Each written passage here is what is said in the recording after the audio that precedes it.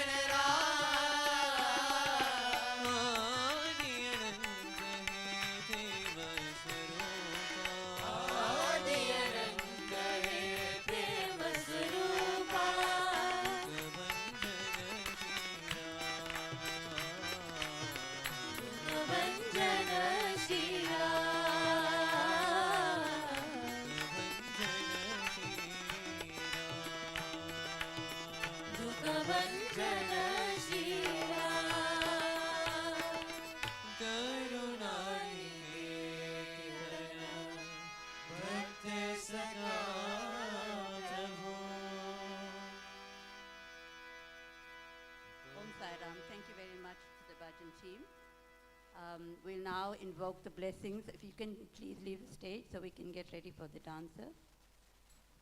So we would like to further invoke the blessings of Lord Ganesha to inaugurate this very, very momentous occasion. And for that we have an invocation dance by our beautiful Sai Blossoms. You can go.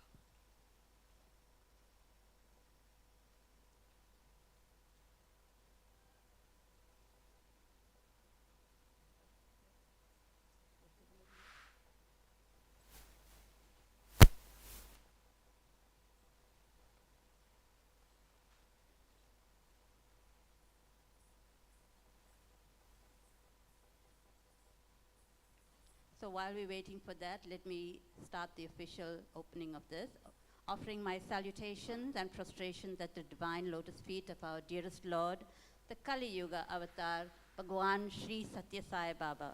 Our esteemed guests, we don't have Brother Nimish Pandya, but we do have Brother Shivendra, who's going to come online.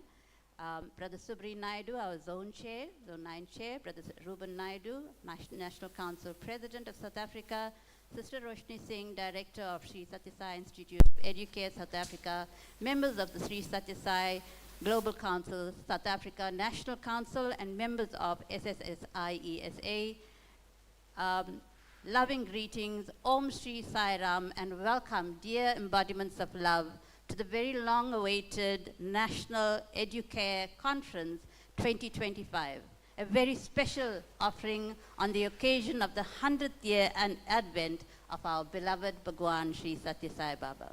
My name is Maggie Perumal, and it is an honor to be directing the first half of today's proceedings. Dear embodiments of love, you have received and accepted a personal invitation from our beloved Mother Sai. I invite you now to please join your hands together and give a warm and resounding Om Shri Sai Ram and welcome to our dearest Bhagwan Sri Sathya Sai Baba. Om Shri Sai Ram.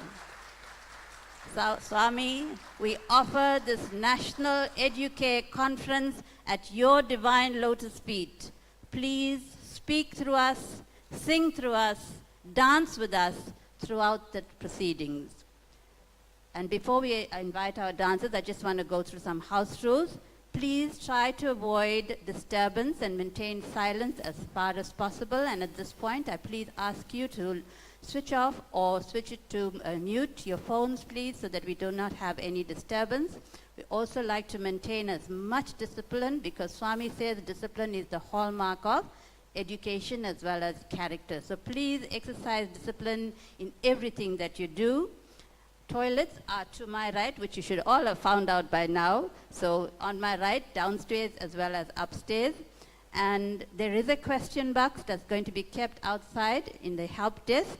And if you have questions based only on the information that comes through in this conference, not any personal questions, not any private questions, please put that into the question box. There will be paper provided for you. Breakfast times, bookshop times are between breakfast, lunch, and after the conference.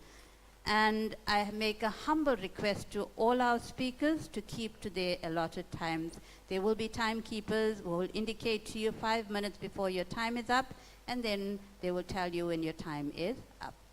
So we now invite our dear Sai Blossoms to do an invocation dance. Please enjoy.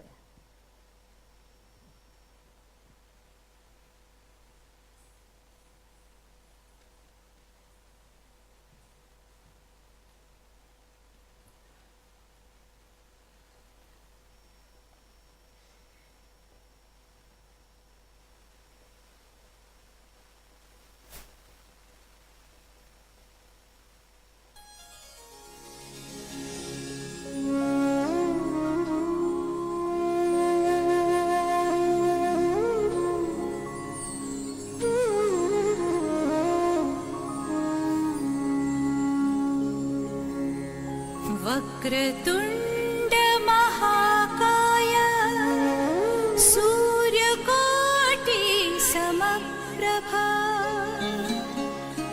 निर्विघ्नं कुरु मे देव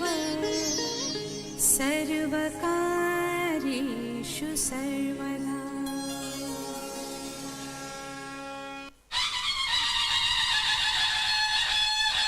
सुखकर्ता दुःखहर्ता वार्ता विघ्नाची नुर्वी पूर्वी प्रेम कृपा जयाची सर्वांगी सुंदर उदिशेंदुराची कंठी झळके मान मुक्ता फळाची जय देव जय देव जय देव जय देव जय मंगल मूर्ती हो श्री मंगल मूर्ती दर्शन मात्रे मान कामना पूर्ती जय देव जय देव मोरया मोरया गणपती बाप्पा मोरया मोरया मोरया गणपती बाप्पा मोरया गजवदना तू सुखकर्ता गजवदना तू दुःखहर्ता गजवदना मोरया मोरया मोरया मोरया गणपती बाप्पा मोरया गजवदना तू सुखकर्ता गजवदना तू दुःखहर्ता गजवदना मोरया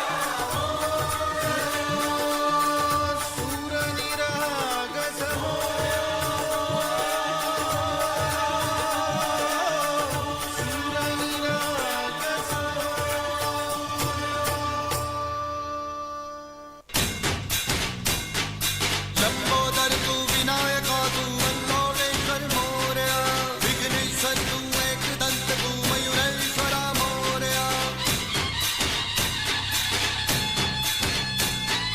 लंबोदर तू विनायका तू वल्लोळेश्वर मोरया विघ्नेश्वर तू एकदंत तू मयुरेश्वरा मोरया भक्ततुंड तू गजमुखा तू सिद्धी Vinayaka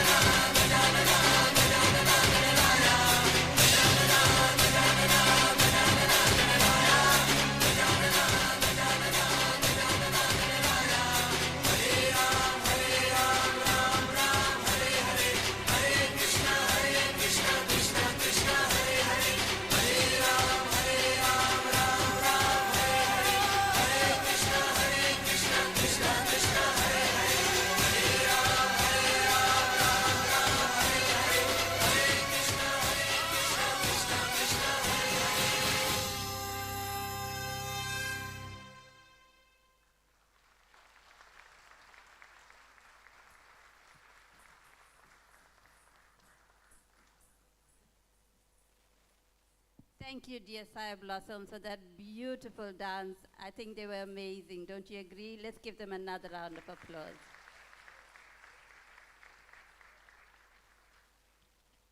As our theme for the conference is the inward journey, let's commence with a challenge to me and to all of you. So remember, I is a very small word, but I can also be a very big word if you have to take it to heart and make the I a big part of you. So I would like you, every one of you, to remove the word I from your speech. And I'm making this commitment. So from my side, if you hear me utter the word I after this, you must just raise your hand and you can have my lunch after that. Is that fair deal? Okay. As you will soon find out, the I is the biggest obstacle to your inward journey.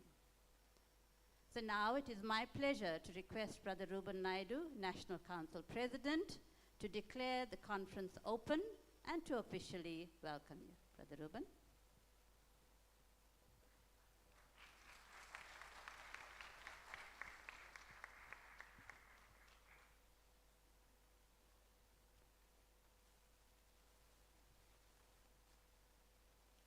I offer my salutations at the lotus feet of our Divine Lord and Master, Bhagawan Shri Sathya Sai Baba. Om Shri Sai Ram, dear sisters and brothers. Our international senior officers of the Sri Sathya Sai Global Council, who are joining us online, Brother Subri Naidu, Zone 9 Coordinator, senior officials, past of the Sri Sathya Sai organization,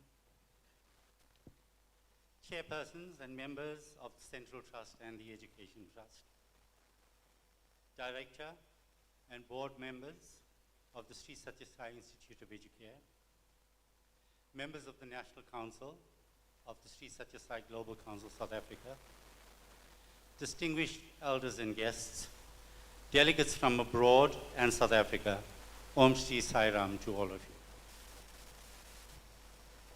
On behalf of the Sri Sathya Sai Global Council South Africa, I take pleasure in welcoming you all to our national conference, a special offering of gratitude to Bhagawan Sri Sathya Sai Baba to coincide with the 100th year of the advent of the Kali Yuga avatar.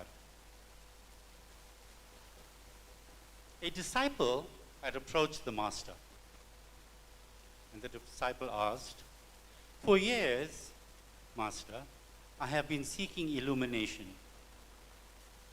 I feel that I am now close to achieving it. I need to know, Master, what is my next step?" And then the master asked, "So tell me, disciple, how do you support yourself?" And the disciple answered, "Well, I haven't yet learned how to support myself, but my parents do help me." So the master said, "Your next step is to look directly into the sun for half a minute." And the disciple obeyed. When the half minute was over, the master asked the disciple to describe what he sees around him. And the disciple said, "Well, I cannot see because the sun has affected my vision." And then the master said, "You see, the man who seeks light while shirking his daily responsibilities will never find illumination." Our centenary theme, dear sisters and brothers, Sadhana, the inward path, the journey from I to we to he, is about the journey in which we seek illumination while fulfilling our duties, responsibilities, and obligations that come with our human birth. Educare gives us an insight into the tools that will help us to walk this journey. This conference, dear sisters and brothers, coincides with a special and auspicious time in our Sai calendar. There's a beautiful Atirudra Mahayagna happening in Prashanti Nilayam, and the holy vibrations emanating from it are wafting through the entire planet. And thousands of kilometers away, we here in South Africa are feeling it. This year is also the 75th anniversary of Prashanti Nilayam becoming the head office. Swami moved into Prashanti Nilayam in 1950. And I'm so glad that as Global Council, Prashanti Nilayam continues to remain our head office. So, sisters and brothers, the month of February, might I add, is extra special. If you consider that Swami appeared in physical form in November of 1926, and you do the math, you do the calculation, and considering a 9-month gestation period of a baby in a womb, then it is most likely to be in the month of February that the blue light of the avatar entered the womb of Mother Ishwarama. And this is such a beautiful year. This conference is a departure from previous conferences we hosted in South Africa. We are not going to sit together to break up into groups and confer on anything. At the end of the conference, we are not going to bring resolutions to the table, but we are hoping that by the end of this 2-day Educare conference, we are all going to resolve to strengthen our faith in Swami and to put Bhagavan's teachings into practice in our daily lives. We hope too to get a better understanding of what this journey from I to we to he entails, as well as the various elements that interact in our daily lives so that we can manifest our divinity. Dear sisters and brothers, of my Sai family, it is now my pleasure and honor to declare this Educare Conference officially opened and to place all conference proceedings at his lotus feet. Jai Sai Ram.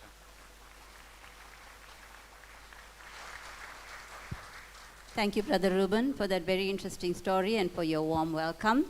It is now my pleasure to ask the director of the Sri Sathya Sai Institute of Educare, South Africa, Sister Roshni Singh, to address you on the theme of the conference and to provide you with some insights into the program.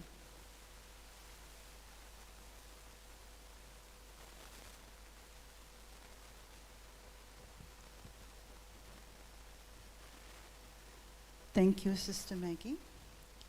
Offering my pranams at the lotus feet of our beloved, omnipresent Mother Sai.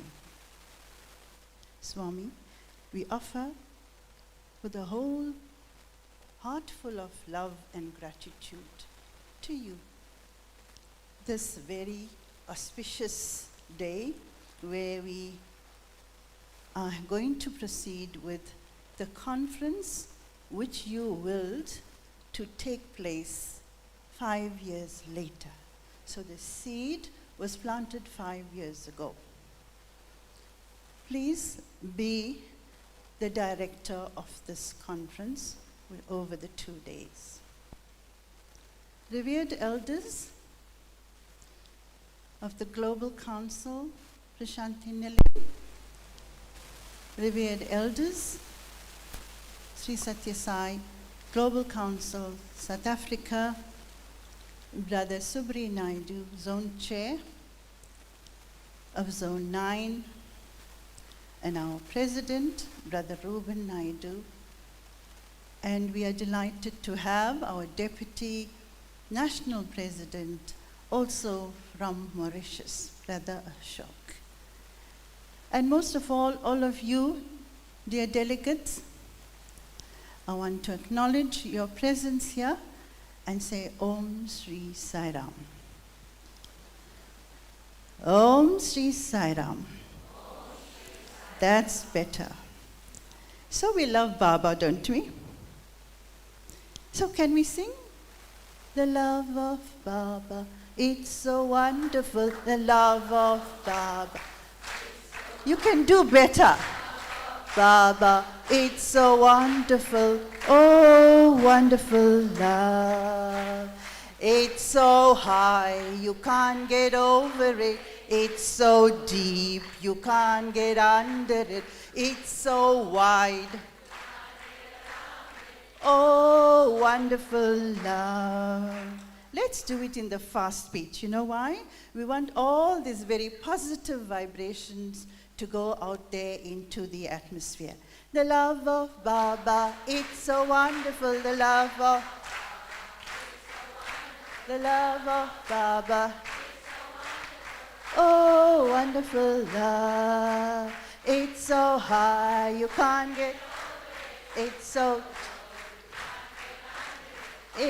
wide. Oh, wonderful love. Oh, wonderful love. So we love you, Swami. So we sing, Asato ma Satgamaya Amaso ma Jyotirgamaya Mrityorma Amritangamaya Om Shanti Shanti. We're not sending you home, right? We are inviting you to understand that this national conference entitled National Conference of Educare, with a theme attached to it that says the inward journey. We are all on this inward journey, the Antara Mukham. You saw that word somewhere? Okay, you will see it soon. Antaramukam is the inward journey. So we offer this conference to Swami at his divine lotus feet and say, Swami, let us walk with you. We don't want to walk in front of you or behind you, because our beautiful conference logo says, lead me from darkness to light, from truth to untruth, from darkness to light, from death to immortality. So this beautiful logo tells a story.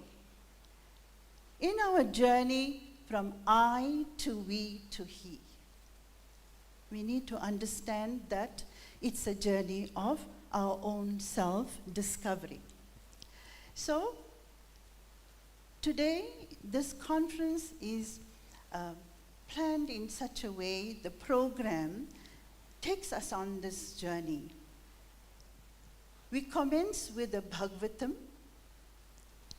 which is the glories of our Bhagawan Sri Sathya Sai Baba. It tells about his life, his mahimas, and his leelas. Why did we put that there? We want to reignite your faith in the Lord. We want you to take a U-turn in your journey. You see, this journey is fraught with difficulties, with challenges. But that is life. And only when we hold Swami's hand and walk with him, he says, don't walk in front of me, walk with me. Then we will progress. So from the Bhagavatam, the stories of and glories of Bhagawan Sri Sathya Sai Baba, we go on to the role of the mind in this cosmic cycle of human birth and death. We talk about the lower mind and how this lower mind is a key to helping us progress in this spiritual journey. And of course, on day 2, we complete the higher mind. So this whole mind will be discussed, and you will be learning or reigniting the knowledge you have so that you know about it, you manifest the values that are inherent in you. First, you know you have the knowledge, you need to skill it. And constantly, if we are reminded about it, we are given the opportunity to, through sadhana, purify the mind. So, we go to the next aspect of the program, which is a Bal Vikas drama entitled The Echoes of Grace, which is the story of the chosen mother, Mother Ishwaramba. Why did we choose this drama about Mother Ishwarama? Mother Ishwarama was a star devotee of Bhagawan. From a mother, she had to detach herself. She had to learn how to be a devotee of the Lord. And she followed his instructions through manifesting the socio-care, medicare, and educare principles in her very simple life, and eventually merges with the Lord. So, we need the buddhi. We're going to speak about the chariot and the charioteer, which is referred to as the higher mind.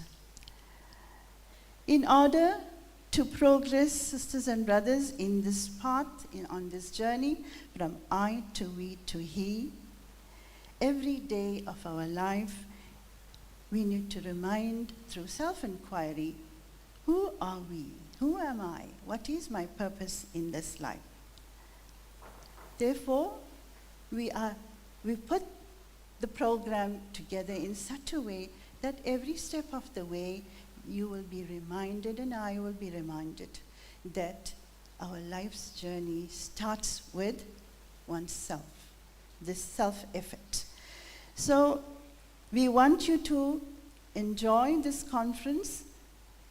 Swami gave us a grand vision of all the possibilities that can, manifest in this world, a new, richer civilization, actually, saturated with human values and the manifestation of these human values. Therefore, we will be actually also talking about the aspect of where we originated from. What's our origin? What's our connection? What are our responsibilities? And of course, in the end, what is our destiny? So please do enjoy, and I hope and wish you everything of the best for this conference. Jai Sai Ram.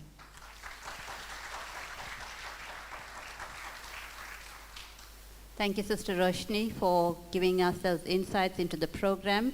Dear devotees, I think you can look forward to a very exciting program. So stay tight and hold on to your seats, because there's a lot to come that you're going to enjoy. I think at this point we're going to just change things around. Okay? No? Okay. So Brother Subri Naidu, our Zone 9 chair, is with us today, and we are very happy to have him join us. And I would like to invite Brother Subri now as the Zone Chair to address us, and then he will introduce our speaker from Prashanti.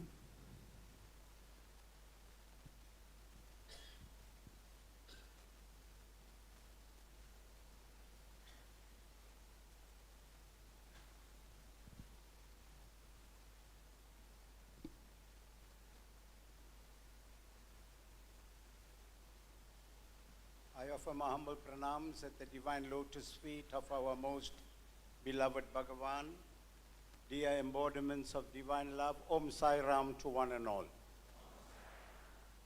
I think firstly we have to just give gratitude to our beloved Bhagawan for allowing this Educare Conference to happen. As you all know, nothing happens without Swami's will. I want to place on record my sincere gratitude to all our past leaders. Some of them are here today, some of them are not here, but I want to thank them for bringing this organization to where it is. We had a lot of turbulences, we had challenges with the COVID, but I think all of us braved everything and we got through it, got together. And it's all through them. And I'm standing here because of the past leaders. It's through them I'm where I am today. So I want to thank you all very much. Loving embodiments of love. We are so blessed to have the greatest avatar that treaded this earth.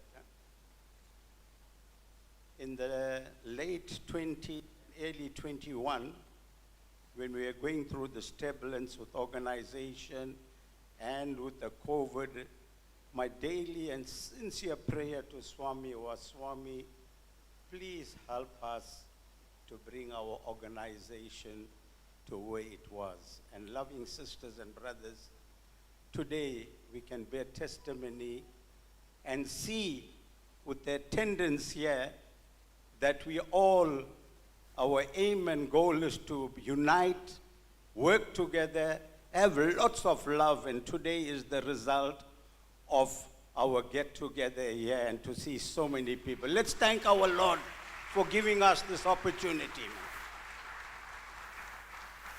Swami, thank you, Baba. Loving sisters and brothers,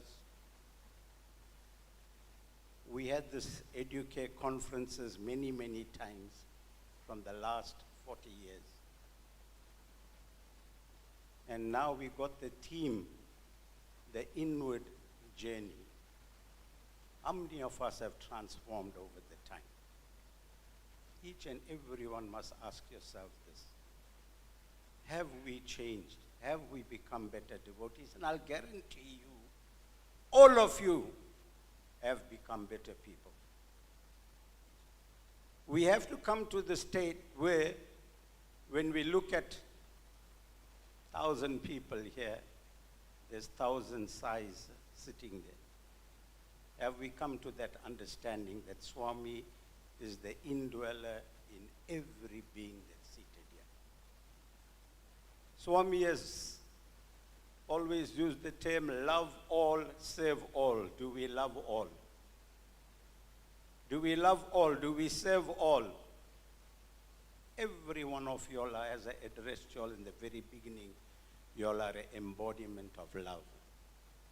So let us together, loving sisters and brothers, with this unconditional divine love, let us all together work as one big Sai family and take this gallant organization to greater heights. And I know all of you all can do that. Huh? Some of you all must have heard me saying this in the talk. So what is the four-letter word LOVE means? It is living our values everywhere. So today you got the Educare Conference. One of the values are love. So let us all work together, loving sisters and brothers. Let us have this unconditional divine love. Work together, and let us all take this, again I'm saying it, take the organization forward. I want to thank all the people that brought this Educare Conference to where it is now. When I walked in yesterday, to see the love and the unity flowing amongst all the people, the sevadars, the preparations, and the work that's being done, it was so nice to see all of us back together.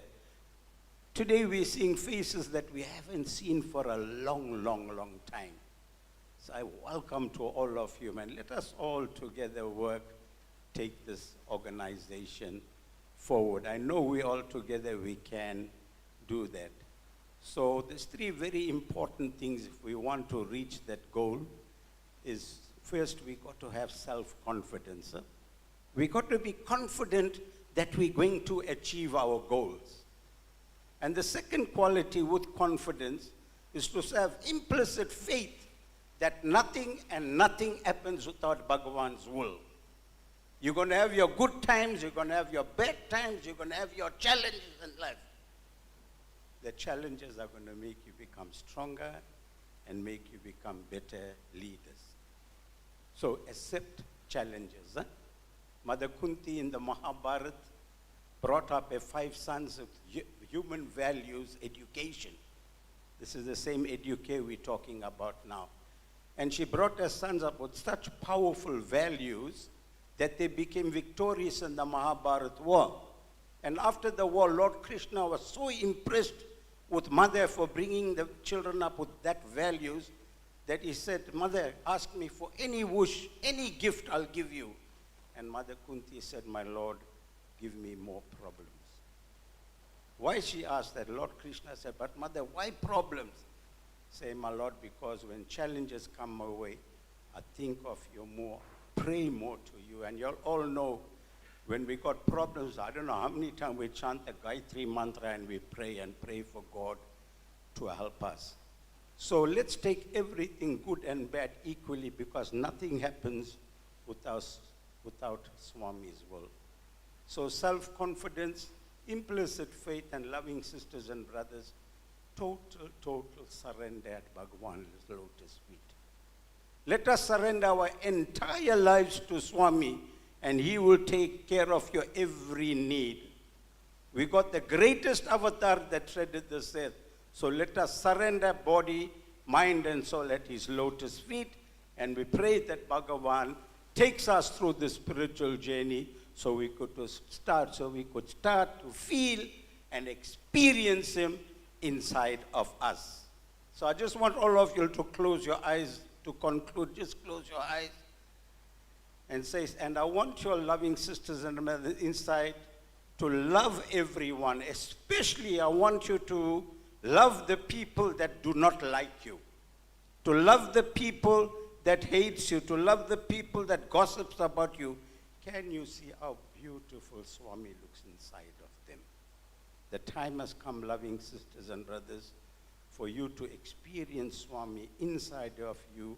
Then only you can see Swami in the whole of creation. In saying that, wish you all the very best for this conference. Just remember, by the end of this conference, our inward journey is to transform ourselves and give Baba the greatest gift for his 100th birthday is our transformation. Sai Ram, loving sisters and brothers.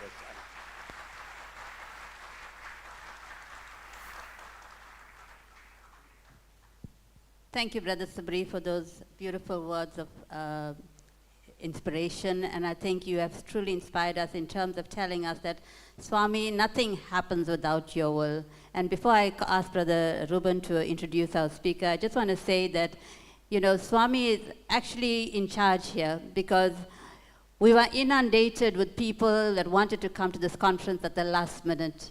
And for some odd reason, we ordered everything was 1,000. Yesterday, when we were packing the bags, we ended up with more than 1,000 bags. We ended up with more than 1,000 programs. We ended up with more than 1,000 of everything. And it is only through Swami. When I found the printer, he said, I gave you as per your order, which was 1,000. So how the rest of the bags, etc., manifested, don't ask me. It's only through the will of God. So now, Brother Ruben will introduce our speaker from Prashanti. Om Shri Sai Ram, dear sisters and brothers. Before I introduce our speaker, I just want to say that our keynote speaker for this morning was supposed to have been Brother Nimish Pandya, who's the vice chairperson of the Sri Sathya Sai Global Council. Unfortunately, he was unable to make it today, and very quickly he had managed to get us a substitute. Also a very, very noteworthy speaker. Brother Shivendra Kumar was born in the Fiji Islands, and the Sri Sathya Sai organization has been a part of his life since then. Shivendra, as we all fondly know him, has always loved the universality and simplicity of Swami's famous quotes, love all and service to man is service to God. Prior to his taking on the duty of serving Swami in his dear youth as the International Youth Coordinator in 2013, roles in the Sathya Sai organization, such as National Youth Coordinator in Fiji, National Youth Advisor of Sai Youth Australia, Deputy Region Chair of New South Wales Region West, and Youth Coordinator for Zone 3 countries, and Deputy National President of the Sai organization in Australia.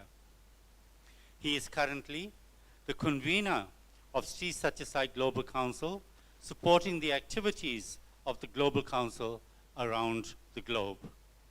Shivendra has been living in Sydney with his wife Radhika since 2007.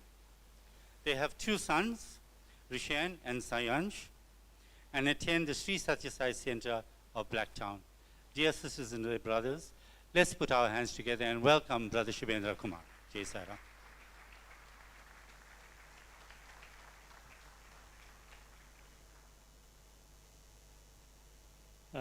Just checking if you all can hear me well. Okay. Offering my loving pranams at the divine lotus feet of our beloved Bhagawan. Respected elders, dear brothers and sisters, Om Shri Sai Ram. It's great to be here addressing you all. It's afternoon here in Sydney, Australia. I know it's morning for you. And this National Educare Conference is a great initiative of the Sri Sathya Sai Global Council, South Africa. Before I proceed further, I'd like to mention Uncle Subri, whose talk I think that at the tail end of the talk I got to hear. Uncle, thanks very much for your efforts in bringing everyone together. Brother Ruben Naidu, the National Council President of South Africa, I've seen you work behind the scenes trying to support and get everyone to this conference. And of course, we cannot forget the tireless efforts of Sister Roshni Singh, the director of the Sri Sathya Sai Institute of Educare in South Africa. She's been a tireless worker over the years. And Sister, I think we all have seen and have been inspired by the work of you and your amazing team. I also bring with me warm wishes and greetings from the chairman and the vice chairman of the Sri Sathya Sai Global Council. As Brother Ruben mentioned, the vice chairman who was meant to speak earlier or speak in this session unfortunately has had to attend something very urgent at the 11th hour. So he sends his sincere apologies. The theme of the Educare Conference is a big one when I look at it. The inward journey, end of education is character. I think it sums up the very reason why we all are here. It sums up the reason for us engaged in doing everything that we do. And Bhagawan, as he always simplifies things, right? So love all, serve all, help ever, hurt never, which sort of combines the essence of so many Puranas and Upanishads. In a similar sentence, Bhagavan says that day one develops in a vision, one pacifies the attractions of the external vision. So yet another simple line, and yet again it sums up many scriptures and texts, but so profound yet so difficult. But Bhagavan, how loving he is and how practical I find him, and I know many of you find him, then he backs it up with several quotes, and one that I found from a discourse in 1996, Bhagavan says that man today undertakes many spiritual practices, takes to the 9 paths of devotion. In spite of all spiritual pursuits, one fails to realize the truth that what we are really here for, searching for is within. External endeavors give only temporary happiness. So long as one listens to bhajans, one is immersed in happiness. But the moment bhajans conclude, so does the happiness. The happiness that is caused due to external actions remain on the outside. Now, this does not imply that one must not sing bhajans, but what Bhagavan goes on to say is that whatever spiritual practice one undertakes, one must make an effort to do so, understanding the inner meaning. And as I mentioned, this is a discourse from 1996. So back then, I was a kid at that time. Swami has been talking about these things, and it has never been more relevant. I think if we look at the world around us right now, these messages mean a lot more, I'm sure, than they would have meant back in 1996. The focus of the centenary celebration is an exciting time. Many of you would be seeing the Atirudra Mahayagna that's happening in Prashanti Nilayam, and it's the sort of the progress of the many activities that have been planned this year and next year. The focus of the centenary celebrations is also transformation, because if we look at Bhagavan's entire time on earth, the one thing that was consistent was the focus on transformation, and not transformation of the world. It was the transformation of each one of us, which consequently leads to the transformation of the world. So that makes this theme, the inward journey, very correct, very apt, and very suited for the times we live in today. Swami's mission has been to impress upon us, upon humankind, the crucial importance of leading moral lives by practice of universal human values, truth, righteousness, peace, love, and non-violence. He says that education should bring out human values. The word to bring out should not be taken lightly, because it translates to taking these values into action. And Bhagavan, if you look at his life, he has remained a constant motivator and guide in the development of education in human values. In fact, he started to talk about that before anyone else started to talk about. And you can look at sealing on desires, we can look at meditation. Swami has been advocating and speaking to us about that long before anyone else did. But these quotes are great, and Bhagavan then goes further and he says to us that it's not the information but transformation that's important. And then to extend beyond information, he says it's not instruction but construction that should be the aim.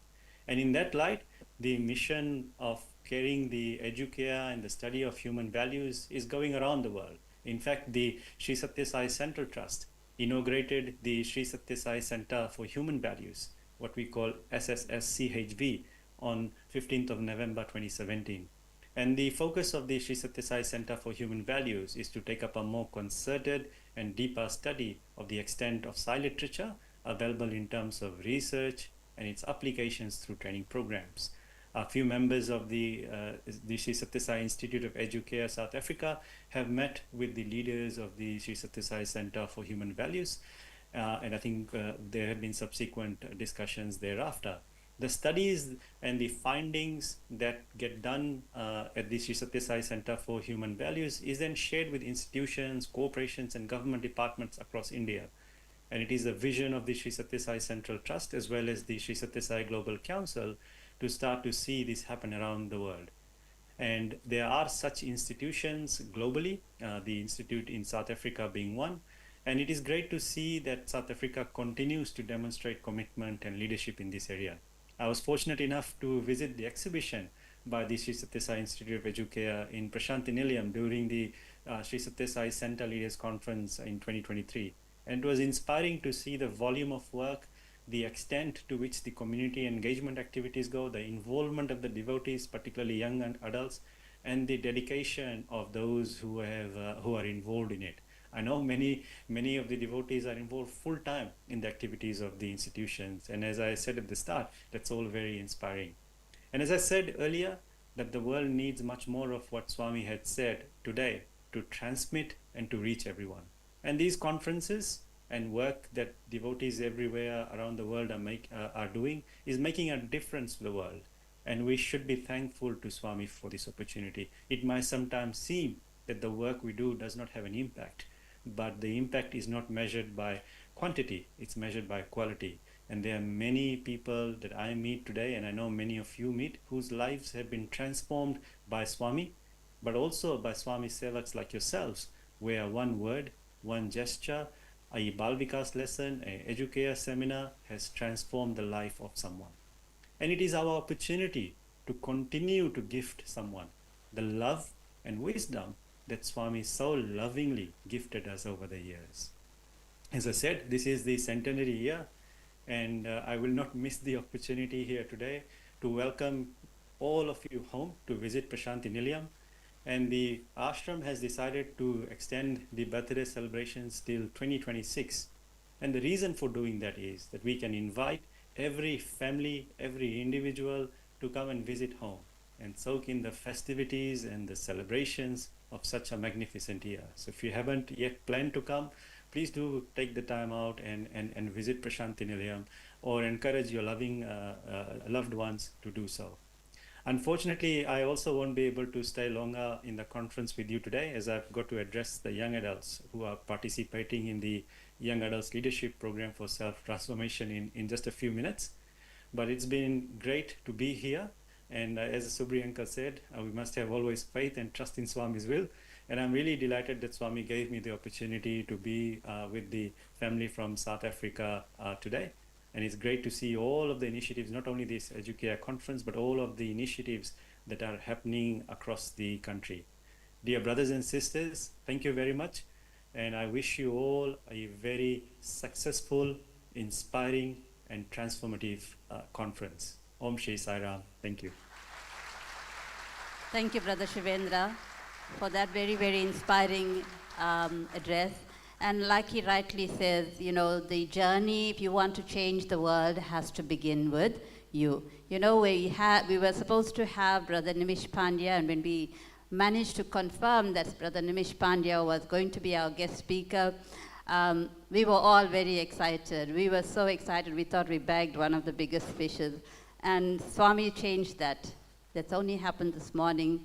But I think, you know, the idea of technology taking us and allowing us to teleport people right to our presence is something that we must all enjoy. It's something that is so good that we can have this communication from out there to us, that direct connection with Prasanthi Nilayam, and that is so good. So on behalf of all of us, I'm not sure if he's listening still, we'd like to say a very, very big thank you to Brother Shivendra. Can we please put our hands together and give him a round of applause?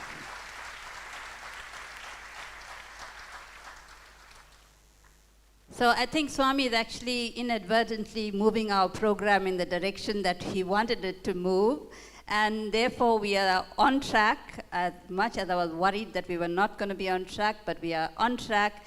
And I'd like to then now start with the main aspect, or the important aspect of our program. Dear embodiments of love, the avatar has declared that he separated himself from himself to love himself. And this certainly confirms that divinity resides within each of us. Swami once told his students, I am God, and so are you. The only difference between you and I is that while I am aware of it, you are not. So what then should be our goal in life? To go back to where we came from, that is, to go back to God. And Swami has reminded us time and time again that we are born in order to learn how not to be born again. Hence, we have to make this inward journey to merge with Him by merging the individual Atma with the Param Atma. Today, we coin a new meaning for AI. All of you know what AI means? Can anybody raise their hand and tell me? Yes, brother. Where's our mics? Artificial intelligence. But for the next 2 days and beyond, we are going to change that to Atmic intelligence. All of you remember this? Atmic intelligence is still AI. So if you can just click onto the next slide, brother. Vyasa? Not there? Okay. So remember this, Atmic intelligence, as every topic henceforth should trigger your AI. And as the theme of the conference emphasizes the inward journey, you and I, sorry, I'm using the I word, we have to dive deep within to make this divine connection and unfold the AI within us. And how do we do this? It is only through Educare that we can and we will be able to do this. And we are going to present the various facets of Educare through song, through music, through drama, through dialogue, through dance in the following sessions. So we begin with the Bhagavatam of Sri Sathya Sai Baba, as Sister Roshni has mentioned earlier. Bhagavatam means song about the Lord, who is filled with bhaga or auspicious qualities. Bhagavatam is not a mere epic that speaks just about the Lord and his leelas or plays, but it is an epic in which one can find the ultimate reality embedded in the form of stories. Every story in the Bhagavatam has some deep significance to be told with respect to the ultimate reality of Brahman or consciousness or self. And we have chosen to present this Bhagavatam of our Lord Sai in 2 parts by listening to the glories of the Lord through storytelling, through Shravanam. This, we hope, will foster your faith. Swami had declared that the first 32 years of his life would be dedicated to his leelas or divine sport, the next 32 years to his mahimas, and the remaining years to his upadesh or spiritual guidance and teachings. And so, part 1 of the Bhagavatam is an extraordinary journey of love, of leelas and mahimas. And the first part of this will be facilitated by our youth, Sisters Kiandra Gabriel, Sister Narina Singh, and Brother Yoshlin Modli. I now hand you over to Bhagavatam, part 1.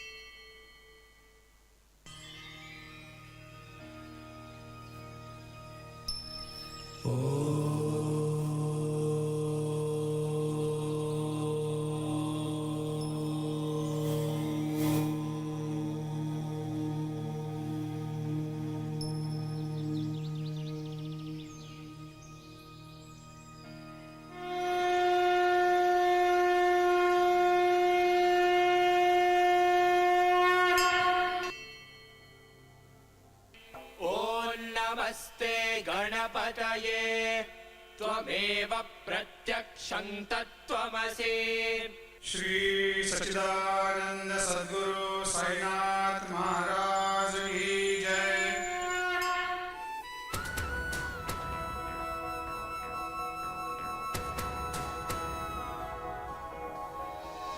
सत्य धर्मावतारी शांति प्रेमावतारी सर्वधर्मावतारी साया। A saga so glorious, mysterious, and divine. A life so loving, caring, and filled with spiritual ecstasy. A message so eternal, ancient, yet modern. Come one, come all. Let us listen to the sweet nectar of every word. See and imbibe a way of life. Live and relive every golden moment through Sathya Sai Bhagavatam, where we journey inward from God to God within, body, mind and soul. O great bhaktas of the Lord, come, O come. Sai Bhagavatam इदे Sai Bhagavatam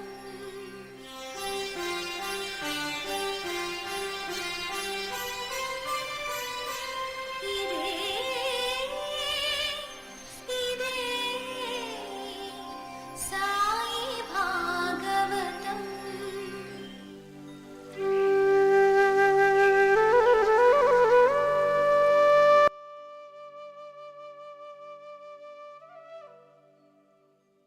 When God descends on earth in human form, every single act of His, however insignificant it may seem, carries with it a profound message. The advent of Sri Sathya Sai Baba 100 years ago sees him blessing us with his leelas. These leelas were to teach humankind the true meaning of Bhagavatam. Ba, bhakti, devotion. Ga, jnana, wisdom. Va, vairagya, renunciation. Ta, tattva, knowledge of our own reality. And mukti, liberation. Sathya Sai Bhagavatam is the discovery and understanding of the true essence of our Swami through our own inward journey. So watch with the heart of devotion as you experience the intoxication of our sweet Lord Sai. All obeisances to you, O Satya Swarupaya, embodiment of absolute truth.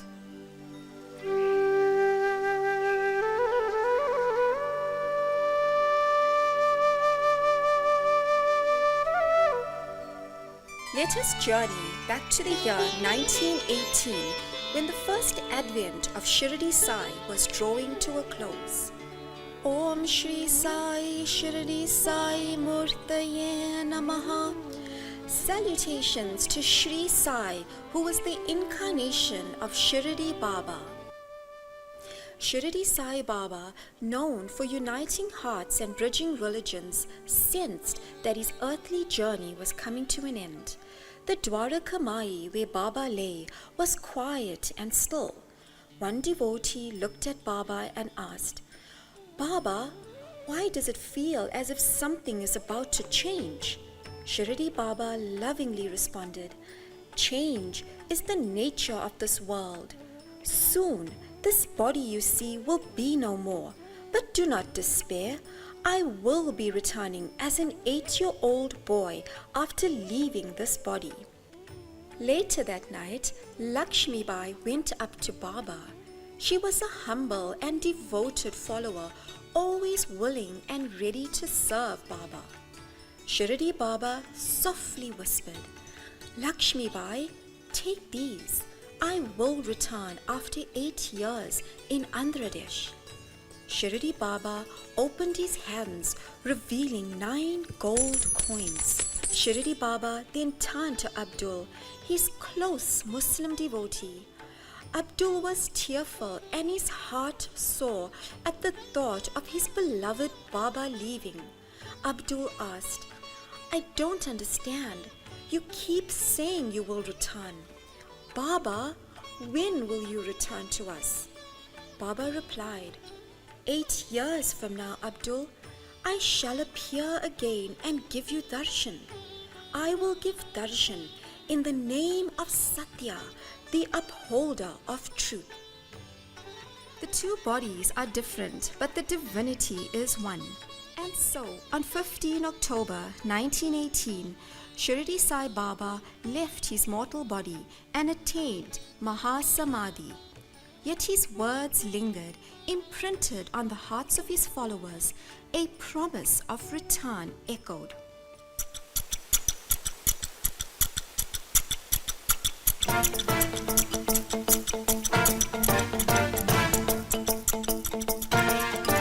जटाटवीगलज्जलप्रवाहपावितस्थले कलेवलम्ब्यलम्बिताम्बुजङ्गतुङ्गमालिकां चकारचण्डताण्डवं तनोतु न शिव शिवम्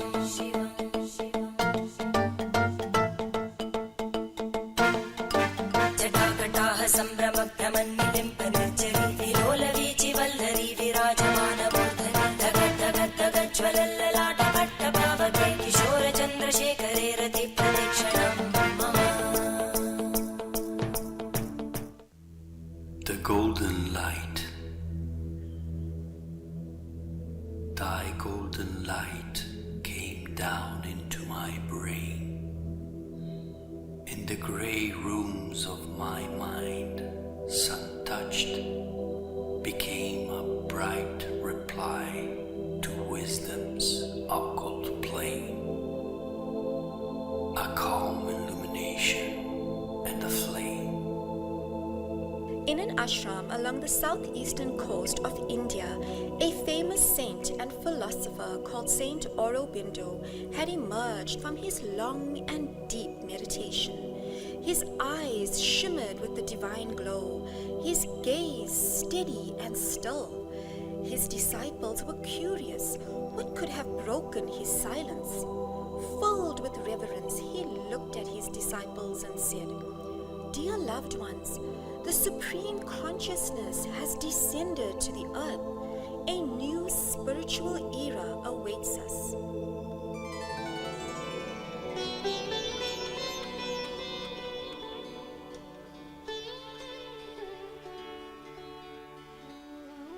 Days before this announcement was made, mysterious signs surrounded the home of the Raju family. Earning the name of priestly family due to their legacy of humility and deep devotion to God, the Raju family lived in a remote and quiet village called Puttapati. Kondama Raju, a deeply spiritual man, had a son named Sri Peda Venkama Raju, who was married to Ishwar Amma. They had 3 children.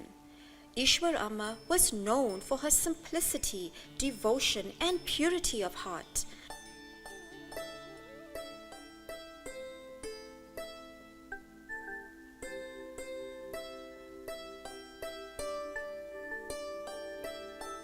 अम्मा ईश्वरम्मा अम्मा ईश्वरम्मा सुदति सुगुणवति सहनशीलवति जालिगुण्डला बंगरु तल्ली करुणाल कल्पवल्ली पंडु वेन्नेलल पालवेल्ली निंडु पुन्नमी जाविल्ली ఈశ్వరుని తల్లి ఈశ్వరమ్మ మనసా ఈశుని తల్లి. Her life was marked by deep faith and love for others. She was a mother to all in the village. Ishwar Amma was an ardent devotee of Lord Sathya Narayana and worshipped the Lord daily with her neighbor Subama. She longed for another child and prayed sincerely to the Lord to bless her with another baby. She had suffered 8 miscarriages. Many believe that this was a purification process in preparation for something great. One day, whilst fetching water from the village well, Ishwar Amma's life changed forever. A sudden flash of light appeared in the sky. As the wind blew, this clutter of soft bluish light floated before her and gently moved into her being. Soon after, she realized she was pregnant, which was a great joy to the family. The days leading up to the birth of the baby was filled with mystery. In the stillness of the night, the tempura played on its own, joined by the rhythmic beat of a drum, as if unseen hands were weaving a celestial melody. Curious yet amazed, Shri Peda Venkamaraju needed to understand what was going on in his home and decided to seek guidance from his scholar friend. He was reassured by the scholar. These are blessings, signs of a divine presence. This is the Shakti power. You should feel peace and joy. Please do not be afraid. And so came the festival of Kartika.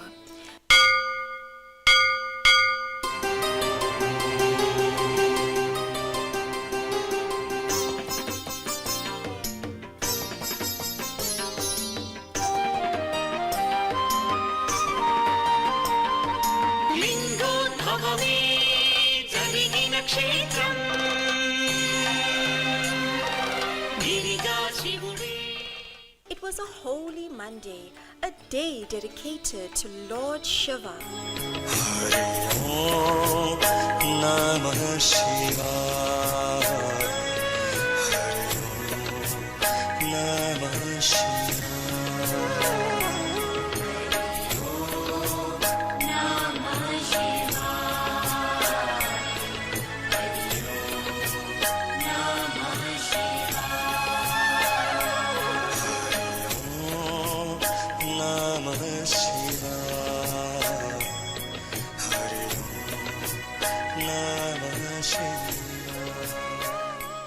As Ishwar Amma completed her final prayers to Lord Sathya Narayana, she felt the first labor pains. Shortly after, Ishwar Amma gave birth to a baby boy. The family was overjoyed. But something unexpected happened. As with all babies who enter this world, a piercing cry usually follows, but not with this baby. Not a sound, but complete quiet and stillness. A lady present at the time of birth became very concerned, and she anxiously said, "This baby is stillborn." Upon hearing this, Ishwar Amma panicked and she pinched the baby to evoke crying. But the baby didn't cry. Everyone standing around waited for the baby to burst into tears.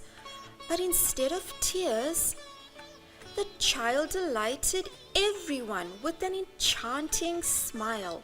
The enchanting smile of the baby lit up the faces of the people glaring back. Not long after his birth, a striking incident revealed the baby's divine nature.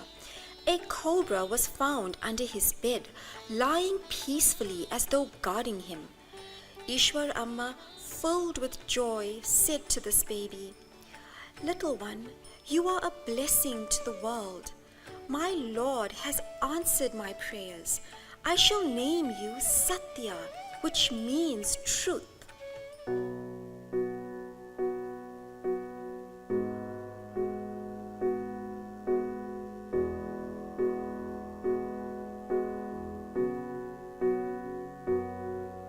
She gave me life, showed me what was right, taught me not to fight the battles that weren't worth the fight. Right from the start, she held me close, and as time went on, she was strong enough to let me go. Om Shri Sai Satya Swarupaya Namaha. Salutations to Sri Sathya Sai, who was the embodiment of truth. In the village where warmth and kindness grew, little Sathya's heart shone bright and true. A soul of compassion, a divine flame, selfless service was his eternal name.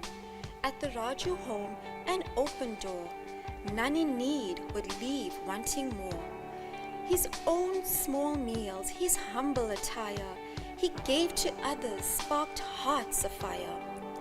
Only enough for us, his family would plea. Sathya, your giving leaves scarcity. With a gentle smile, his voice replied, to see their joy, my hunger subsides. O Sathya, the giver, the soul so pure, through his sacrifice, love would endure. The Lord of all creation, his unconditional love and mercy extended to all creatures.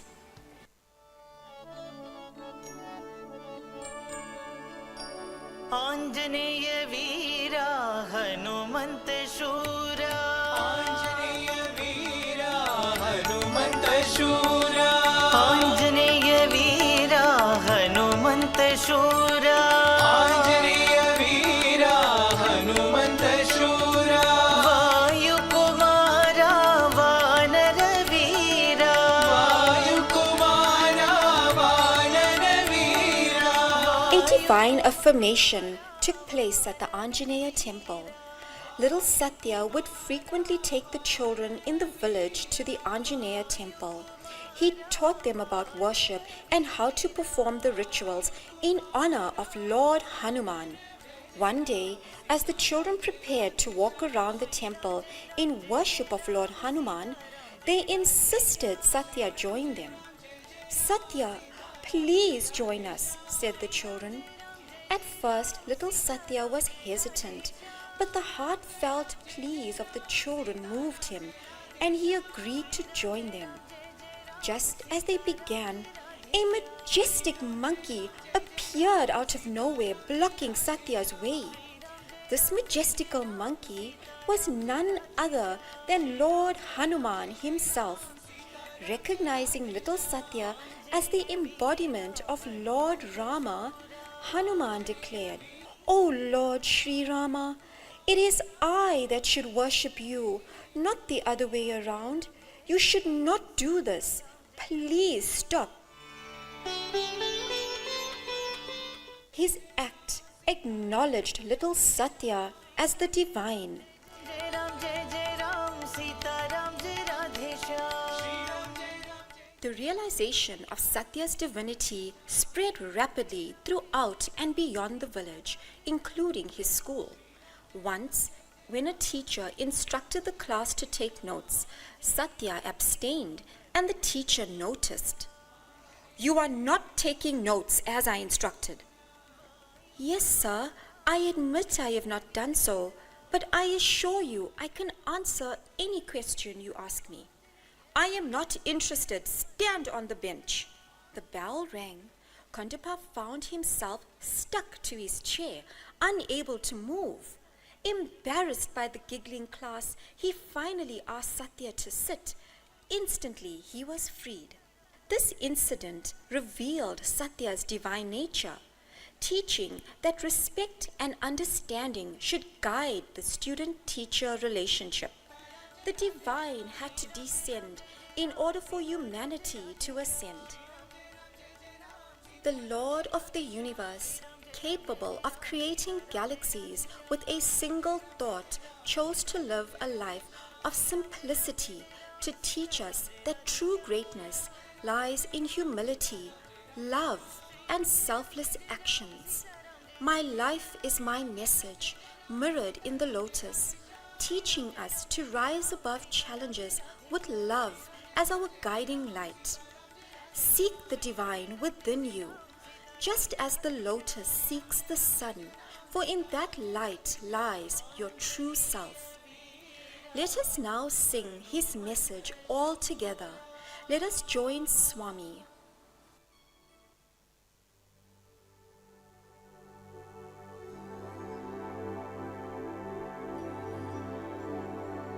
Love is my form, truth is my breath, bliss is my food.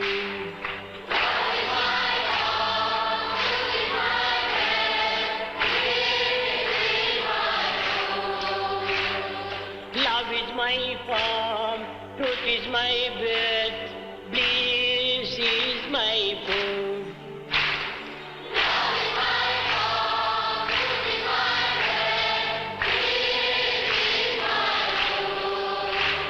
My life is my message, expansion is my life.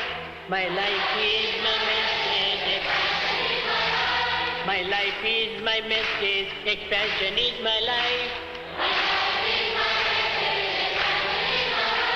No reason for love, no reason for love, no birth, no death.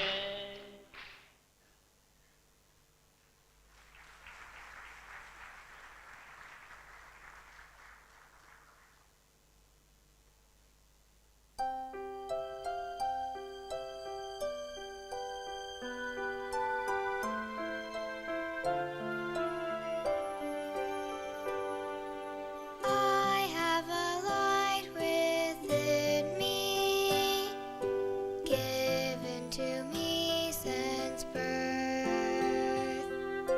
Oh, let it shine so brightly.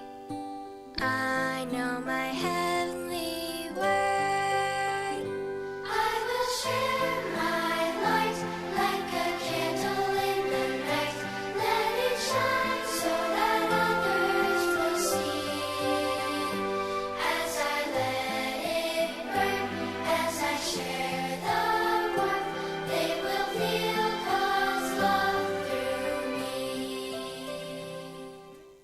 Dear light, you reside within me, ever glowing, ever radiating, ever intense. God takes the darkness and transmutes it into light.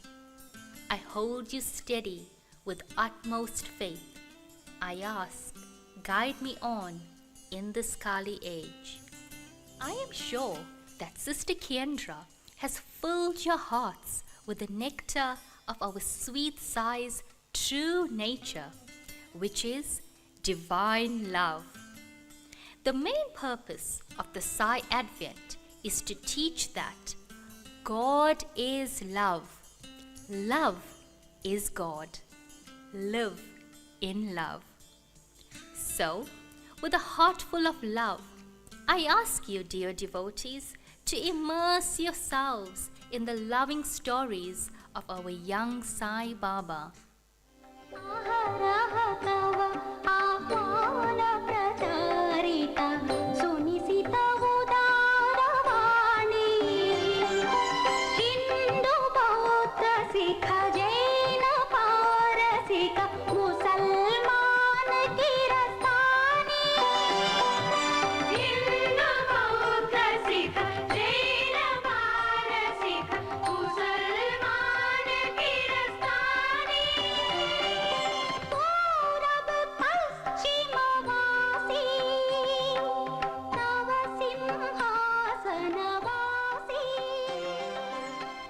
Dearest Swami, from the time you were just a young boy, you consistently exhibited divine qualities. Your compassion, sacrifice, forbearance, and selfless love were evident in everything you did, marking you as truly special from the very beginning. Around the age of 14, in Uravakonda, Swami started revealing his divinity slowly and surely. When Swami was at school in Uravakonda, his headmaster arranged a benefit program for raising funds for the school. Rishedramani, a celebrated dancer of those days, was to dance. Publicity material was printed and widely distributed. But due to some unexpected developments, she could not keep her appointment. Lakshmipati, the headmaster, got worried and became tense. Sathya Satyam approached him and told him not to worry. The item of the dance that Rishedramani was to perform, he said he would himself do. The amazing item that made her justly famous was indeed very difficult to perform. She would put a bottle made of glass on her head, position a plate thereon, and place some lighted oil lamps in a plate. She would then dance, and while continuing with it, pick up a handkerchief from the ground with her lips. Satyam offered to do something more astounding. Sir, she picks up only a handkerchief with her lips, he said. I will pick up a needle with my eyelids. But please announce that the performing artist is Rishedramani herself. Sathya, Sathya, Sathya. How fortunate is this holy land of Puttaparthi, for it carries the divine footprints of our Lord Sai for eternity. Oh, look, dear ones, so richly adorned and graceful is he. His splendid beauty enchants again and again and again. The divine dance, darshan, transports us. O beautiful Sathya, your radiant lotus feet are the feet of the Lord of the universe, one who wears a manjula garland. As you dance, your divine mystery mesmerizes us. Will we ever fully grasp your potency, my Lord? Your kunjalams sway, strings of bells adorn your anklets. Your radiance and beauty is a sight to see. O Satyam, Purna Avatar, how blessed are we to witness such a glorious Leela. You, the Lord himself, as the famous dancer, Rishedramani, every ticket was sold. Om Shri Sai Mahimatmane Namaha, who is all majesty and glory.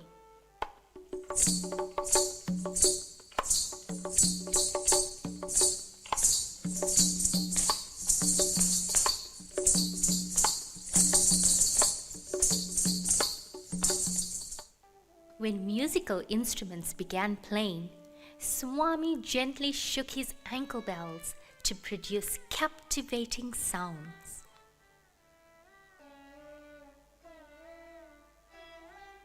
The audience lost themselves in ecstasy. The headmaster placed a bottle on the crown of his head. Another teacher positioned a plate gingerly thereon and lighted the lamps. But why did they do all this in public? Just to satisfy the doubters who might be thinking that Swami had all these things fixed firmly and securely on his head. It must be shown to their satisfaction that they were all loosely positioned. The dancer was tried and tested, divinity ruled, unbeknown to the people. What then can you and I draw from this Leela? I would say the sheer magnificence of the divine. Music was being played for Swami's dance. He was moving round and round on the stage. Even as he danced, he suddenly bent down and picked up with his eyelids a needle placed on the ground. The audience clapped and clapped in delight and applause.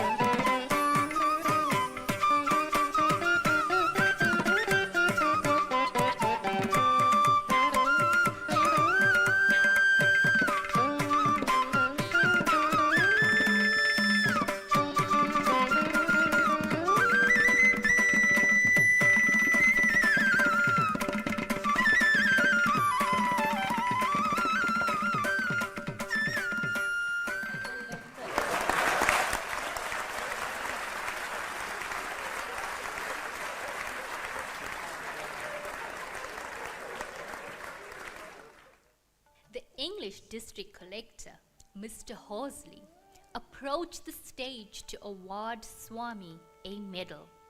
He wanted to touch Swami before giving it, but Swami refused. Horsley said, "I am like a brother to you.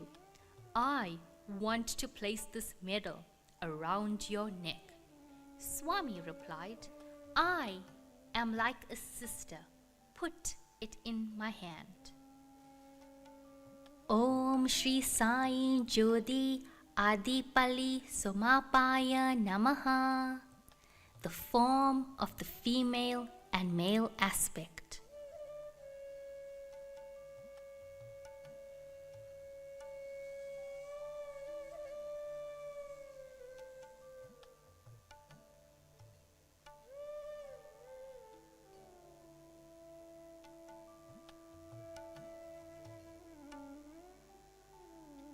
Dearest Swami, you emphasize the importance of honoring and respecting women in many of your teachings. You, dear Lord, believed that women play a crucial role in preserving culture, maintaining moral standards, and inspiring spiritual discipline. ఈ స్త్రీల యొక్క సంఘము ఎంతనో గొప్ప విలువను సంపాదించింది. So this society of women lends it a lot of dignity. ఇటువంటి స్త్రీల యొక్క తత్వమును ఈనాటి పురుషులు కూడాను గుర్తించడానికి ప్రయత్నించటం లేదు. So men should make an effort to understand this value in women. దేశమును కూడాను హస్తగతము గావించుకునేటువంటి శక్తి కలిగినటువంటి స్త్రీలు ఈ స్త్రీలు. These women are those who can really do such things in the world. In today's world, where gender-based violence is prevalent, it's crucial for parents to teach their sons that girls deserve the same respect they give themselves. By instilling this value, we can shape a better future for society. Let's follow Swami's example and make this change together. The simple act with Mr. Horsley depicted divinity where respect was shown to women.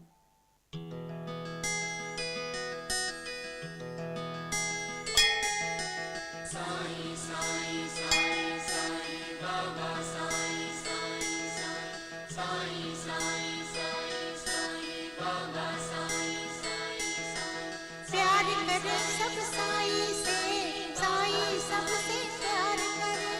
Sai Sai Sai Sai Baba Sai Sai Sai प्यार करे सब साई से, साई सबसे प्यार करे.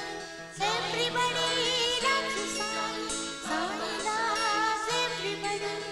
Everybody loves Sai, Sai loves everybody. Sai Ram, Sai Ram, Sai Ram, Sai Ram, Sai Ram, Sai Ram, Sai. Sai Ram, Sai Ram, Sai Ram, Sai Ram, Shirdi Sai. Sisters and brothers, it is with great honor that we recognize Rishedramani for her outstanding performance and invaluable contributions to our school. Her performance has truly made a difference. Please join me in welcoming Rishedramani to the stage to receive our heartfelt appreciation and thanks. But where would she come from? Yesterday's Rishedramani was Satyam himself. People were puzzled.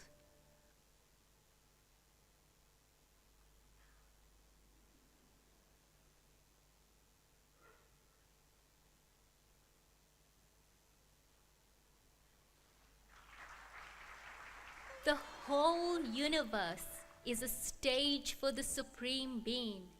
Ever since that day, Bhagawan Sri Sathya Sai Baba has been assuming countless forms and fascinating the world with his melodious music and divine dance. When Swami performed the dance, it profoundly inspired his devotees, deepening their faith and sense of divinity. October 20th, 1940 was that momentous day when young Sathya flung aside his bag containing school books and declared,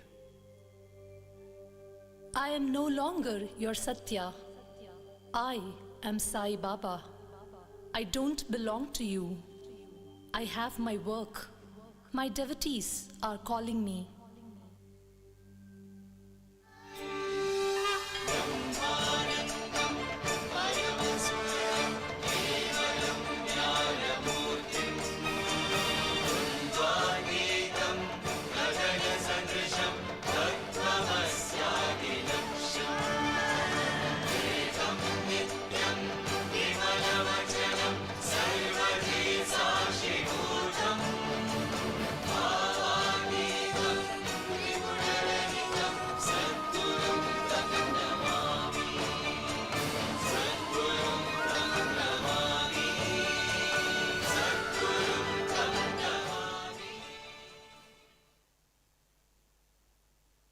Om Shri Sai Bhakta Paradinaya Namaha, who is at the command of devotees. Detachment is the path to truth, the first steps for man to soothe. Master desire, steady the mind. In stillness, peace and bliss you'll find. Not asceticism, nor forest call, but seen flaws in material's thrall. Without this quest, claims are weak. True detachment is what we seek. Recognize the fleeting joy, turn inward, don't be coy. Divine within, the victory's key. In practical detachment, you'll be free. Om Shri Sai Sarva Sangha Parityagine Namaha, who has given up all attachments.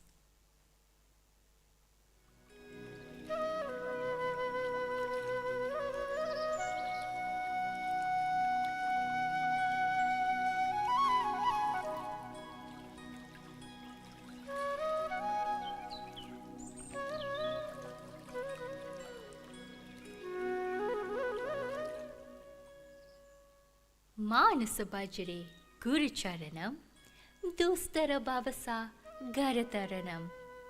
O mind, adhere to the feet of the Guru by singing his glory and take refuge under his feet, which enables us to cross the unconquerable ocean of life. O my mind, worship the lotus feet of the indestructible one. Everything between earth and the sky will perish. Why undertake fasts and pilgrimages or engage in debates? The body will soon turn to dust. Life is fleeting like sparrows at dusk. First question Vesko. First put a question Who yourself. am I? Who am I? Who am I?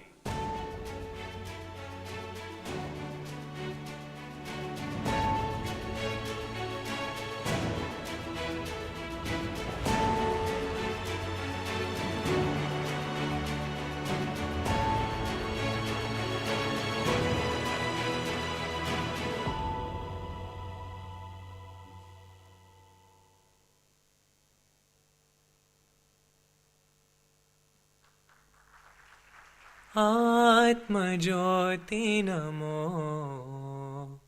परमात्मज्योति नमो ओम श्री साई चित्रावती तटपुटपर्ति विहारिणे नमः. We surrender to Sai, who lives at Puttaparthi on the banks of the Chitravati. Oh, my holy Chitravati, how well you can tell the tales of Puttaparthi as the sun's golden rays illuminates your tranquil waters. You're a witness to the farmer's morning chants. Oh, how fortunate you are to encounter the beginning of our young Lord Sai's divine mission.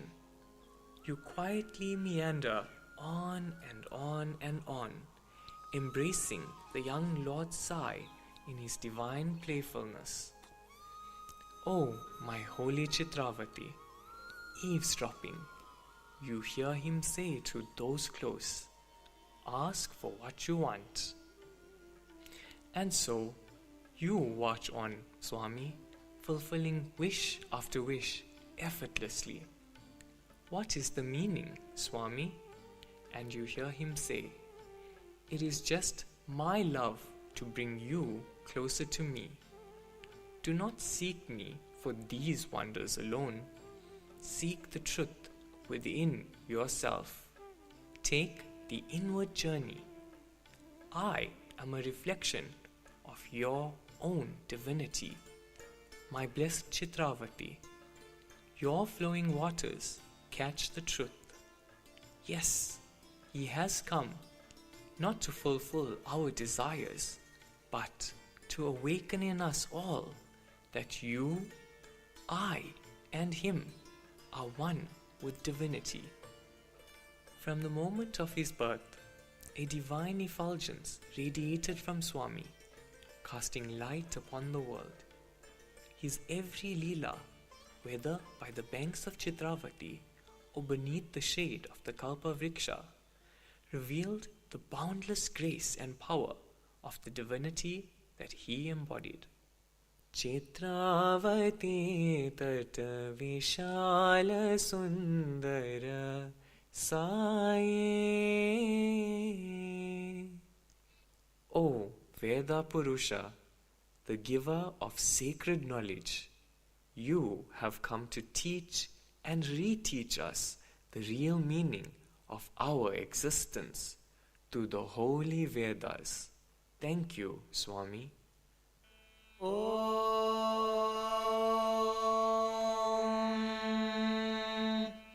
Yaschandasam vrishabho vishwarupaha Chandobhyodhyamritaat sambabhuva Samendro medhaya aspranotu Amritasya devadharano bhuyasam. Om Shri Sai Aparupa Shaktine Namaha. We surrender to Sai, who has delightful and wonderful powers. Beneath the sacred sky, where stars are born, a tree of dreams stands, ever adorned. Kalpa Vriksha roots in the cosmic soil. In youth's embrace, when he was but young, a boy, unshaken, the divine song was sung. In his early days, miracles began to bloom, an ocean of grace dispelling gloom. With tender hands, he raised his call, and miracles fell like blossoms, one and all. He spoke of love, he spoke of truth, healing hearts, restoring youth. In his early 20s, in Parthi's land, he molded the world with a wave of his hand. Vibhuti, rings, and sacred ash fell. His miracles were stories we long to tell. The tree stood, silent, but its branches reached to every soul, every heart it had teach. Like Sathya Sai's grace, so infinite, a tree of love where hearts unite. In today's context, we often get caught up in our desires, jumping from one branch to the next, trying to find fulfillment or happiness. However, Swami beautifully reminds us not to let these desires get the better of us.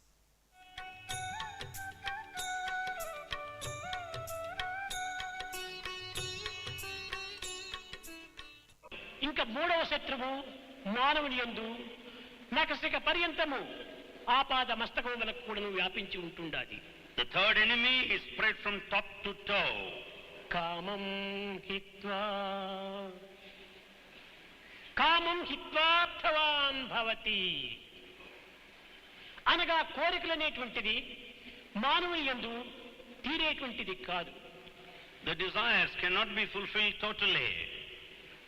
జీవితమంతా కూడాను కోరికల చేతనే నిండి ఉంటున్నది. The whole life is full of desires. ఒక్కడ తీరిన తక్షణమే మరి 10 కోరికలు అభివృద్ధి అవుతుంటాయి. The satisfaction of one desire would lead to many to follow. మానవుని యొక్క జీవితమే కోరికల యొక్క మూట. The life is the bundle of desires. ఈ కోరికలను తృప్తిపరచుకునేటువంటి మానవ జగత్తులో కానరాడు. There's none here in this world who had their desires satisfied కనుకనే fully. కోరికలు ఉండినంత వరకు కూడాను వీనికి ఏ అభిష్టం కూడాను నెరవేరదు. So long he has got the desire, he cannot be satisfied. ఏ పదార్థం కూడాను వీనికి చేజిక్కదు. He cannot have anything. కనుక మొట్టమొదట ఈ కోరికలను అదుపులో పెట్టుకోవాలి. Therefore he must have ceiling on desire. ఏనాడు ఈ మానవుడు తన కోరికలను అదుపులో పెట్టుకున్నో అప్పుడు తన యొక్క సర్వ సంకల్పము కూడా సిద్ధింపజేస్తుంది. The moment he exercises check on his desire, he can have his plans executed. సర్వ సంపదలు కూడా అతనికి చేకూరుతాయి. He will be successful in all. కోరికలు ఉండినంత వరకు కూడా తన యందు ఉన్నటువంటి సంపత్తు కూడా కోల్పోతాడు. So long their desire, the existing wealth is lost. Om Shri Sai Sadhu Jana Poshanaya Namaha. We surrender to Sai, who guards and guides good people. The days in Puttaparthi were filled with divine wonder. Every moment with Baba became a treasure etched in the hearts of his devotees. Om Shri Sai Avatara Murtaye Namaha. We surrender to Sai, who is the essence of incarnating divinity. Miracles unfolded like blossoms in spring, and faith in him grew stronger with every passing moment. Yet, amidst the awe and devotion, many still wondered about his true purpose. That clarity came one day in a small, unassuming home, where Baba's eldest brother, Seshama Raju, received a letter that would change everything.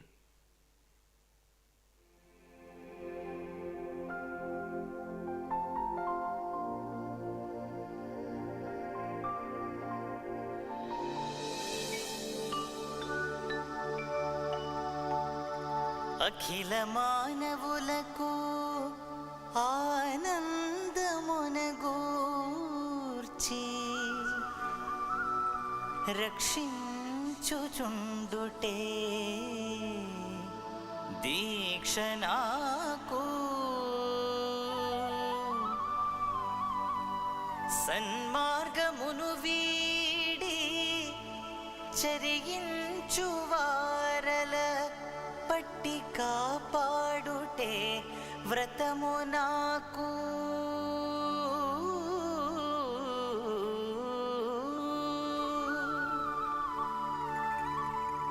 బీద సాదలకైన పెను బాధ తొలగించి లేమిని బాపుటే ప్రేమ నాకు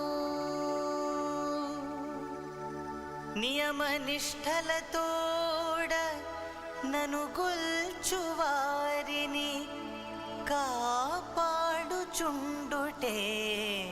ఘనత నాకు మంచి చెడ్డలు కూడా మనసులో సమముగా భావించుచుండుటే భక్తి నాకు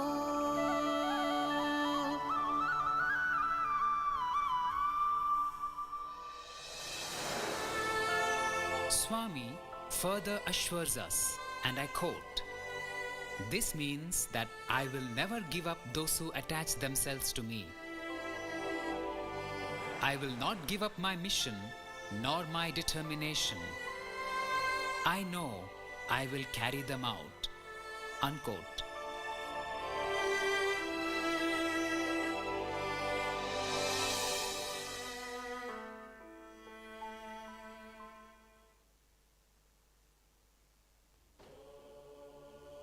The letter marked the beginning of a new chapter in Swami's mission.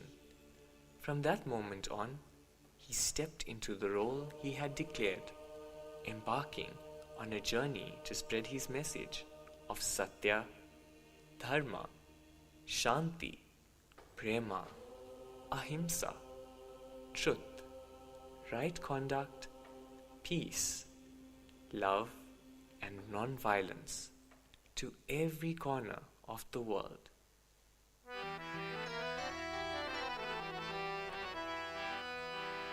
सत्य धर्म शांति प्रेम स्वरूपा प्रशांति विलया देवा सत्य धर्म शांति प्रेम स्वरूपा प्रशांति विलया देवा सत्य धर्म शांति प्रेम स्वरूपा प्रशांति विलया देवा सत्य धर्म शांति प्रेम स्वरूपा प्रशांति विलया देवा रामा हो कृष्णा हो साई राम देवा रामा हो कृष्णा हो साई राम देवा रामा हो कृष्णा हो साई राम देवा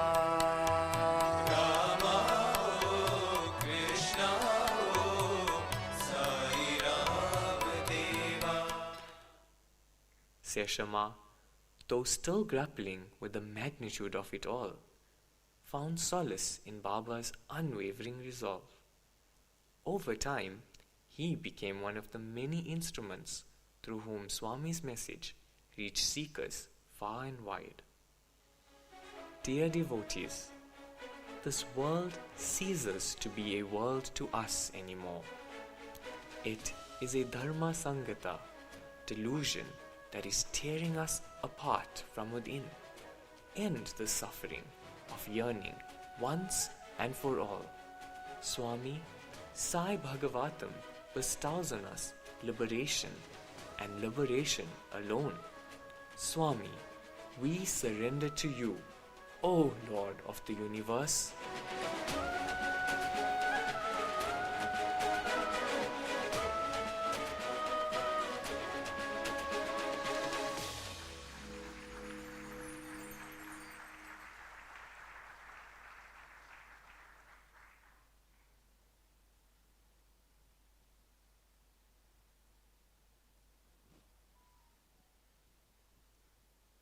Wasn't that amazing? Thank you, dear Kiandra, Nerina, and Yoshland, for taking us back in time and touching our hearts with the Leelas and Mahimas of our dearest sweet Lord. After that amazing and heartwarming journey with our storytellers, we hope that you are beginning to feel a stirring in your hearts and a reawakening of your faith. There's more to come. But in order to keep you in suspense, we are going to have a short hydration break or toilet break and urge you to take your seats as quickly as possible so that we can recommence in the next 20 minutes. Thank you.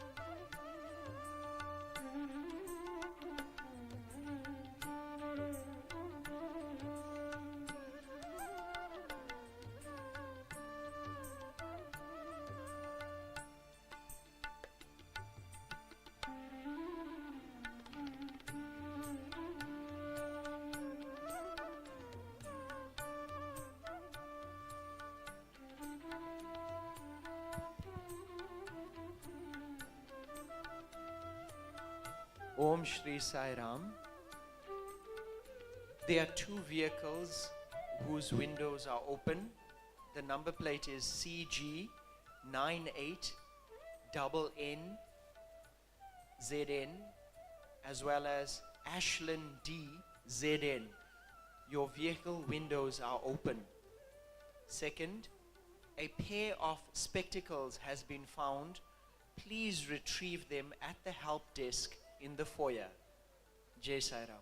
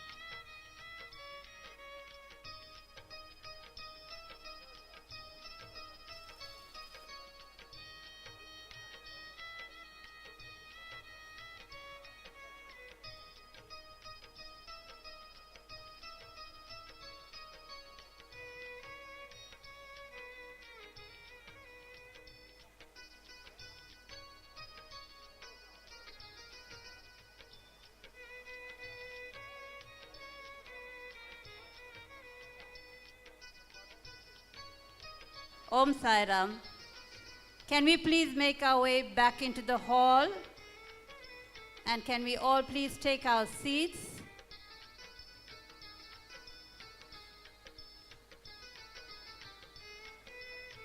So while we are waiting for everyone to get settled in, can we have the theme song, Vyasa? And if you'd like to join in, the words are on the screen.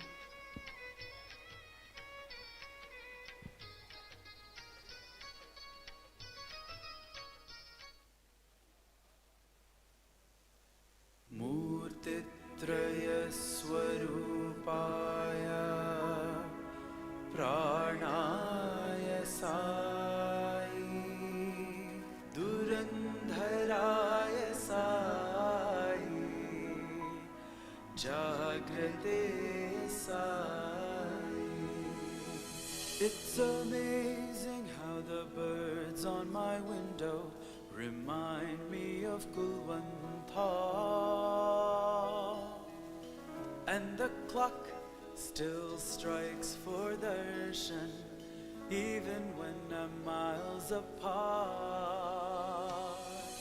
I don't need words to fill my silence. I know our oneness is bliss, and my heart beats in rhythm for you, O Sai, your guiding star. You are the I in me, I am the us in me, I to we to he. You are the I in me, I am the us in me, I to we to he.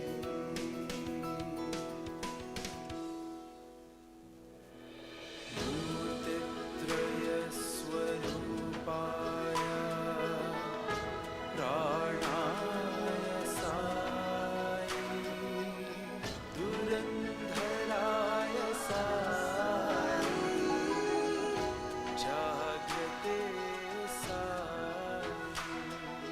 It is your eyes that sees us all, welcoming us and have us yearning for more. The rays from your hair cover miles and miles, reminding of your loving smile. Sai, the Lord of the world and our hearts, with you we can face any storm. You are our journey and destination, O Sai, our guiding star. You are the I in me, I am the us in me, I to we to he. You are the I in me, I am the us in me, I to we to he. How can I offer anything, I wonder, for nothing is mine for me to surrender. We pray to Sathya Sai, Sai, the Lord of a million worlds, Sai, the Lord of service and love, Sai, the Lord of our soul and our heart. May we sing your glory forever.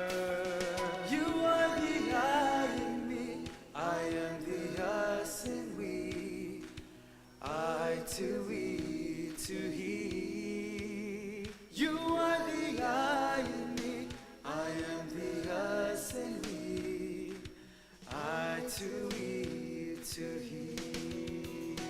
You are the I in me, I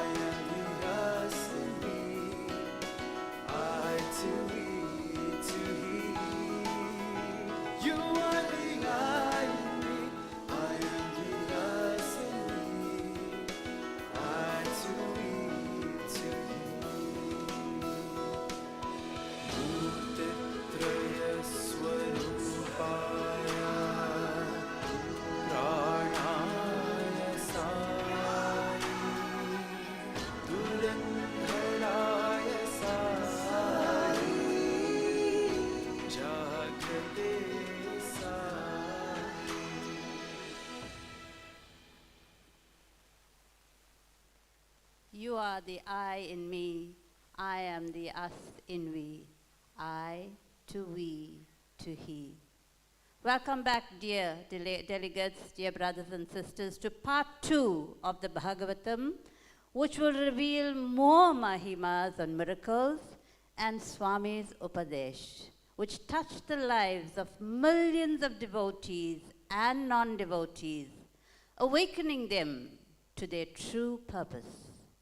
We leave the conclusion as a surprise for you, but rest assured that it will leave a lasting impression and make you thirst to find your true purpose as you begin to see the light. This segment will be facilitated by Sisters Aranya Naidu, Saishwari Govender, and Brother Sahil Miraj. Over to the young adults for part 2 of the Bhagavatam. Brahmandanayaka Baba Paratipurishwara Bhava. O Baba, creator of the entire universe, चांद और सूरज तुमने बनाए. You created the sun and the moon. नदिया सागर तुमने बनाए. नदिया सागर तुमने बनाए. You made the rivers and the oceans. Ayodhya नगरी तुमने बनाई. द्वारक नगरी तुमने बसाई. शिरडी पति तुमने बनाई भाबा. शिरडी पति तुमने बनाई. Unbounded light, the inward journey, from I to we to he.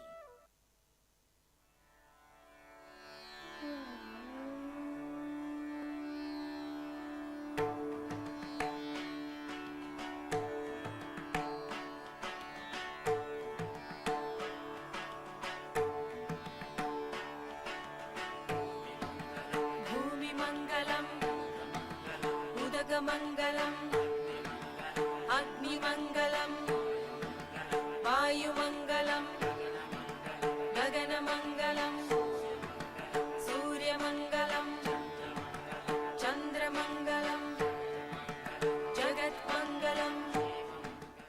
The Panchabhutas, Prithvi, Earth, Agni, Fire, Apas, Water, Vayu, Air, Akasha, Ether, all are in total control of our dearest Bhagawan Baba. Up until now, you have listened to the beautiful life story of Swami through the different ages. Brother Yoshlin emphasized through Swami's pastimes that true happiness lies with union with God alone and in nothing else. Because of his infinite love for us, he captivates us with his divine leelas, so we can draw closer to him. Om Shri Sai Sarva Shakti Murtaye Namaha. Dearest Lord Sai, who is the embodiment of all powers.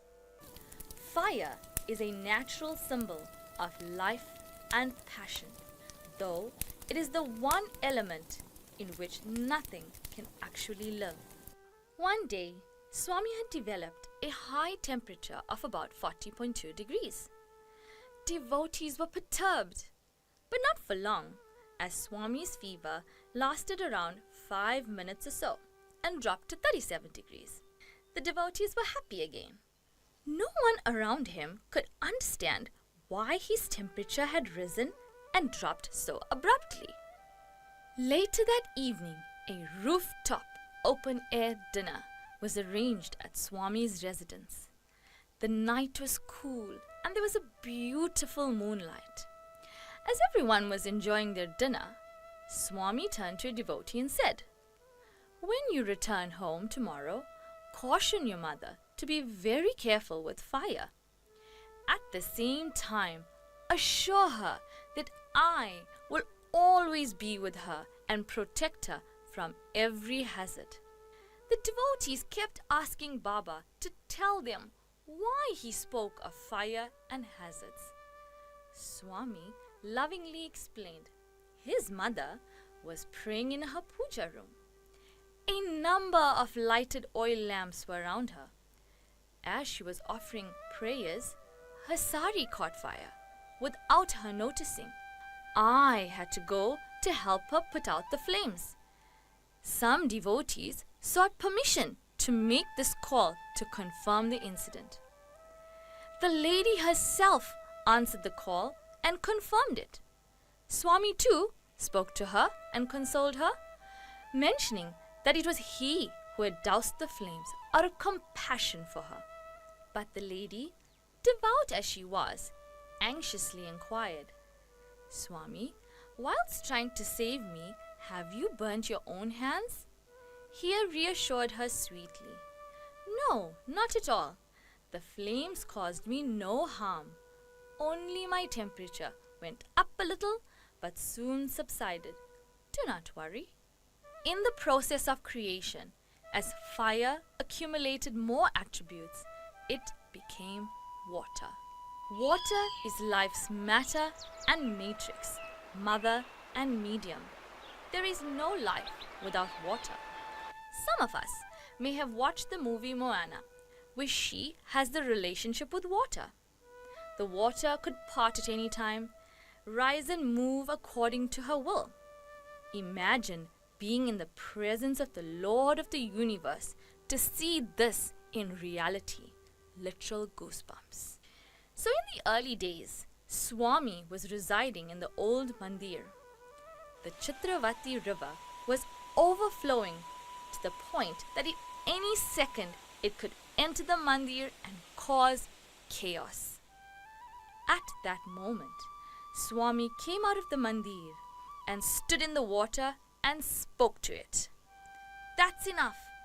Go back now." The overflowing flood had receded. How amazing was that? In the early years, Swami made many car trips around India. Two such incidents come to mind. One such trip, Swami was traveling to Chikbalapur. The vehicle stalled as it ran out of petrol. As there were no petrol stations nearby, Swami asked for water to be brought from the nearby pond. When the water was brought, Swami stirred it with his finger and ordered the driver to pour the water, so treated, into the tank. The engine sparked to life and the journey completed. Another time, Swami traveling to Aurangabad and Ellora in Maharashtra and was proceeding by car to Hyderabad in Andhra Pradesh. On the way, the car stopped for fuel. Now, during this particular travel, the petrol dealers were on a state-wide agitation and went on strike, a term we're all too familiar with. This time, there was no way of replenishing the tank. Bhagawan Baba just ordered the car, "Run," and it started running. After reaching Hyderabad, Swami told Professor Kasturi, "Kasturi, without a single drop of fuel, we had to cover 240 kilometers. What to talk of petrol? Not even water was available on the way to fuel the tank." A devotee questioned Baba, "Swami, you eat very little. Your body comprises of the 5 elements, Panchabhutas. Then, from where does it derive its potency?" Baba gave a beautiful response. "The 5 elements give me no potency. It is I who gives their potency." Of what relevance is the 5 elements to us? Every individual is a limb of society. The different communities are all various limbs of humankind, which is a limb of nature and creation. nature is a limb of God. That is why it is said that God pervades the entire universe. It is our responsibility to take care of the 5 elements around us and within in order to heighten our divinity. Om Shri Sai Bhagawan Shri Sathya Sai Babaye Namaha. Let us bow down to Bhagawan Shri Sathya Sai Baba, the true Divine Mother and Father of us all.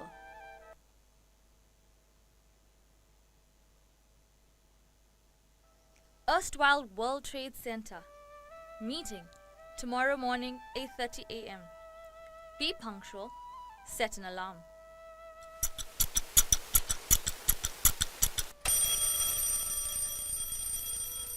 Oh no, I've overslept. I can't make it on time. Why, Lord? Why me? I reached 9 a.m. The World Trade Center had been struck by terrorist planes at 8:47 a.m.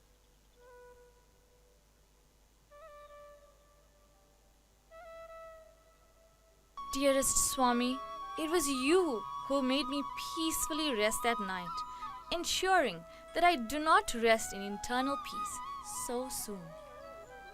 We all remember the iconic picture of Bhagawan Shri Krishna reciting the Bhagavad Gita to Arjuna on the battlefield of Kurukshetra. Ever wondered how was that possible? Well, thankfully for us, a devotee, Sakama, who lived in Parthi, asked Bhagavan Baba this question.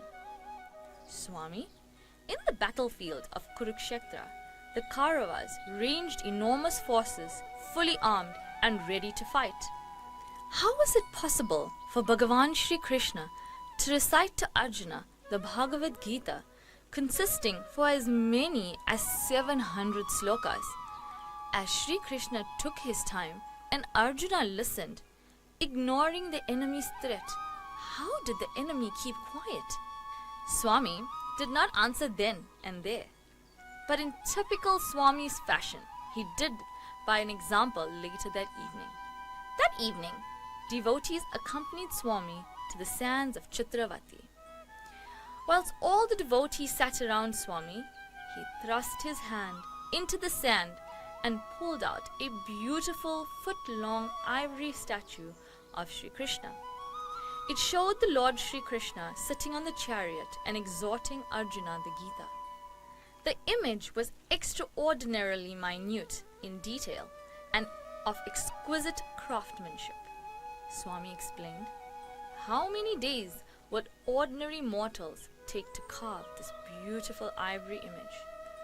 How many hands will be required to accomplish this intricate carving?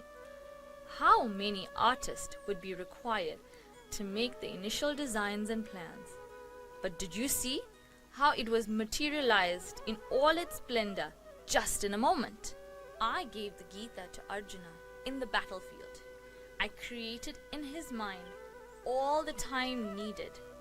I also abridged it into a few moments for the rest of the troops on the battlefield. As a Sai devotee, we often hear these phrases. Oh, Swami is in control. It is all in his will. Or the best one, leave it in his hands. If it's meant to be, it will be. I'm sure many of us have said these phrases before. Now comes to my question. How many of us really believe in it? So from my personal experience, I was tested many times, checking if I do believe in this statement. Back in October of 2018, I graduated from Mauritius as a medical doctor, oblivious to the fact that there were numerous processes that stood before me in our country to practice medicine. As I would often pray to Swami, my prayer kept changing according to my situation, because we forget he knows everything. I would say to Swami, I'm graduated in 2018, I'll write my boards in the beginning of 2019, start working by June of July, find a partner, get married, and start this wonderful new chapter of life. Little did I know, Swami had plans for me way better than I could have ever imagined. But a little suffering had to be endured to earn this success. As luck would have it, I only wrote my exam in September, which I had passed with flying colors, only with the grace of Swami. But now it was the dreaded practical component of the exam that everyone told us about that was the hardest, and not many people passed. I attempted the exam in November of 2019, but was unsuccessful. Dejected, depressed, and not knowing what to do. But with the encouragement of my family and friends, I gave it another shot. This time, unsuccessful. Now during this time, I questioned Swami a lot. Am I not your student? I mean, I went to your school. I go to bhajans every Thursday. I'm a young adult coordinator. Now why do I have to go through these challenges? The year 2020, COVID-19. Who could have ever imagined hospitals chaotic, doctors dying, and fear had struck us all? In a way, I was grateful not to be working, as Swami had protected me during this time. I became the regional young adult coordinator, and Swami had also helped me find a partner. I was hesitant at first, because my plan was to start working and then find a partner according to the list of ticks. But I went along with Swami's plan. He continued to show me that all I prayed for, he was granting me, just not in the order I wanted it. I became the National Young Adult Coordinator and got married into a wonderful Sai family. Fast forward, December 2024. 6 years later, I attempted the practical exam again. Trust me, by this time, I had thought of changing career paths, my friends telling me to take the bribe. Should I? Shouldn't I? But I knew that that won't be dharmic. So, I did it and gave it my all and said to Swami that this time, you have to help me, and that is it. I wrote early in December 2024. 15 December, the dreaded day of results. I opened the email and it said, I passed. I couldn't believe it. Was it really happening? I double-checked, triple-checked, zoomed in. Yes, sure enough, it was. I passed. Overwhelmed by emotion, full of tears in my eyes, I understood that his plan is the best plan. And yes, our dearest Swami is Kalatitaya, beyond time. Kala Kalaya, embodiment of time. And Kala Rupaya, the God of time.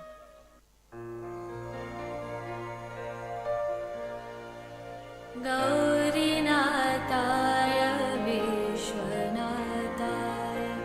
Sarinataya Namah Shivaya Gunatitaya Gunadaraya Sarinataya Namah Shivaya Kala Kalaya Kalatitaya Kala Rupaya Namah Shivaya Prema Rupaya Partivasaya Sarinataya Namah Shivaya.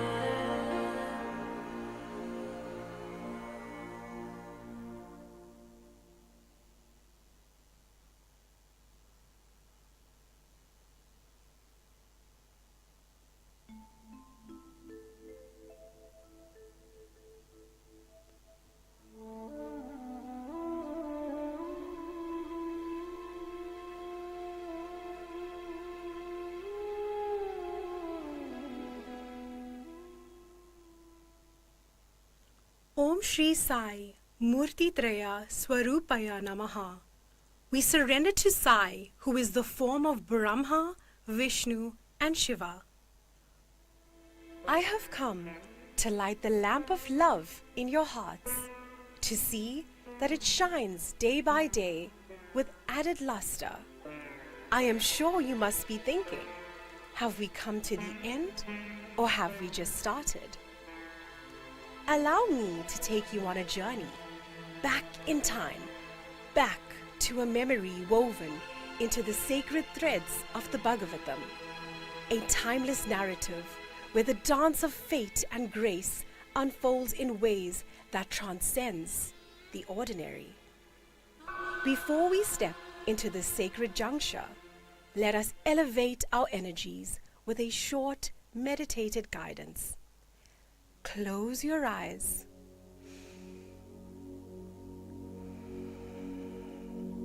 Take 3 deep breaths and follow the voice.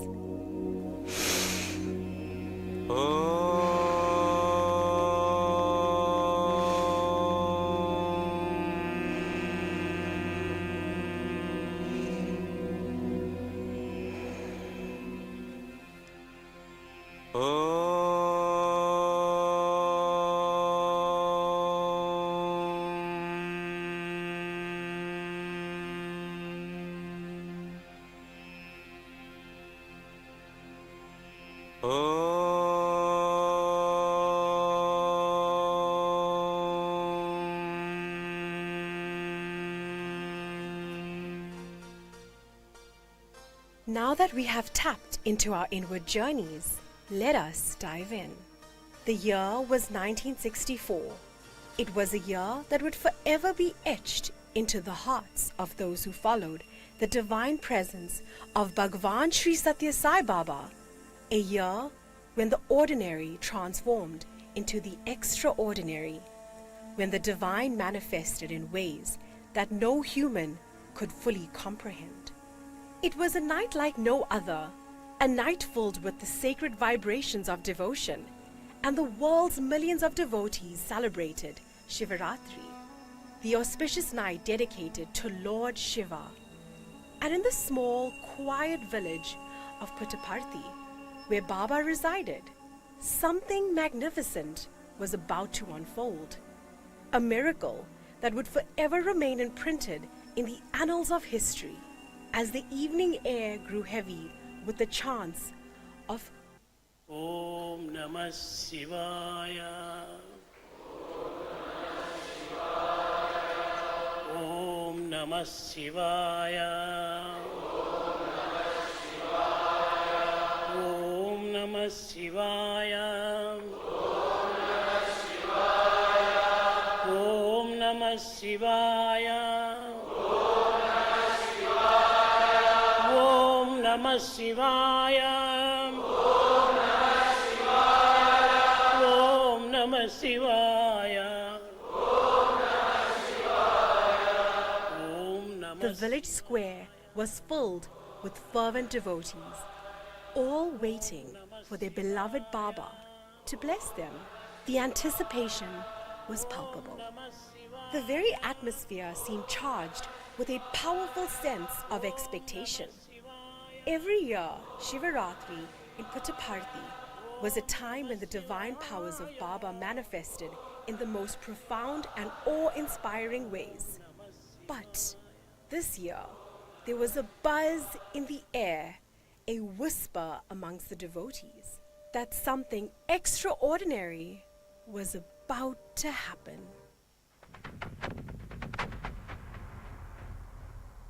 Baba, as always, was at the center of it all.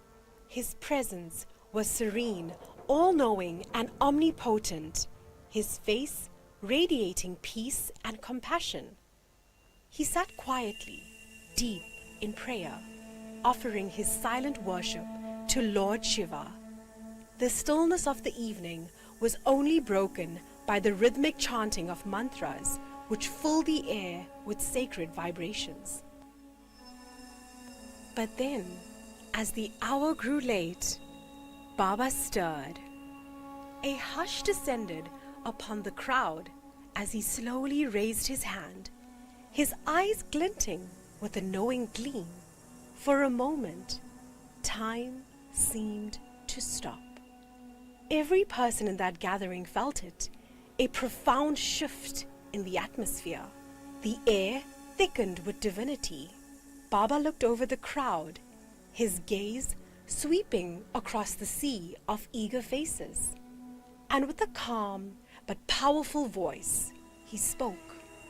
Tonight I will give you a blessing that will forever remain in your hearts. Something that will show you the eternal truth. Something that will prove to you the power of the divine. The silence was deafening, and then, in an instant, something extraordinary happened. Baba raised his hand higher, his palm facing upwards, and in an instant, it was as if the heavens themselves had parted ways. A blinding flash of light erupted from his hand, illuminating the entire room. It was a light so bright, so pure, that it was impossible to look directly at. The air crackled with divine energy. In the blink of an eye, 2 gold lingams materialized in Baba's palm, gleaming with a brilliance that seemed to come from another realm. Each lingam, intricately shaped, radiated a divine glow that filled the room with an otherworldly presence. These were not just ordinary objects. No. They were the embodiment of the formless Lord Shiva, the supreme power of the universe manifesting in physical form. The devotees who had witnessed many miracles before now stood utterly spellbound.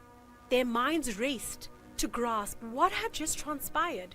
It was as if the divine had momentarily broke through the fabric of reality to reveal itself to them. And there, in Baba's hands, were the 2 sacred lingams, the symbols of the eternal, formless, and infinite nature of Lord Shiva.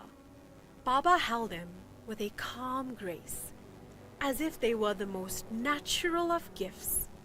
And then, in a voice as deep and resonant as the sound of the cosmos itself, Baba spoke. These lingams are not for me, he said. They are for you, for your faith, your worship, your devotion. Lord Shiva and Shakti are one, and in each of you resides a spark of that divinity. Let these lingams remind you that the divine is always present in all things, in all beings. This is Brahmanda Linga. It is very rare. Having seen this, none of you will have any more buds.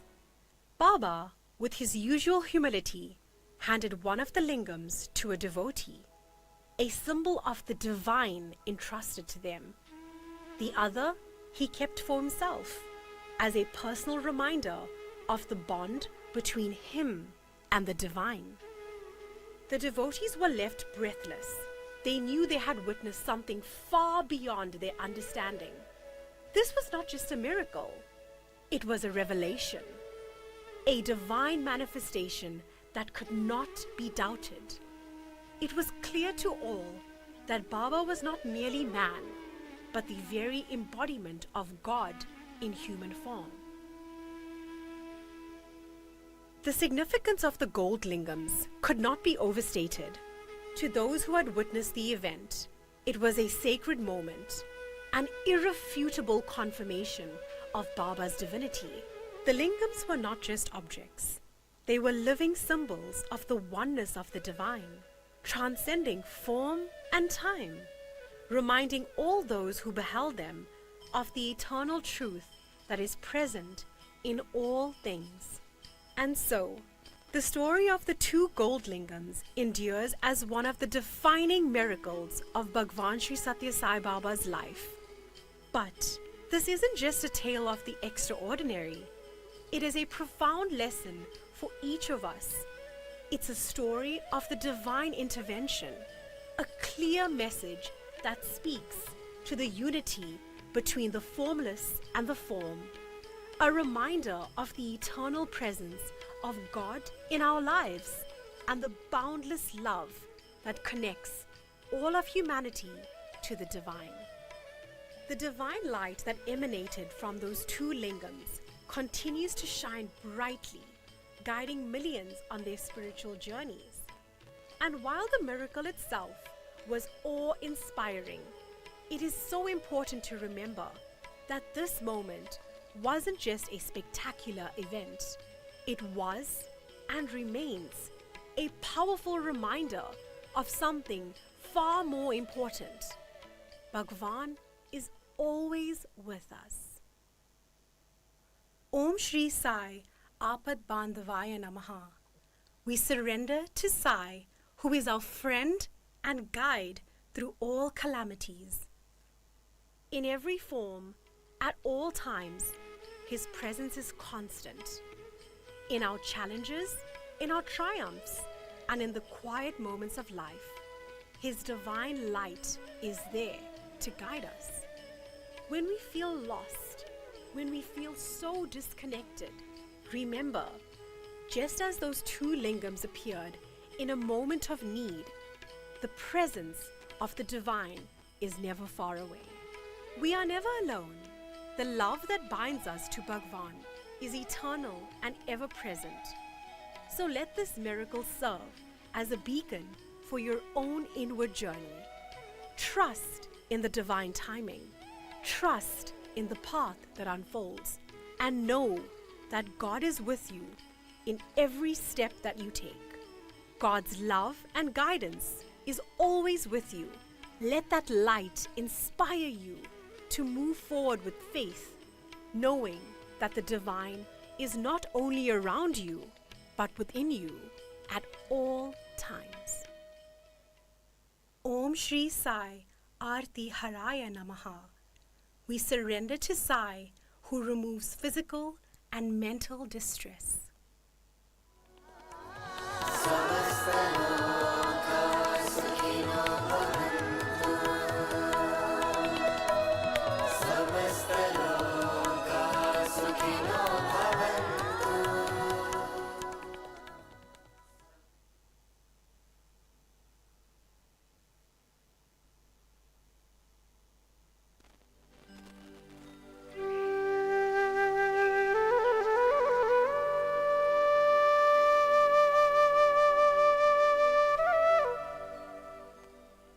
I am in the light.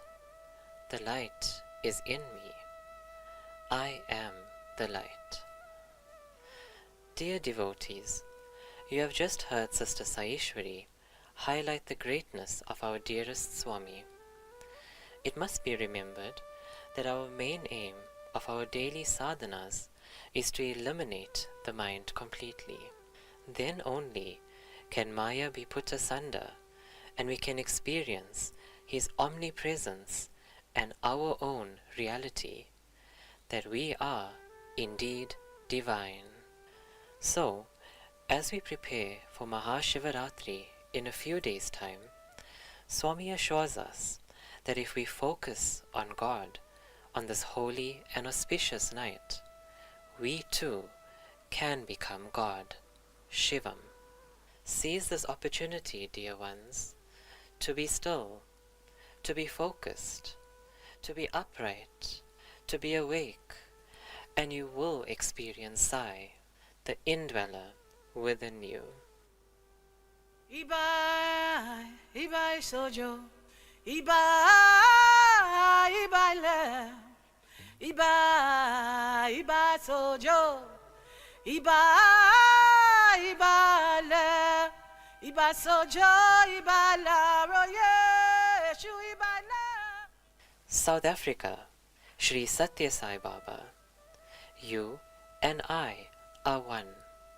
We journeyed together as a country, continent, God. Our story is indeed one to tell. Great South African people of the land, I invite you to join me in bringing the true South African spirit of oneness, Vasudeva Kutumbakam, through song and dance. Let us all rise and celebrate.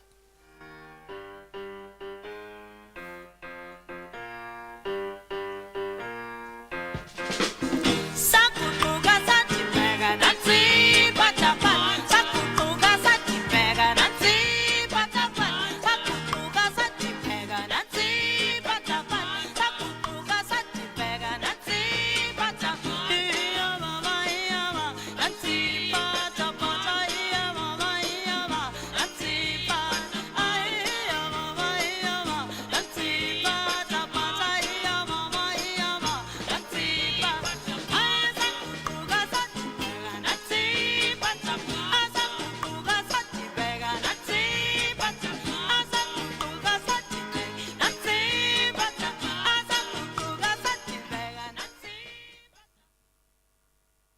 Thank you, devotees. You may please be seated. Om Shri Sai Satpurushaya Namaha. Salutations to the One who is all-pervading. The great epic, the Mahabharata, encapsulates the battle between the Kauravas and Pandavas on the battlefield of Kurukshetra. In this Kali age, however, this great epic still exists within each and every one of us, with our body being the battlefield of Kurukshetra, and our demonic and divine tendencies that is constantly at war within us, being the Kauravas and Pandavas respectively. Who will win this war that's going on within us? When will we awake? Will we truly ever transform and rise above our vices? Let us delve deep within as you listen to the experience that I am about to share with you, and ask ourselves, who am I really? A uniquely South African story played itself out in the 1980s, which emulates a potent journey from demonic to divine.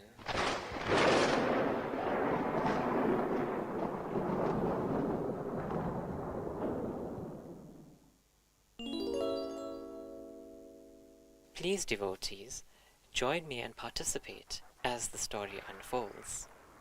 As you participate, let us reflect on the dark and light that resides within ourselves too.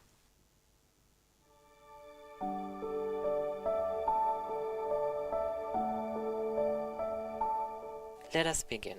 Gayatri and Dev were a couple in the Isipingo Sai Center. Gayatri was a devout devotee of Sai, but her husband Dev was the epitome of everything demonic. He smoked, consumed alcohol, used foul language, and even beat Gayatri up at the slightest provocation. One of the most provoking factors for Dev was the mention of Sai's name, to the point where he would not even allow a picture of Swami in their home.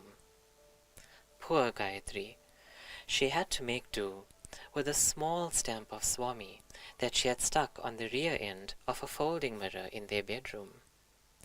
Some of his other antics would even include standing at the side door of the bhajan hall on a Thursday and glare at Gayatri until she got up and left with him. Can you shout out who was divine and who was demonic? Okay. What would you say Gayatri was? And Dev? Correct. Gayatri, however, was an ardent devotee of Swami and steadfastly attended satsang every week. Gayatri, her sister-in-law and Dev planned a trip to India later on, but unbeknown to Dev, a visit to the Lord's abode was already on the cards. The day arrived, and Gayatri, Dev and her sister-in-law arrived in Bangalore and found out that Swami was actually at Ooty. It was only when they arrived at Ooty did Dev come to know that this was actually one of Swami's ashrams. So what do you think happened when Dev came to know about this? He was happy. Absolutely not. Okay, good tries everyone. Dev actually reluctantly wandered off to the male side, and surprisingly enough, Swami walked up to Dev during the very first darshan and said to Dev, "I will see you in my head office in a few days." Oh yes, Dev was over the moon. After all, here was he, a non-devotee, but was being given top preference over all other devotees. Darshan was over, and Dev met the ladies afterwards. His first words were, with a beaming smile, "See, I am not even a devotee, yet I am getting to meet with him in his head office. We better get going soon."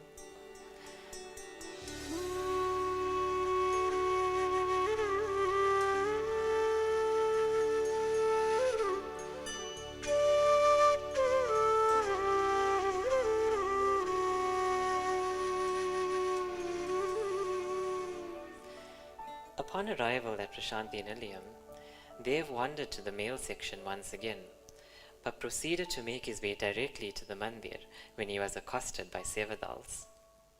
So Dev put up a fierce fight, stating, "He told me that he would see me in his head office, so here I am and I'm going to see him now." The Sevadals eventually managed to calm him down and told him that he has to wait until Swami calls him for an interview. Swami eventually came out and walked straight to Dev. "So, I see you have come. Go." Dev got up and walked into the mandir. Swami arrived after darshan and opened the door. Dev, of course, went straight to sit on Swami's stool. Despite being told to sit on the floor, Dev remained adamant. Swami walked in and also seemed surprised that Dev was sitting on his stool. Swami nevertheless walked up to the stool and sat beside Dev. Now began the most interesting part of the interview. He asked Dev in a hushed voice, "How are you?" Dev replied that he was okay. Swami replied, "Not okay. You are weak. You smoke too much. This has made you weak. No children as a result." That taunt was enough to provoke Dev into a thought stream. "I'll show this guy. I will give up smoking." Swami diverted his attention to others for a while, then reverted to Dev. "You drink too much. Swami knows everything. That is why you are weak." Again, this taunt provoked Dev, willing him to make a resolution to even give up alcohol. Dev happened to have a picture of Swami in his possession, and soon after the interview was over, Swami asked Dev for the picture, and Dev was expecting to get it back immediately, but that did not happen. This left Dev fussed up and frustrated.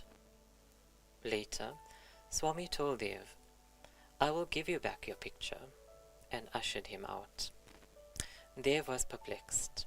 On board the plane back to South Africa, the cabin crew asked passengers to take out their passports.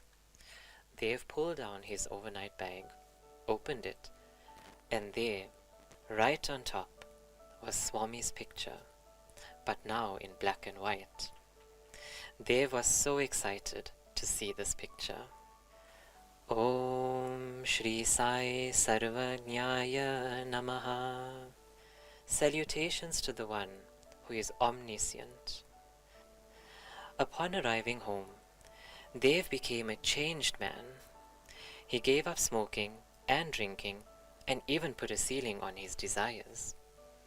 Dev became an exemplary devotee, to the point that he even became the chairperson of the Inwabi Road Bhajan Group, which was a subsidiary of the Isapingo Sai Center. Om Shri Sai Sharanagata Tranaya Namaha. Salutations to the one who is the savior of those who surrender. Soon, Gayatri was pregnant, and they had a little girl as well. She had received 2 gifts, a changed husband and a little girl. 2 years later, Dev developed a malignant melanoma, which spread extensively throughout his body. He made one last trip to Swami, returned home, and passed on soon thereafter. So, dear ones, such was the story of a demonic being being turned to the divine.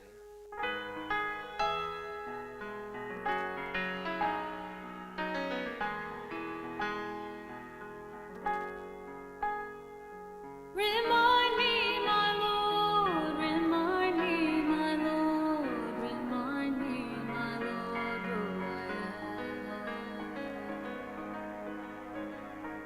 Remind me, my Lord, remind me, my Lord, remind me,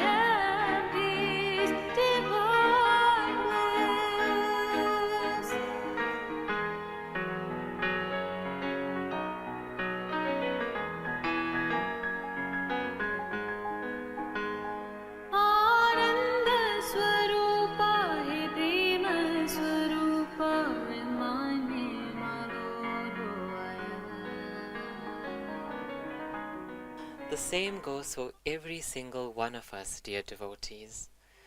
Let us be reminded to rid ourselves of our demonic qualities by taking refuge in God and resorting to Sathya, truth. The several candlelights that you see lit before you symbolize the divine within you. So please, go within. Antaryami Sai, Antaryami Sai, Purna Brahma Avatare, Purna Brahma Avatare, He Giridhari, Hridaya Vihari, Krishna Kunja Vihari.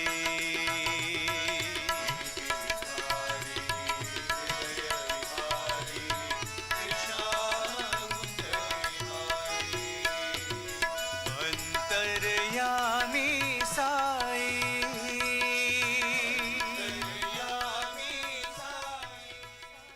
O Sai, the indweller, you are Brahman within me.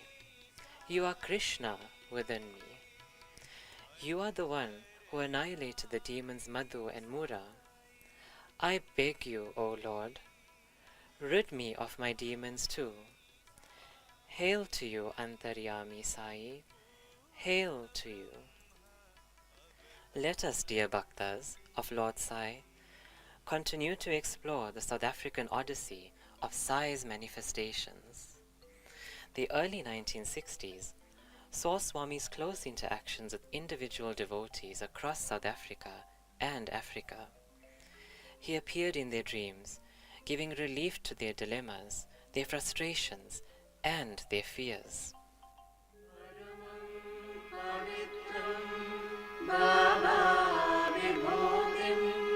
Paramam Vichitram Leela Vibhutim Paramartha Ishtartha Moksha Pradhanam Bhava Vibhutim Idamashrayami. In the 1970s, Vibhuti began appearing in certain devotees' homes. Vibhuti became the calling card of Swami's grace. By now, many devotees began gathering on Thursdays to sing bhajans and glorify Sai. These were the first signs that an organization was forming around this phenomenon of Sai.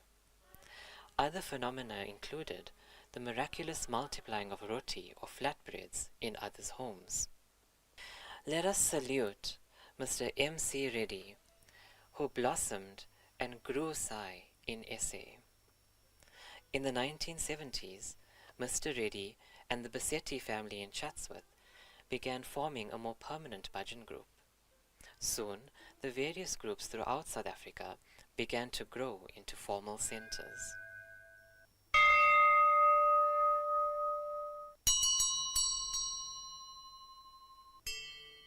September 1973 welcomed the Sri Sathya Sai Sudha Mandir in Chatsworth, our very first registered center in South Africa. Mr. Reddy and Dr. Singh were the first national chairpersons in the country and were supported by several other ardent devotees in the country at the time. As Swami says, grace is proportionate to the amount of effort put in. The Reddy family were resultantly blessed with the most divine boon, a materialized Shivalingam during one of their many interview sessions with Swami. The 70s and 80s saw the rapid growth of the organization. In 1989, Mr. Reddy presented the first bhajan book to Swami, entitled Sai Sangeetam, which was autographed by Swami with his blessings. The late Mr. Reddy is still fondly remembered today for his discipline, leadership, and pioneering work in the growth and development of the Sri Sathya Sai organization until his sad demise in 1990. We salute you, Mr. Reddy. We salute you. By the divine will of God, the Sai organization continued to expand in South Africa, opening the doors for a large number of devotees to visit the Lord's abode, Prashanti Nilayam. South Africa and Sai are indeed one.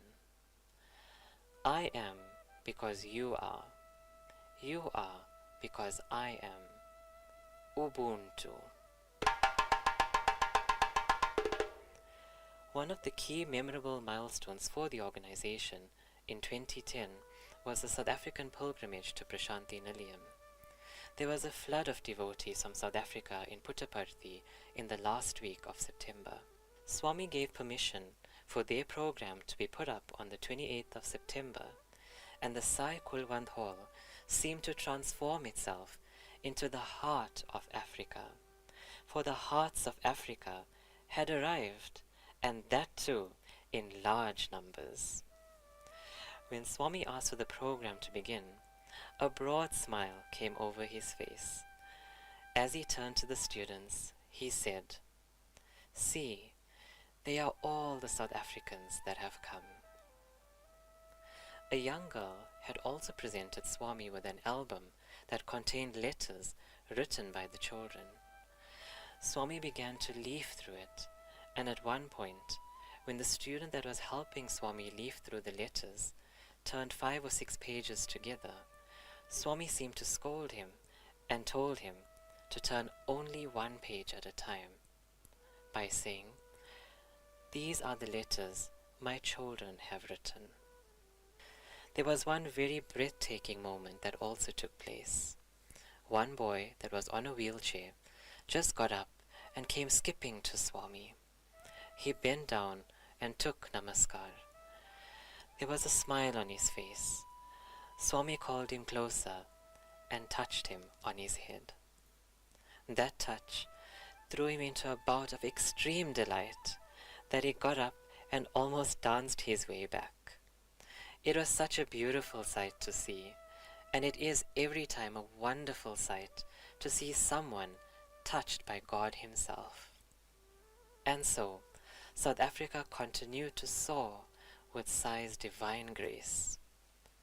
In 2011, Swami decided to leave his physical body, and this impacted South African devotees differently.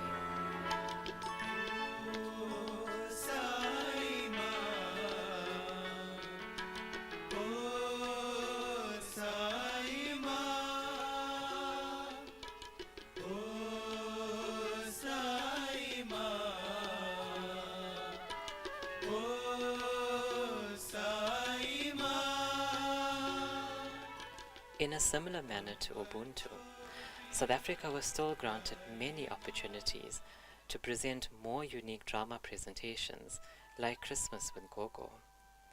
South Africa also featured and participated in numerous conferences, Ladies' Day programs, and musical offerings in the divine, formless presence of Swami at his divine Saniti to this day, which helps strengthen the inner connection with Swami. A lasting legacy of Swami's teachings and mission here in South Africa is also represented through the Sri Sathya Sai schools, which provided value-based education to many primary school learners in the country. Sri Sathya Sai Bhagavatam, the inward journey from God to God, from I to we to He. We come to you, Swami, with bent knees and clasped hands, thanking you from the depths of our hearts for your divine life story, which has deepened our devotion.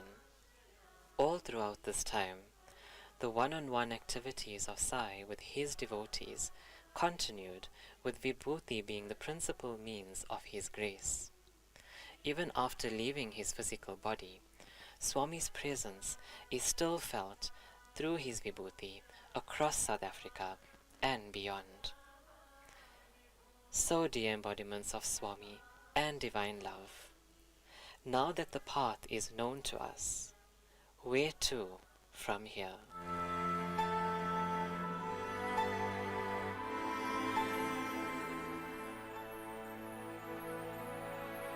Sai Avatar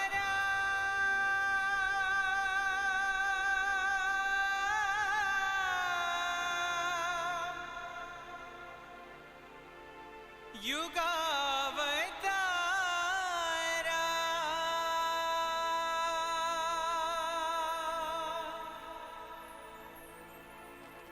Sai अवतारा युगावतारा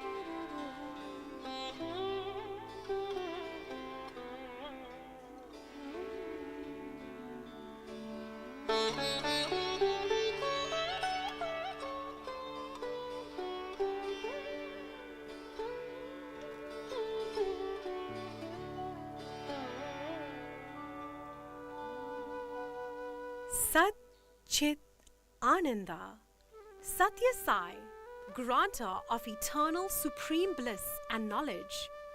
O sweet Lord Sai, with lots of joy and exuberance in our hearts, we come to you. We come to get your divine darshan, my Lord. We come in ecstasy with love for you, Baba. Have mercy, Satya Swarupaya. Just as the bees are attracted and hover over the Kuntavalari flower, so too do we run to your divine lotus feet, O Bhakta Paradina. When the entire universe moves according to your will only, you actually submit yourself to your devotee's will. O Vasudeva, can you hear the plea from the depths of our hearts?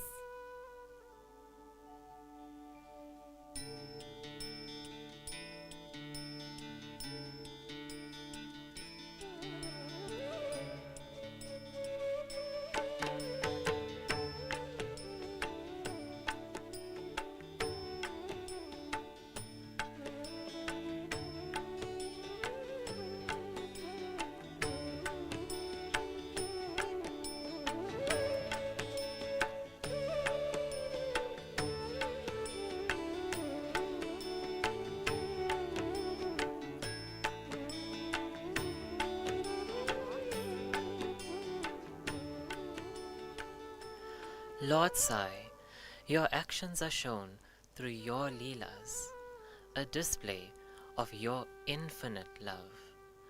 No one can know the true nature of your Leelas.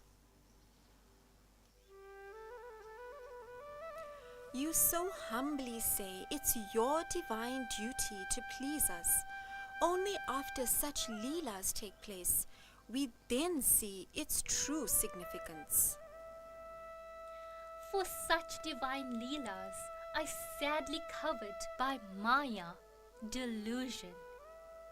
O Swami, we are blinded, unable to see the divinity of these magnificent Leelas. Because of this Maya alone, again and again we are unable to experience the divine relationship between God and the Jivas, or living entities. We battle to take that deep, beautiful, and sacred inward journey from God to God.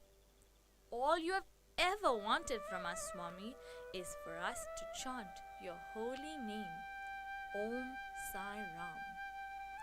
And then we become your surrendered devotees under your protection, Swami. Hail to you, beloved Bhagawan, Sri Sathya Sai Baba. We surrender to thee. Hail to you. There is a candle in every soul, some brightly burning, some dark and cold. There is a spirit who brings a fire, ignites a candle, and makes his home So carry your candle, run to the darkness, seek out the hopeless, confused and torn, and hold out your candle for all to see it. Take your candle and go light your world. Take your candle, let there be light. Let there be that, let there be that, let there be light. Nothing can ever be right until we choose to make it right. We can be the reason why. Let there be that, we can keep our hope alive.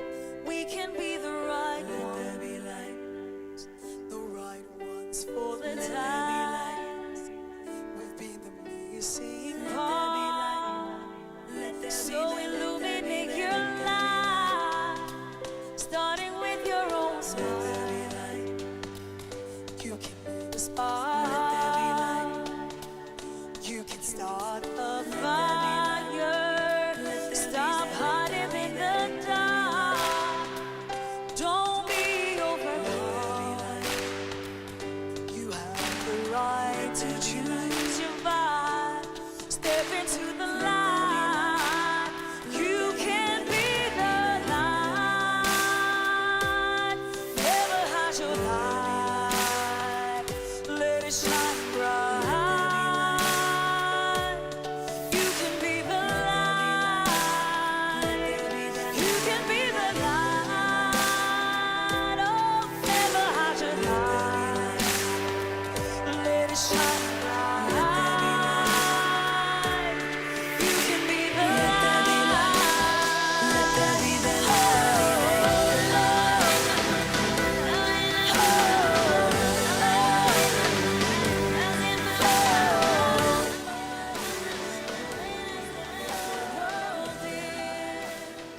a dark place tonight, then we can bring the light from right within our hearts. So illuminate your light. Don't be overcome. Stop hiding in the dark. Yeah. You can be the light. You can be the light. Never hide your light. Let it shine bright. Yeah. You can be the light. You can be the light. Oh, never hide your light. Let it shine bright. You can be the light. Sing along.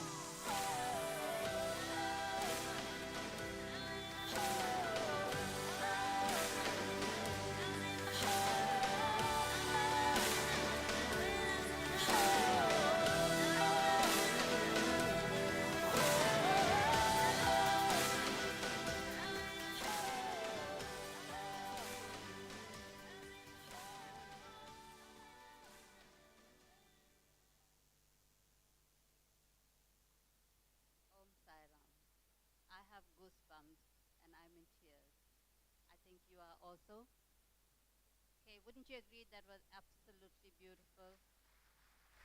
Thank you, dear Rania, Saishwari, and Yoshlin for that amazing presentation and for allowing us to experience more of Swami's miracles and his teachings, especially in your personal lives.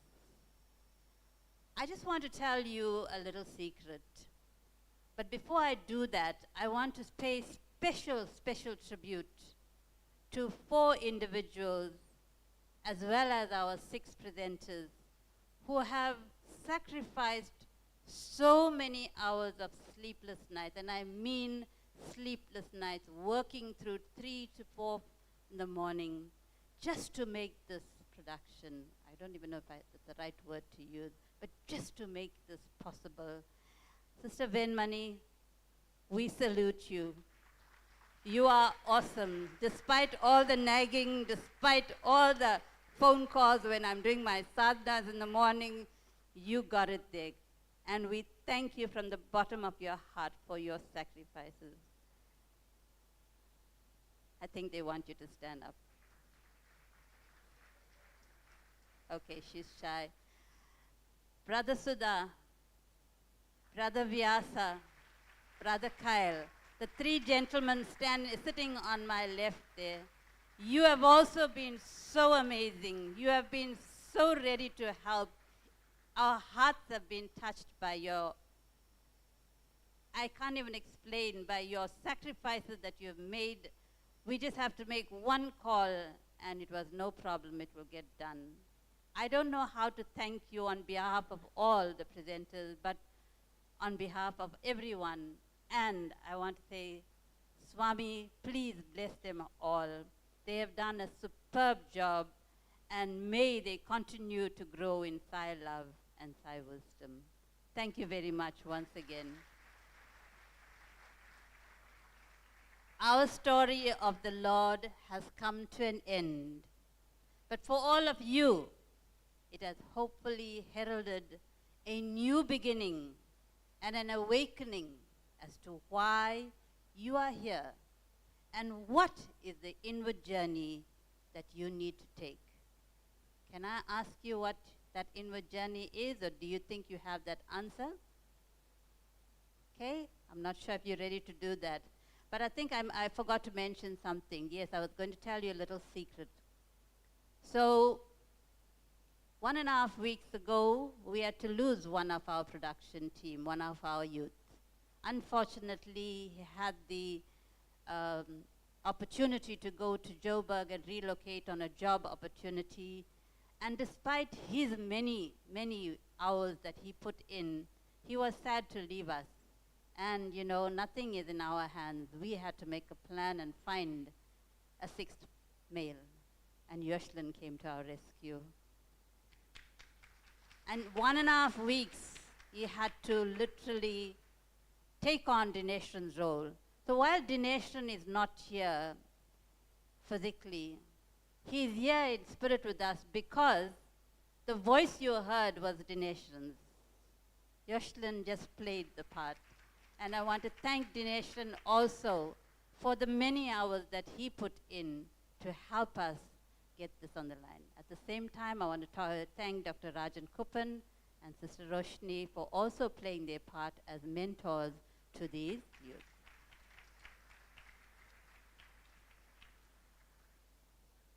So, like I said, may Swami bless all of them abundantly for all their efforts, their sacrifices, and intense preparation over the last 6 months just to tell his sacred story. And while we could not cover the entire Bhagavatam, we urge you, dear devotees, to delve deeper by reading books, which all of these youth have actually researched in order to put this Bhagavatam together. And I'm going to give you some names. You have a writing pad, you have a pen in your bag. If you want to just make a note of it, the bookshop has most of these books, but I'm going to highlight 2 of them which you must get, and there's very limited copies, so first come, first serve. Loving God is one of the books that you must get. Summer Showers 1990 in Vrindavan is another that tells the entire Educare program. Oh, that's our Bible from the Institute that we use in order to present the Educare program. There's also Satyam Shivam Sundaram, Man of Miracles, his story, and Ishwarama, the Chosen Mother. And there's also the online series, Loving Legend, Living God. That is something every one of you should go on to, because it's available to every one of you, whether you need it, whether you don't get it in the bookshop or not. But it's online, Loving God, Living Legend. I think that's what it's called, yes. Okay, so all these books, reading the stories of the Lord is what is going to bring on this faith. And this will certainly deepen your faith. So on a side note, did anyone of you catch me using the I word? Anybody? I did. No, now I'm doing it. Okay. All right, so I hope you enjoyed that session, and I'm sure you're now waiting and your stomachs are hungry in order for you to get lunch. So before we adjourn for lunch, we're going to adjourn. It is now 11:40 almost, so we're going to give you an hour for lunch. So try to be back here by 12:40 so that we can commence with the next part, which will be a little bit of a panel, it will be, I think there's a play, the play will come on, but there's a session that Sister Roshni spoke about earlier, and that will be facilitated by some of our facilitators, and then we have the play by the children. So before we go for lunch, can we have the food tray, Brother Vyasa? Is it on there? Okay, let's do it together. Om Brahmarpanam Brahmahavir Brahmagno Brahmanautam Brahmevatena Gantavyam Brahma Karma Samadhinaha Aham Vaishvanaro Bhutva Praninam Deham Ashritaha Pranapana Samayukta Pachanyanam Chaturvidam Om Shanti Shanti Shanti. Thank you, Sai Ram. Can I ask that we lead off from the front so that we don't just cause a congestion? If the people in front can please make your way out. And the men, if you could use this front area here to go out through the door on your right, that will help us. Please be back by 12:40 as we would like to start promptly.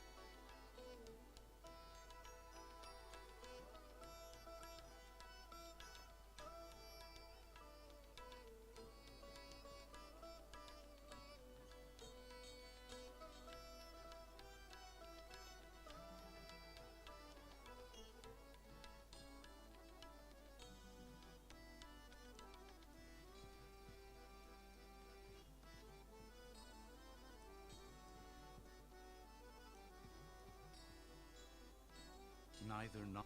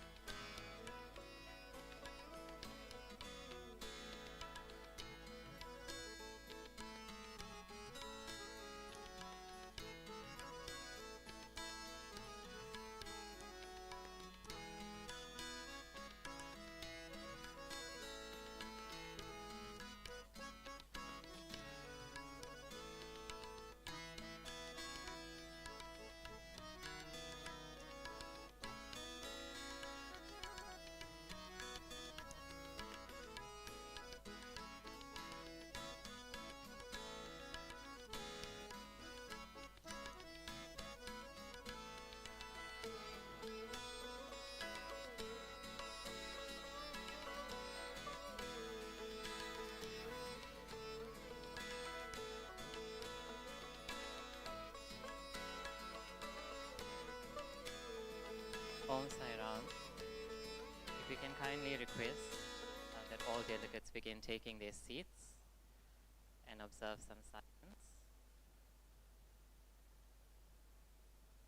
We will now be commencing with the second half of the conference today, offering our most loving pranams at the divine lotus feet of our dearest master and beloved Bhagawan, Shri Sathya Sai Baba.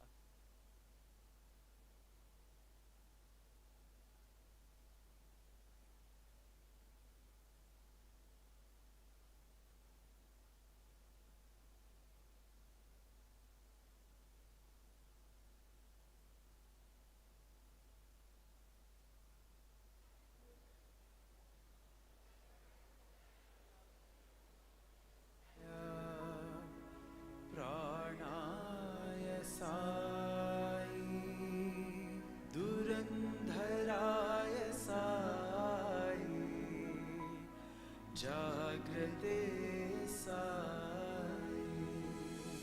It's amazing how the birds on my window remind me of Kulwantha.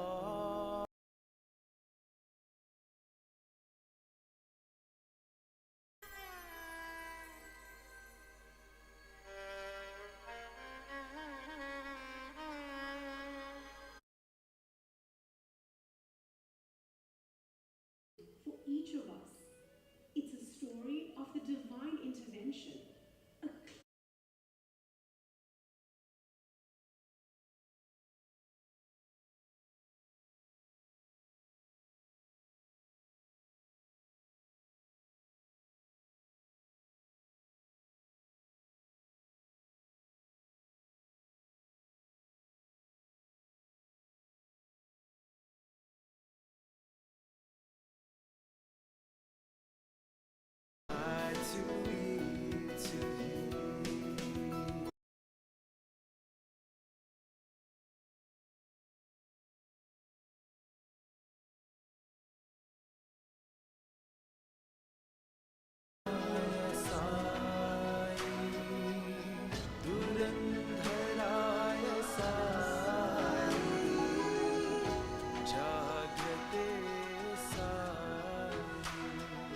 It is your eye.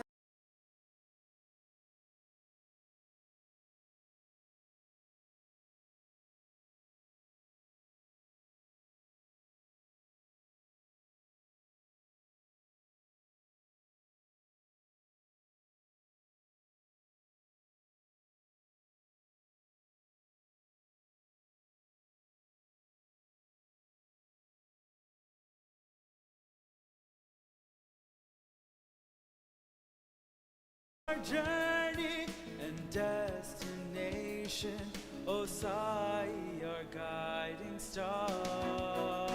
You are the I in me, I am the us in me, I to we, to he. You are the I in me, I am the us in me, I to we, to he. How can I offer anything, I wonder, for nothing is mine, for me to surrender. We pray to Sathya Sai, Sai the Lord of a million worlds, Sai the Lord of service and love, Sai the Lord of our soul and our heart. May we sing your glory forever. You are the I in me, I am the us in we, I to we,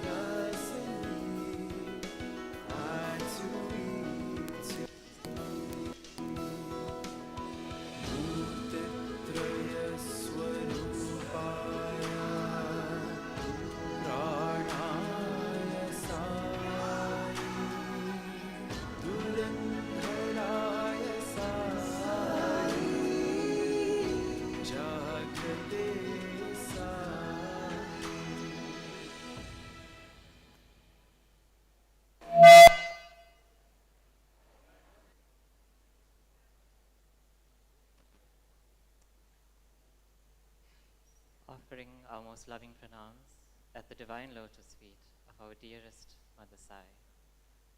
Dear embodiments of love, Om Shri Sai Ram. Om Shri Sai Ram.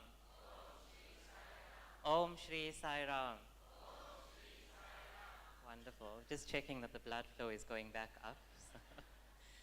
We trust everyone is still in the divine ecstasy of listening and experiencing and feeling the emotions from Swami's divine Bhagavatam.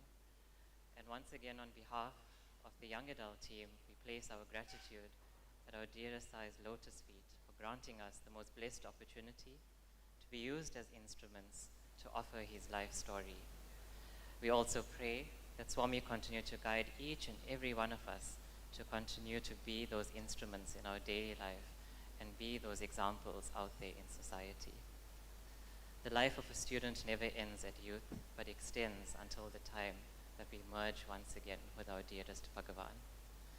We also would like to express our gratitude to another member in Uncle Sudha's team, and that was Brother Sipo, who also helped a lot with the compilation of the segment that you all witnessed before lunch. So the Bhagavatam ended with the thought, now that the path is known to us, where to from here? So now it's about the practice. Our next dynamic session is going to be presented by the very esteemed Institute team and focuses on the mind and its role in the cosmic cycle. Before I welcome our esteemed team onto stage, just a housekeeping reminder to the gentlemen, if you're coming back into the hall, if you could please avoid coming through the front of the stage due to the live feed that's happening at the moment. If you can make your way through the audience or through the back, that would be appreciated or recommended. So at this point, from the Institute, we warmly welcome Auntie Roshni, Uncle Morgan, Dr. Lalini, Uncle Rodney, and Auntie Maggie. Jai Sai Ram.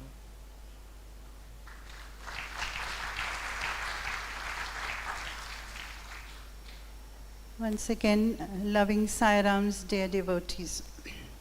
As Sahil said, you did the pata pata and we sang and we danced. And what next?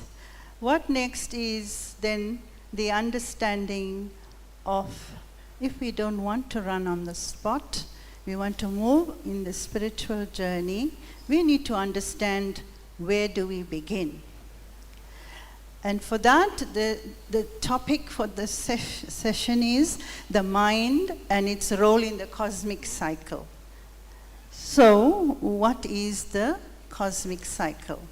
So Swami has said to understand how to navigate our spiritual journey from I to we to he, and understand our purpose in life and where we are going. So today and now briefly we are going to do the mind and its importance in our journey. So let's go into it. Okay. So when we speak about the cosmic cycle of human life, the cosmic cycle actually represents the ongoing process of creation, preservation, and destruction.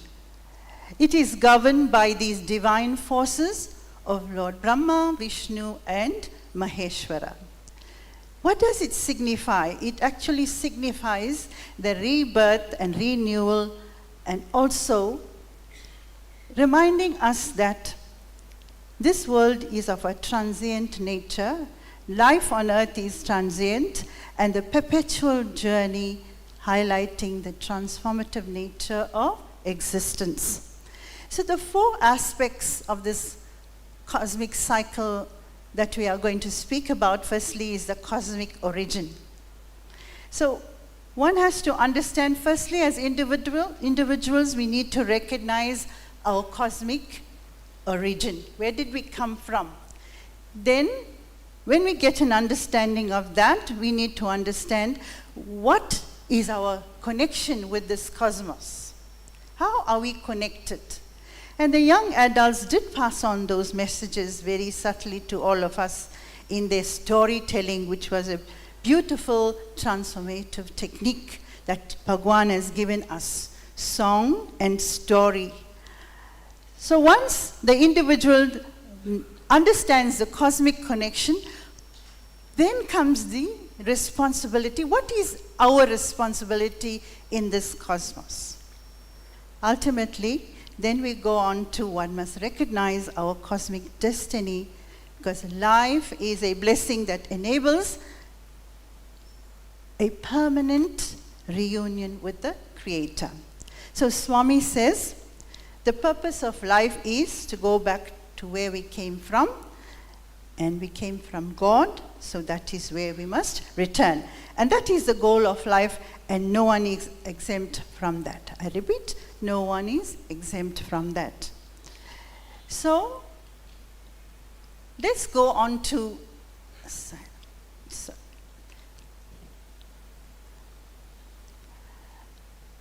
when we speak about the cosmic origin, we speak about God being the seed for the entire creation.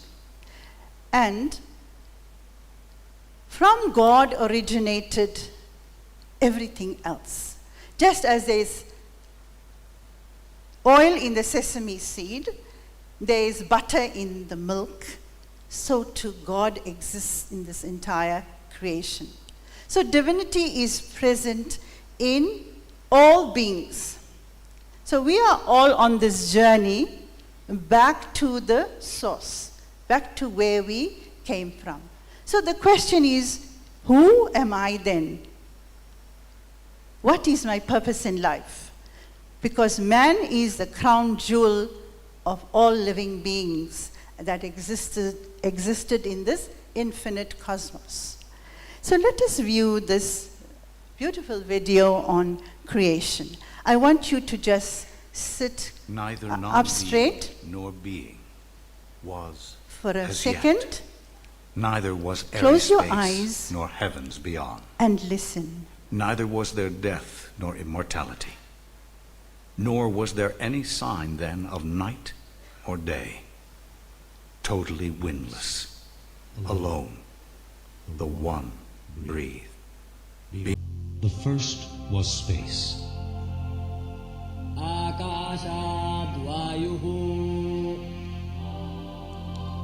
From space came air.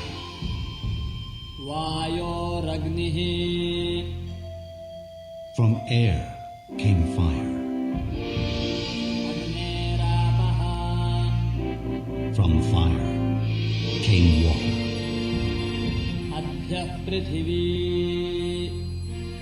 From water came earth.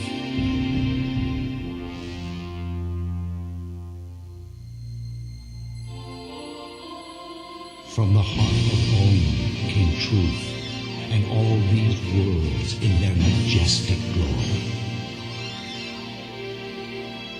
From this universal ocean came time, Lord of every moment, ordaining nights and days. Then, as before, did the Creator fashion the sun and moon, the heaven and the earth.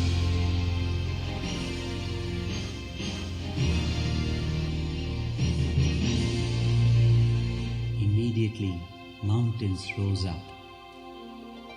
Immediately, rivers started running. Earth below and sky over its head. Oceans, seas, lands and watersheds. Sun, moon and desert sands sprang up from nowhere.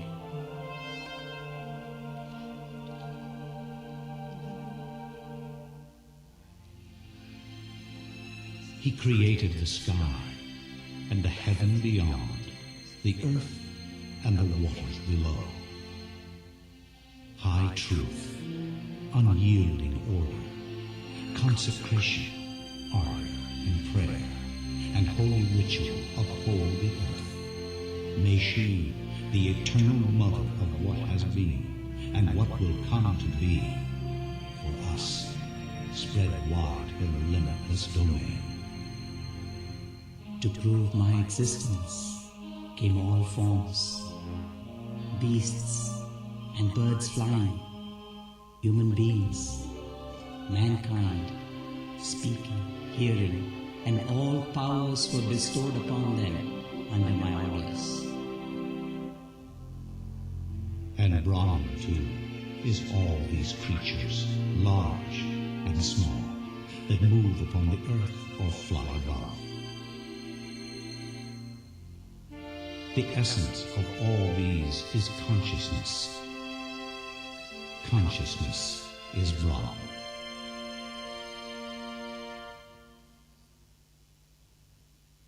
The first place was granted to mankind, and my knowledge was placed in his mind.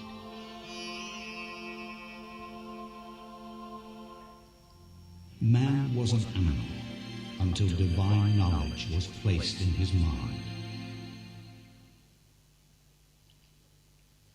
So, brothers and sisters, I think you did enjoy this beautiful video that tells about creation. And consciousness was placed in man and everything in this universe. So it is said that God created this universe because He wanted to love and be loved. He wanted to, he existed in the unmanifest form in silence. And He said, I am one, let there be many. And the first primordial sound, the sound of creation, the Big Bang, so to speak, came into being, and everything expanded in the universe. And consciousness was placed in every atom in the cosmos. So the first shape to form came as the Hiranyagarbha. And this shape was an ellipsoid, or Swami calls it the golden womb. From this golden womb emerged firstly the mouth, then the nose and the eyes. And the Shiva Shakti form came into being. The Shakti and the Parashakti. This whole cosmos is permeated by the omnipresence of consciousness, superconsciousness. So therefore it is said that creation is a projection of the divine. And to this day, this Om is vibrating in the universe. If it stops, we will all perish and die. So, when we speak about creation, everything in creation arises from nature. And nature has these three primordial energies or characteristics. So without the Rajas, the Tamas and the Sattva Guna, this whole universe would not exist. These are the three fundamental energies that are present in the universe and is present in man. So when the creation took place, we said that God existed in the unmanifest form. When He first created, everything that was not there came into being, like the time, the pairs of opposites, the day and the night, and so on. So everything in the universe originated from nature, and it contains these three fundamental energies. So, including time. So I take this one example of time that was given to us by Bhagawan. And he mentions that the Brahma Murta time is 4 a.m. to 8 a.m. That's when we all want to get up and do our Omkars, which is so very important in our lives.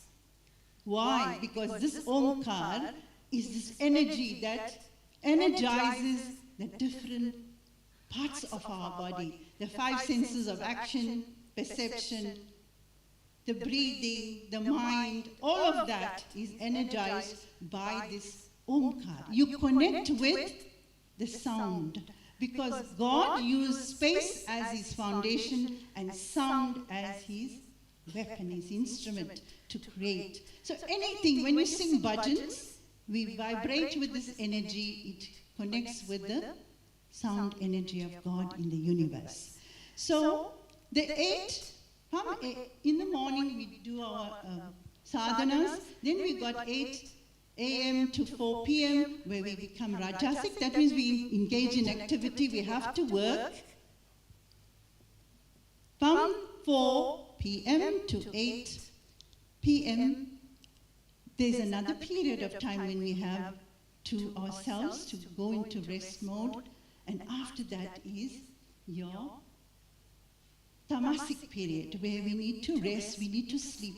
So the body and human beings need to connect with God, you need to do your sadhanas, you need to engage in activity, but not overly active. Too much of activity causes an imbalance in the physic of the human body. The biorhythms of the body is disturbed. So you have to have a balance in your activity. It has to be tempered with a sattva guna. You can't sit like a couch potato in hours in front of the television. That too is incorrect and causes disturbance in your body and the mind. The other most important aspect is these gunas are placed in food is subjected to that. People, places we visit. So all experiences in the world arises from these 3 energies.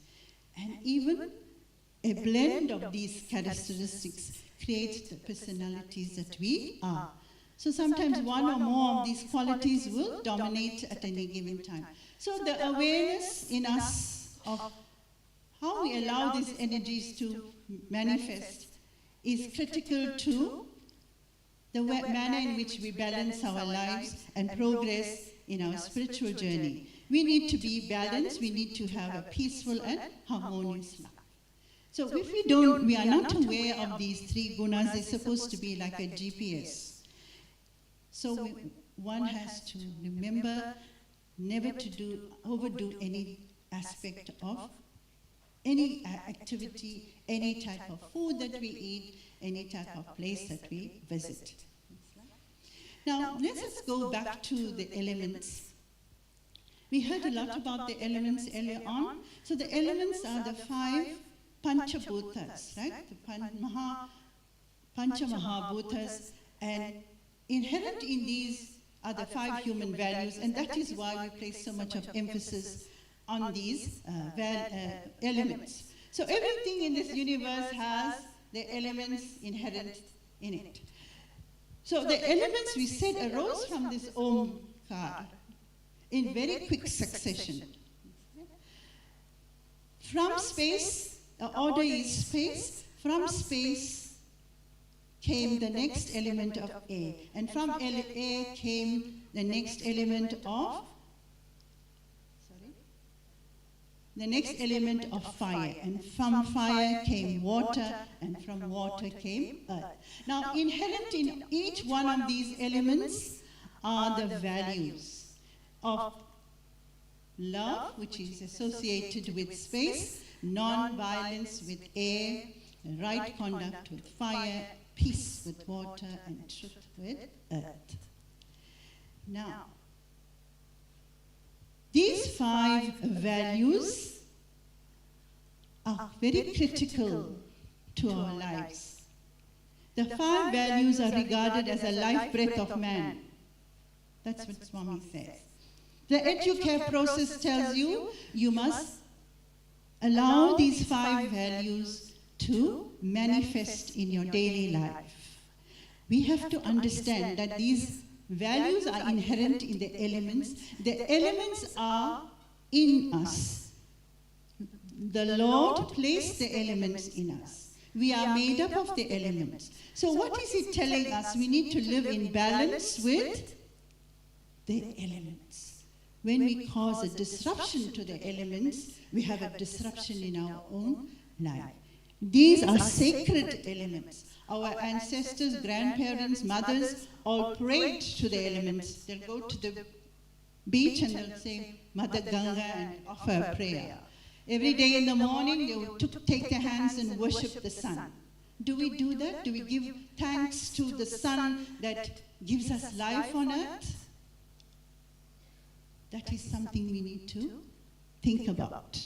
Do we say thank you to this earth?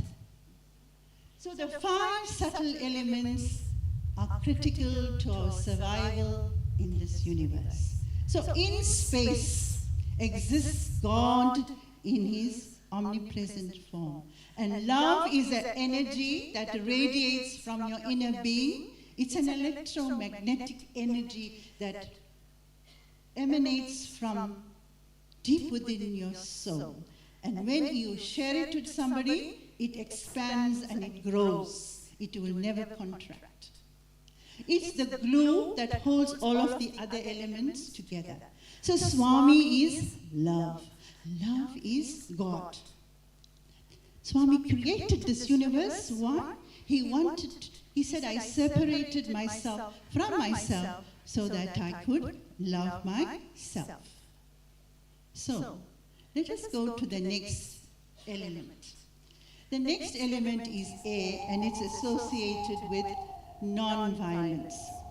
Now, when we speak about non-violence, it's not about fighting with each other. It's about non-violence in your thought, your word, and your deed. It's when you express yourself in a manner that is of understanding that the divinity that's placed in me is in the other person as well. So Baba says, he asks us to do the the deep breathing. And when we do this deep breathing, we are creating and getting rid of the heavy thoughts in our mind, because the mind is made up of the earth element, which is heavy thoughts, and creates space where we connect with God, because God exists in silence, and therefore we are asked to go into silence. So when we deep breathe and speak lovingly and kindly, sing the bhajans, it energizes you and creates a positive resonance around you.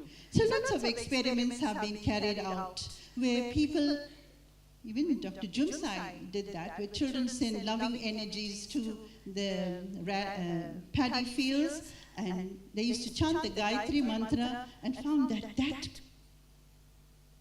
crop grew, flourished, whilst the next farm, it grew, but not as good as this, where the sound vibrations were carried to the plants. So, brothers and sisters, this element of fire is associated with the right conduct. And right conduct, the fire element actually is eminent in the universe. It is in the clouds, it's in the sky, ocean, deep in the ocean, it's in the stone, it's in the mountains. And it is latent and all-pervasive.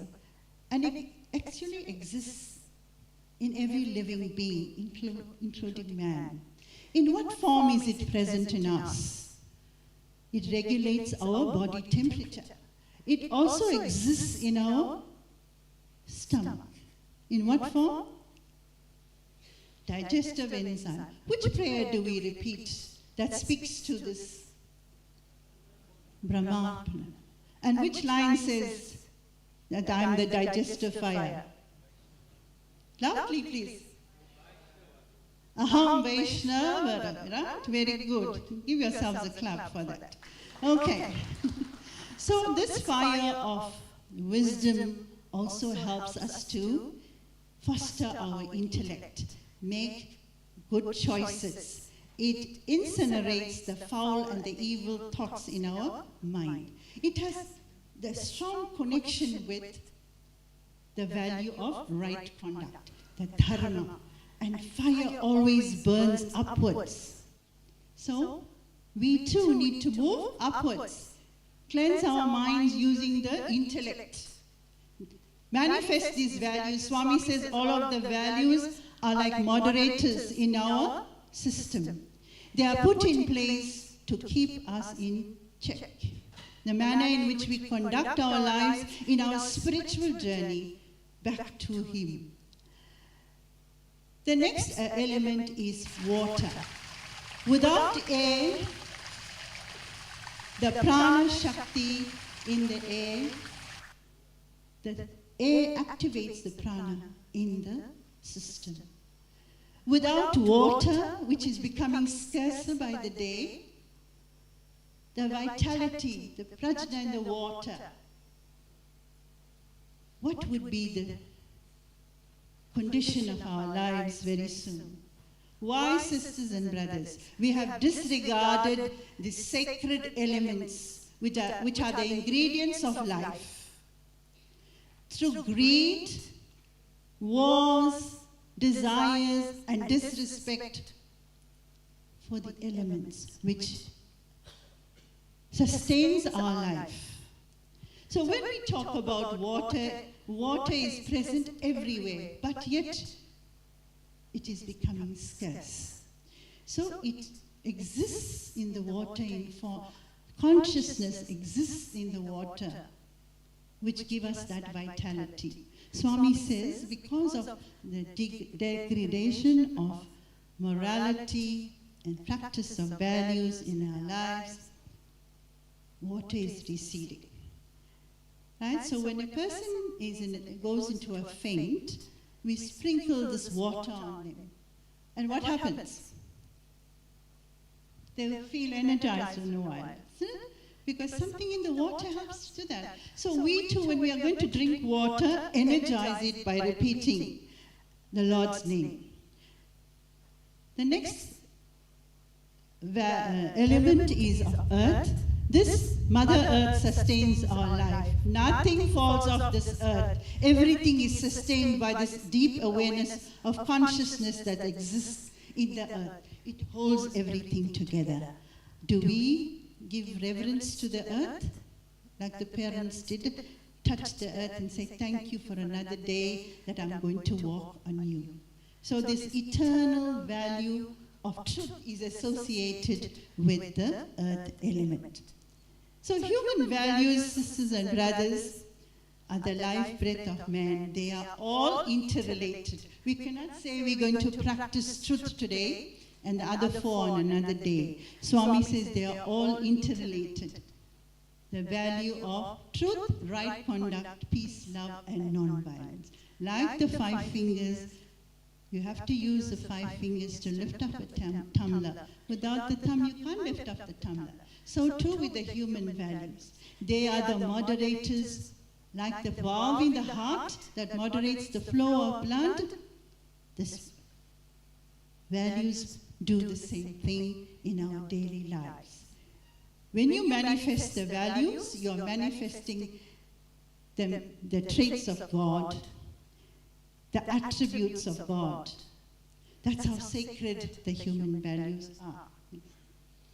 Okay, so the 5 sensory organs and their functions, briefly mentioning this here because it's going to be discussed again.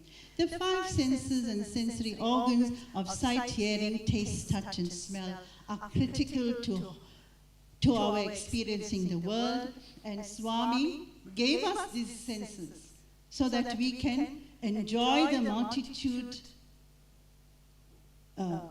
beautiful sounds, beautiful sights, but within moderation. So if we sit for 5 hours at a stretch in front of the television, what are we doing? We are not using the senses correctly. So the 5 senses actually correspond to the 5 elements, and they are all interrelated and interconnected. So the external objects is not only perceived by the senses, using the senses, they are absorbed into the human body in the form of energy. And these 5 senses correspond to the 5 elements. So everything in nature is experienced through these 5 senses, and you take in through the 5 senses, and the 5 senses influence the mind. So when you're using your tongue, for example, you speak correctly, sweetly, lovingly. You speak the truth, you don't speak evil. So among these 5, which are the ones that are critical? The eyes, the and the ears, right? So we come back to this question of who am I? And we heard about this question before. Who am I really? When a child is born, it cries, Koham, Koham. You travel from Koham to Soham. And this is the journey that we take from I to we to he. When we are understanding this Soham, who am I? I am that. I am not the small I. We are not the body, we are the eternal Atma.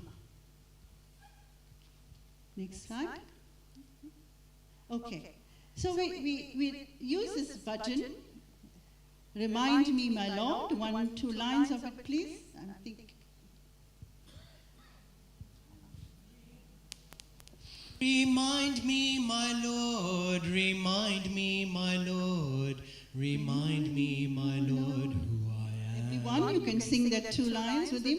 Remind me, my Lord. Remind me, my Lord. Remind me, my Lord, who I am. I am Om, eternal Lord. Thank you, Yatish. I'm going to run out of time. So next slide, please. Yeah, I always run out of time. Okay, so the next aspect of this cycle of human birth and cycle of human origin is our cosmic connection. And very briefly, we speak about God, man, and nature.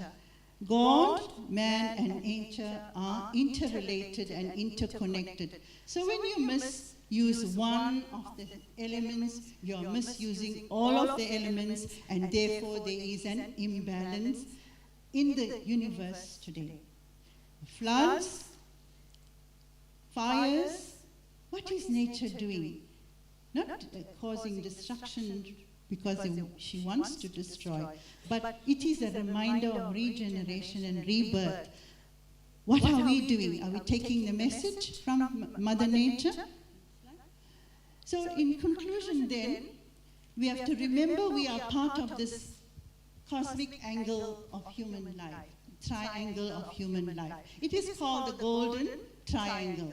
We've got man, which is connected to God, and then man doesn't live alone in this cosmos, is associated with nature, and and society. They are all interrelated. The key person or the joining aspect or the chief component there is the Lord. Man is part of society, society is part of nature, and nature is part of God.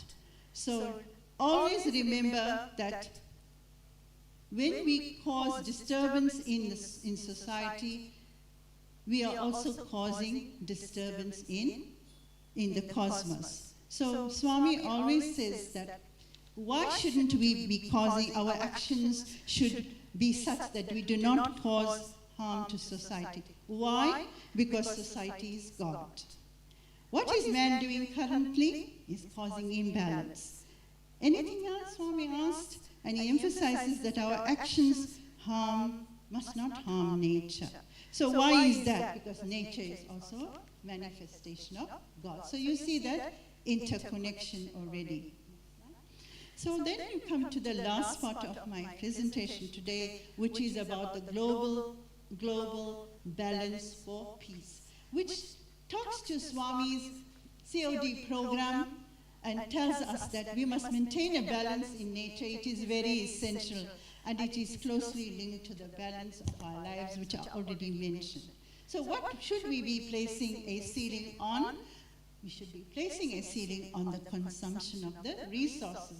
And it stresses time, it stresses money. It starts with money, food, time, and energy. And you know about that. But are we putting it into practice? And the fifth one Swami speaks about is knowledge. the 5 resources he speaks about should be used in a way that promotes global peace. We are all looking for peace and harmony in this world. We all need to understand our cosmic connection.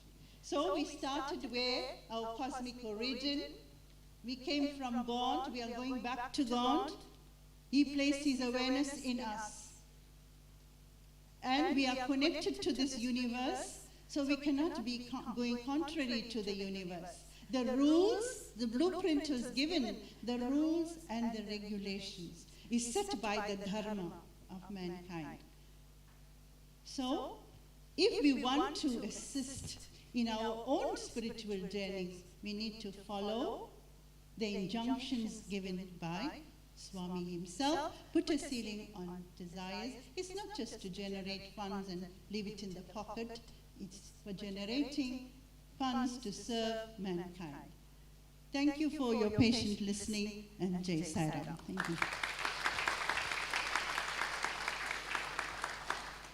I will now call Sister Lalini to do the next part of our presentation. We are the A team, by the way. Oh, clap your hands, please.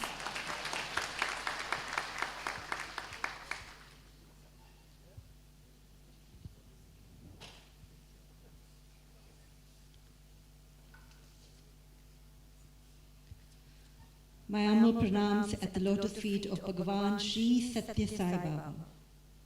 Om Shri Sai Ram, dear brothers and sisters. Thank you, Sister Roshni, for beautifully illustrating where we have come from, our origin in the cosmos, and also for reminding us of our cosmic connection with God and nature. Dear brothers and sisters, against this wonderful morning's Bhagavatam and Sister Roshni's background, allow me now to ask the question: what is our cosmic responsibility as divine beings in human life? We have that magnificent task, and God has entrusted that on us and has had faith in us as the highest forms of creation to actually carry this responsibility forward in a very efficient way.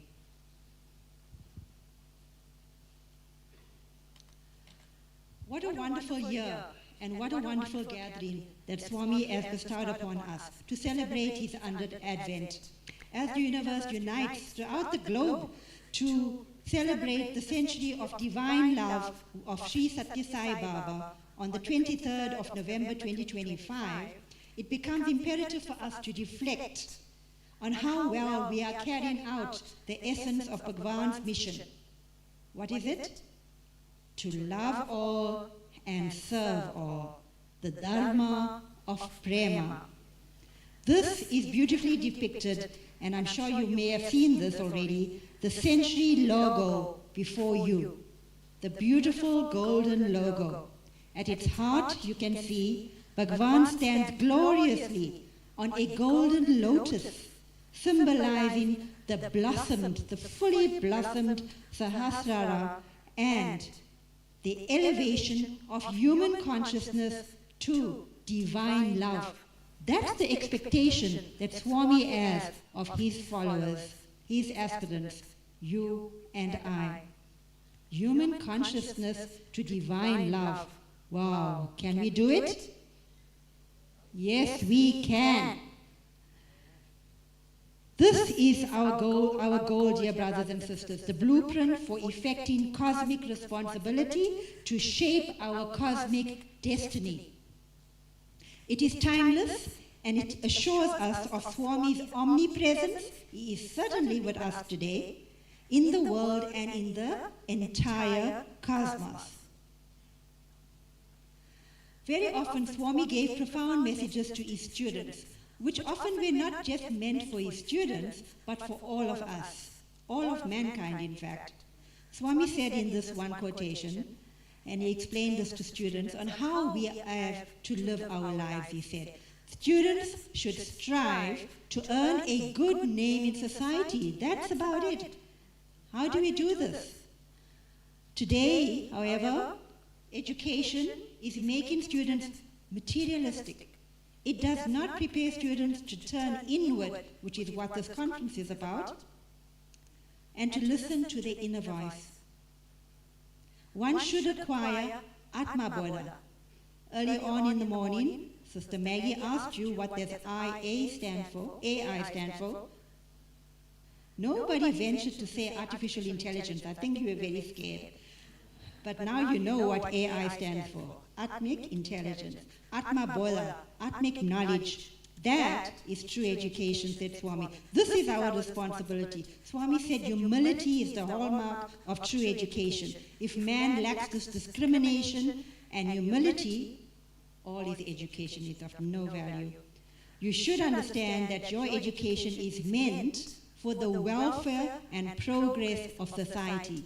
Thus he created the Sathya Seva organization, or different forms of and names our organization has taken, and thus now we have the Global Council. And it's meant through all our wings and all our activities, seva, devotional, education, the ladies, the youth, the children, all of us doing work towards the welfare of society. But in what way is society benefited with the numerous educated people that we have? Dear brothers and sisters, you know the state of the planet. Today we have great uncertainty with the new president of the USA, with the US tariffs coming on like a shock to send trembles around the world, with the war still carrying on for so many decades, Israel and Palestine, Ukraine-Russia war still not ending. In Africa as we speak, there's about 16 countries at war. Can you believe it? Not as if that is enough, climate change increasing exponentially the ill effects of man. And the governments are seeing this. Governments are trying to address it, but there is resistance. Resistance at the personal level, at the society level, and definitely beyond. As the global average temperature rises, there's droughts and floods, extreme storms, and even more have become the norm. Now, we can't say when is winter, summer, spring, and autumn. Isn't that so? We don't even know. We go to a cold climate country, but you see it's hot there. And this has resulted in, Sister Roshni has spoken about the water crisis and food crisis and housing shortages and so many other economic and political instabilities. And while this climate change itself is unlikely to be an existential threat, the havoc that it wreaks on the world is really a likelihood to actually increase the possibility of further pandemics, further nuclear wars, and even other catastrophes. But leaving all of that, our existential threat currently is that which coincides with the 100th advent of Sai. Yes, it is the man-made risk of the other AI, the artificial intelligence, which is promising to actually threaten the existence and future of mankind. Like the atom bomb made 80 years ago by man itself, AI also has that potential. In 2023, you may have seen the movie Mission Impossible. I certainly enjoyed that. Dead Reckoning Part 1, where Ethan Hunt and his IMF team embarked on their most dangerous mission yet, to track down a terrifying weapon that threatens the humanity before it falls into the hands of a mysterious, powerful enemy. What was that mysterious, powerful enemy? Anyone knows? Yes, it was AI. Artificial intelligence has long been associated with science fiction, but no more. It is a field that has made significant strides in recent years. Many of us, young and old, even children, are caught up with it and its marvels. As with biotechnology, there are great opportunities to improve lives with AI, yes, but if the technology is not developed safely by the same human mind that we've been talking about, there is also the chance that someone could accidentally or intentionally unleash an AI system that ultimately causes the elimination of humanity, as if to say COVID was not enough to scare us. Artificial intelligence is really a field that is concerned with building computers that can reason, learn, and act in such a way that normal human intelligence also works. And it involves great amounts of data which can scale, exceeds what even humans can analyze. As you know, Swami says even, we are using just a fraction of our brain. We have not totally used our brain. Thus far, we have machine learning, where we teach machines to do specific things. We have machine intelligence, where we have robots that can do things just like a human being. But soon, our Sri Sathya Sai, our SAI, will have another sign. What is that sign? Super artificial intelligence. Super AI machines will be self-aware, just like us, and intelligent enough to surpass even cognitive abilities. And you can see it will draw from all fields and disciplines, from behavioral intelligence, subjective experiences, from emotional intelligence. While we are struggling with emotional intelligence and cognition and controlling our desires and so forth, it will become an almost expert at things like that. Yes, we all recognize that we have evolved from the primates, and you can see the size of the brains increasing as we come to the humankind. Man has indeed evolved to the highest form of creation. Man is thus endowed with the most sophisticated, superior brain. God created man in the image of God, and we've heard of that so many times, as Swami has also described.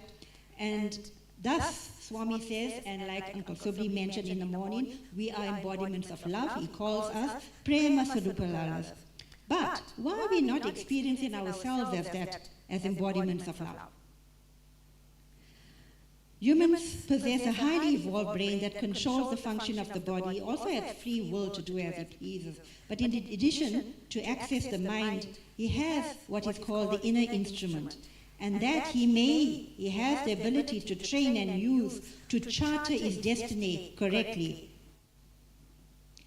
It is therefore our responsibility to understand this brain-mind connection for the educare process to occur, and for us to manifest ourselves as our true self, which is divine beings, manifesting all those wonderful values that Sister Roshni was talking about. Our mind, as Swami has said, is a priceless possession. It's a gift from God. The mind is a very powerful instrument, and Swami says it is responsible for man's bondage or for his liberation. But what is the mind? Yes, Swami says the mind is a priceless possession of gift to God. You've already seen that. Where is this mind? Can we touch it? Can we feel it? Can the physiologist identify it and show it to you? No. It's the subtle aspect of the human body.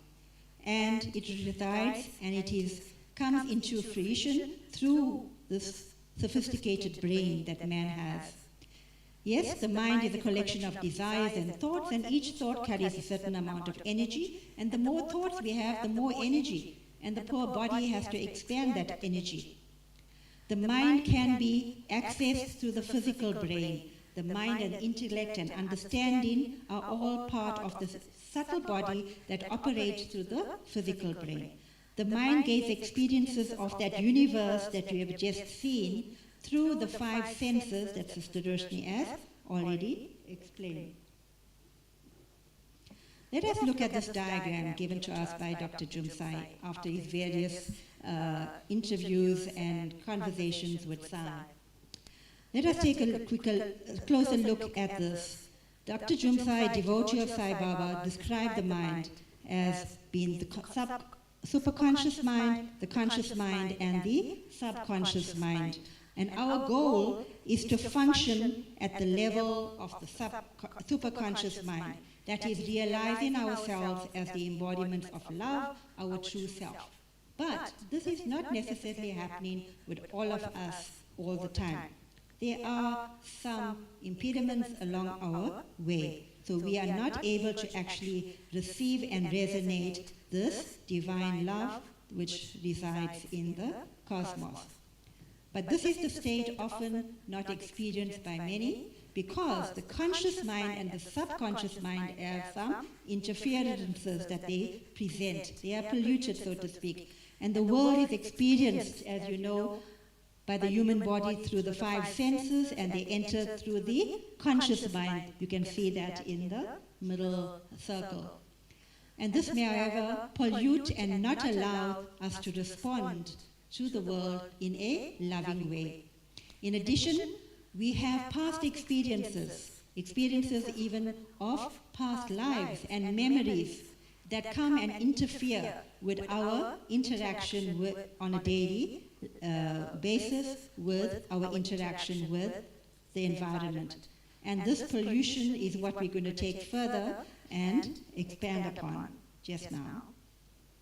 So I'm going to leave you this before I call Brother Rodney to continue and say that Uncle Ben said this to Superman: with great power comes great responsibility. And that's our message from Sai to us.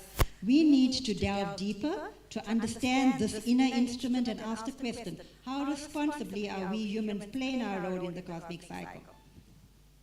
Dear devotees, now I hand over to Brother Rodney to deliberate further on the mind and the vagaries. Sai-Ram.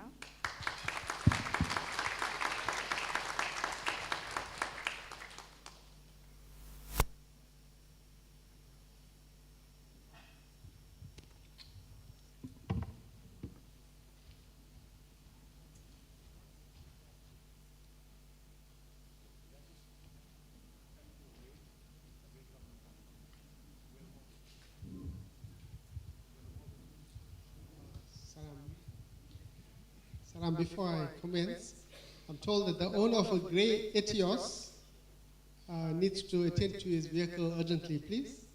Grey Etios. Okay, please come out, yes. So, Om Saram. Please offer myself and Swami's divine lotus feet. And thank you, Sister Lalini, for that wonderful explanation. So now we all know that everything really has to do with the mind itself. Okay, the mind is really that key that locks and keeps us trapped in the world, and it's also the key that can free us. Now, our scriptures describe this using a Sanskrit word called antakarana.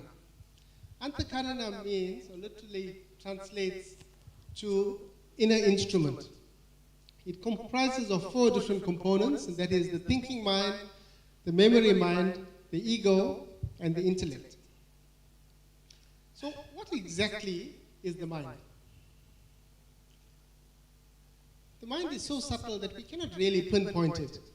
However, it is best described as a bundle of thoughts. That's what it is. Everything that we think comes from the mind. So the question is, where do these thoughts originate from? They come from everything that we have taken in via our senses over the years. Everything that we have seen, heard, tasted, smelt, or touched, all gets registered in the mind, and as a result, all of the thoughts that we have predominantly come from whatever has been stored in the mind previously. So every single experience, everything that we have taken in, gets imprinted into the mind. So the mind is almost like a supercomputer, and it also has a very powerful hard drive that records everything that we experience. So I'm going to try to explain this in a very simple and easy to understand manner. So we obviously want you to remember it as well. So let's use this analogy. Let's assume I offer you an orange and a lemon. So you have to choose an orange or a lemon. What would you choose? So everyone who chooses an orange, right hands up. Everyone who chooses the lemon, left hand up. Okay, good. Okay, so why did you choose the fruit you did? Okay, so vitamin C. So I'm assuming if you chose the orange, you chose the orange because you know it's sweet and you feel for something sweet, so you chose the orange. If you are feeling for something tangy, then you would have chosen the lemon. That's fairly straightforward. But right now, I only offered you the fruit. How do you know that the orange is sweet and the lemon is not? So technically, you know based on your past experience. The very first time that you experienced an orange, the very first, sorry, excuse me, I think there's an announcement. Om Sai Ram, humble apologies, but the owner of that Etios, it's in the Muni's parking lot, so it's quite urgent. If the owner of that grey Etios can please go to the parking lot and the Muni's parking lot. Sai Ram. Thank you. So it sounds urgent. Whoever it is, please move your car. Okay, so the very first time you encountered an orange, your eyes saw the color of the orange, you saw what it looked like, your hands touched and felt the texture of the orange. When you peeled it, you got the smell of the orange, so you know what it smells like. And the very first piece of that orange that you put into your mouth, at that moment your tongue registered a sweet tasting fruit. So at that time, all of your senses came together to give you this collective experience of what an orange is like. And this is what gets stored or got stored into the memory mind at that point in time. Now, similar to the lemon and everything else as well. So to give you another example of how the memory mind works, many of us are afraid of snakes. But how many of us have really encountered a snake? Not many. But we are afraid, and we have this fear within us simply because of the stories that we have heard about snakes. Okay? So can you see how the ripple effect takes place? Whatever we experience via any of the senses gets stored. Okay? Now, the reason we are stressing this is because all of our thoughts or future thoughts are predominantly based on what we have already taken in, or whatever we've already experienced. And this is why Swami always cautions us in terms of be aware of what we take in by the senses, and this is why he says control the senses. So that is, we've covered so far two aspects, the Antakarana. We'll move on to the next.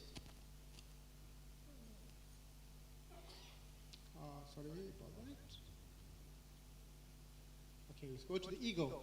The next aspect is the ego. So the ego is a very necessary part of our identity. It's necessary because the ego is the tool that we have within us that can help us to reach our goal of life. It is that part of our makeup that helps us to rise above the animal tendencies, to rise above just living a mundane life. It helps us to transcend and to really believe and play that role of the divine beings that we are.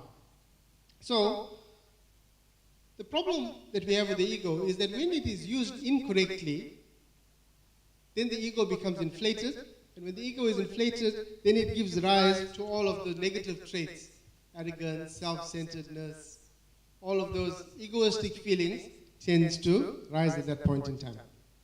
Okay. So now you can see that the mind is really a tool that can trap us or it can free us. Again, it depends on how we use it. So if we're saying our predominant thoughts are thoughts that are elevating, then obviously we are able to transcend and reach a higher level of awareness or higher states of consciousness. However, if our thoughts are continuously hankering over material, worldly, and emotional areas, then these are the things that keep us trapped in the world. So this is the reason why we say it is important that we consider whatever we're taking in so that we fill our mind with good things so that, again, we are able to overrule everything else in our minds, or the negatives that we may have taken in the past. Now, you may be thinking this sounds simple enough. And we've tried it, but sometimes it's not so easy to control the mind. And we have sometimes those difficulties. And Swami has actually explained why these difficulties take place. And he says the mind is subject to 3 distortions or vagaries. And he explains this very beautifully in the book called Summer Showers 1990, which Sister Maggie talked about earlier. So here, the first defect that Swami talks about, again, he uses the word mala, which is a Sanskrit word. And this is likened to dust on a mirror. Okay, so the analogy is that we're using a mirror as our mind. So we're saying the mirror is almost like a mind. And if you look into the mirror, what do you see? You see a reflection of yourself. So if the mirror is the mind, and if you're looking into this mirror of the mind, you should be able to see a clear reflection of the divine being that you really are.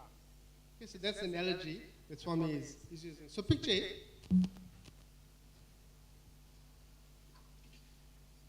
So I've actually got a mirror in front here.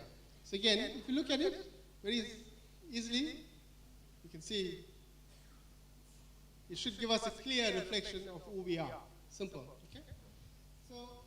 So the dust that Swami is talking about,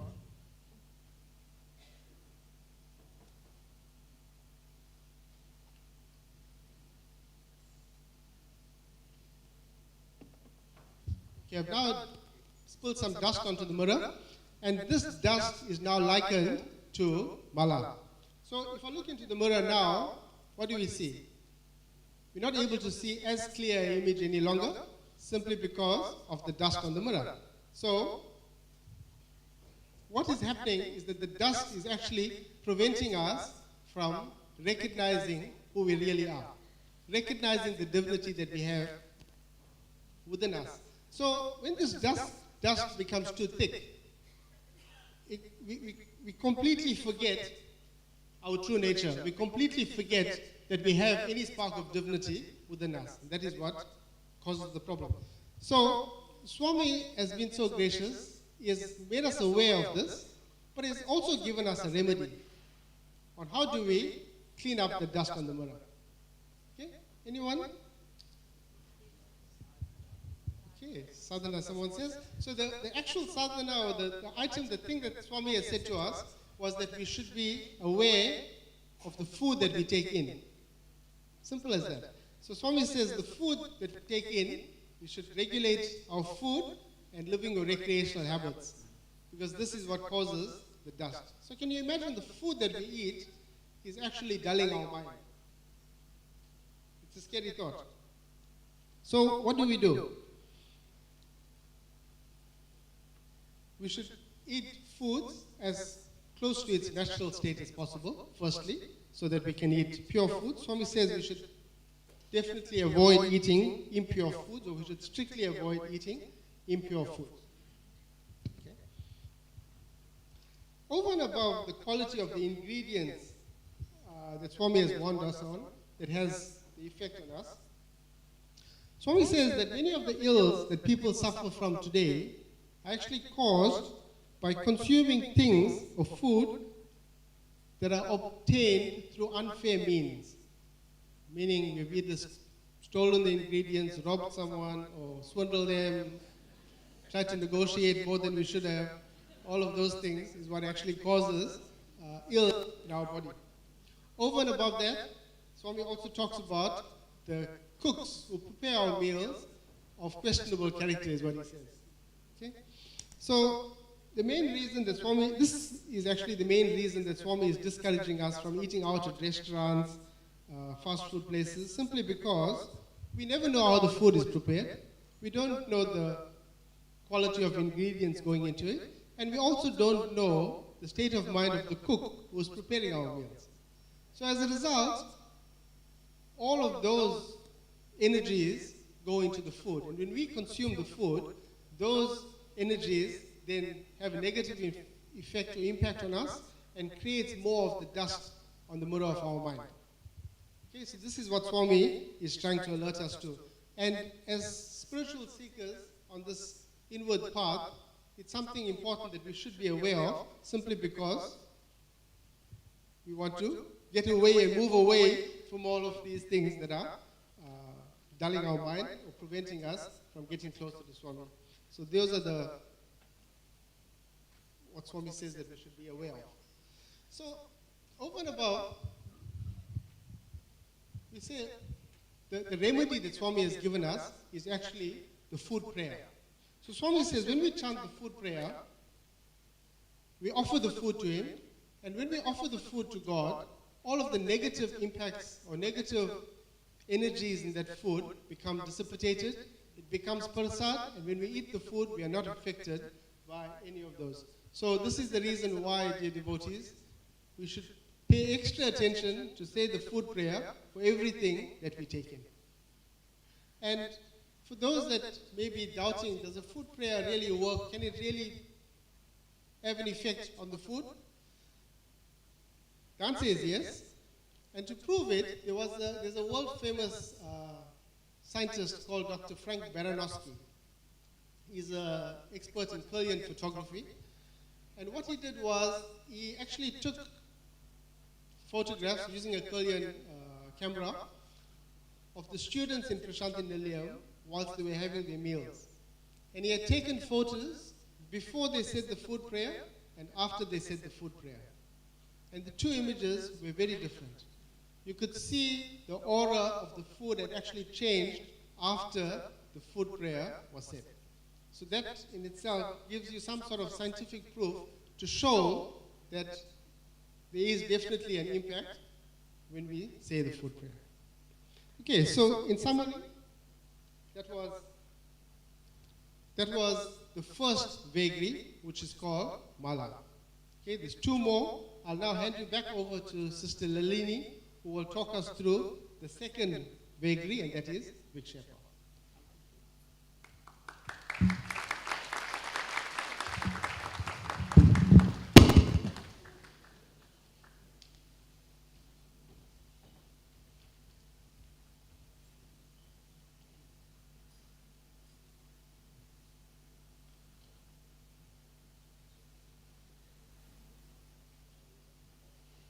Om Saram. Vikshepa refers to another aspect that appears to cause a disturbance in our image so that we are not able to see ourselves as divine beings. So what is Vikshepa? What's the English description of Vikshepa? Anyone knows? It's not the dust, but the wavery nature of the mind. Okay. So you can actually use this example is, when you drive in a car and sometimes you're not able to get a clear picture in your rear view mirror, and sometimes and you can see in this mirror here as well. If Sister Roshni is moving the mirror, that means the mirror is wavering, then you are not able to see your image very, very clearly. All right? So should she want to put her dot and the mirror is waving, do you think she's going to be able to put it in the right place? It may go here or there or somewhere else. All right? Thank you, Sister Roshni.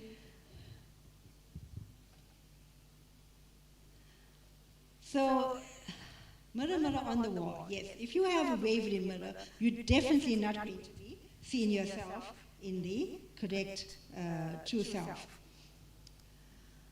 Now, what prevents us from seeing ourselves clearly? What is this Vikshepa, and what can we do about it? In fact, Swami goes on. Is this not changing? Okay. To say that Very often we have too many thoughts. Earlier on I spoke about thoughts, and they have so much of energy that they carry, and they really bog us down. So too many thoughts. And why? Due to various different aspects, overstimulation, some of us working hard, some of us work. Yes, we have to work. I also used to work.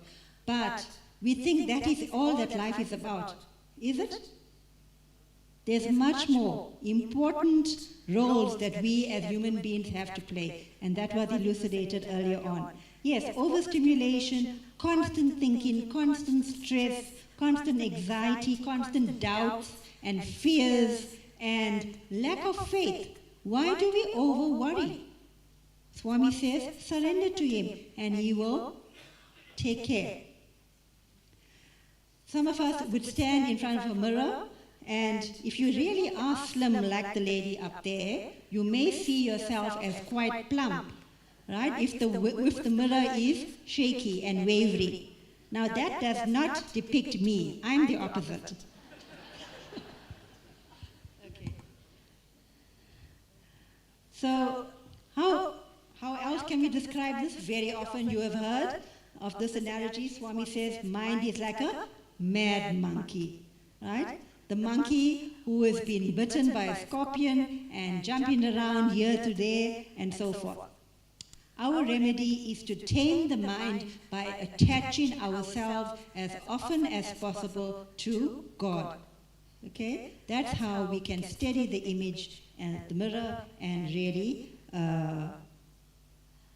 experience our true self. See no evil, see what is good. Hear no evil, hear what is good only. Speak no evil, speak what is good. The more silence, the better. Less thoughts. So what can we do about this? Swami gave us, and I'm not going to go into too much of this because all of you know this at the end of satsang every Thursdays, and I'm not sure any other days as well, you say this at the end of bhajan. Daily meditation and prayer, right? Devotional singing, prayer with members of the family once a week, education programs, bhajan programs, service or activities, speaking lovingly and softly, not to indulge in talking ill of others, too much of talking, right? Putting ceiling on desires and so forth. So Swami has given us, long ago when he created the organization, he gave us this blueprint. And we celebrate this blueprint today in this 100th Advent celebration with this conference. Still the mind, do so hum. Sister Roshni showed you that, and earlier on also you had a demonstration. So in 2, 3, 4, hold 2, 3, 4, out 2, 3, 4, relax 2, 3, 4. Read stories of Swami, Sai literature, spiritual literature, daily prayers. O Lord, I am now born from the womb of sleep. I am determined to carry out all thoughts this day as offerings to Thee. Make my thoughts, words, and deeds sacred and pure. Let me not inflict pain on anyone. No one inflict pain on me. Direct me, guide me, guard me this day. And Swami's books. Sister Maggie mentioned some of the titles that are available in the bookstore. So these are the remedies. You know much more about this. We won't delve too much further into it. I now have pleasure to call upon Brother Morgan to take us into the third vagary of the mind, and that is termed Avarana. Brother Morgan.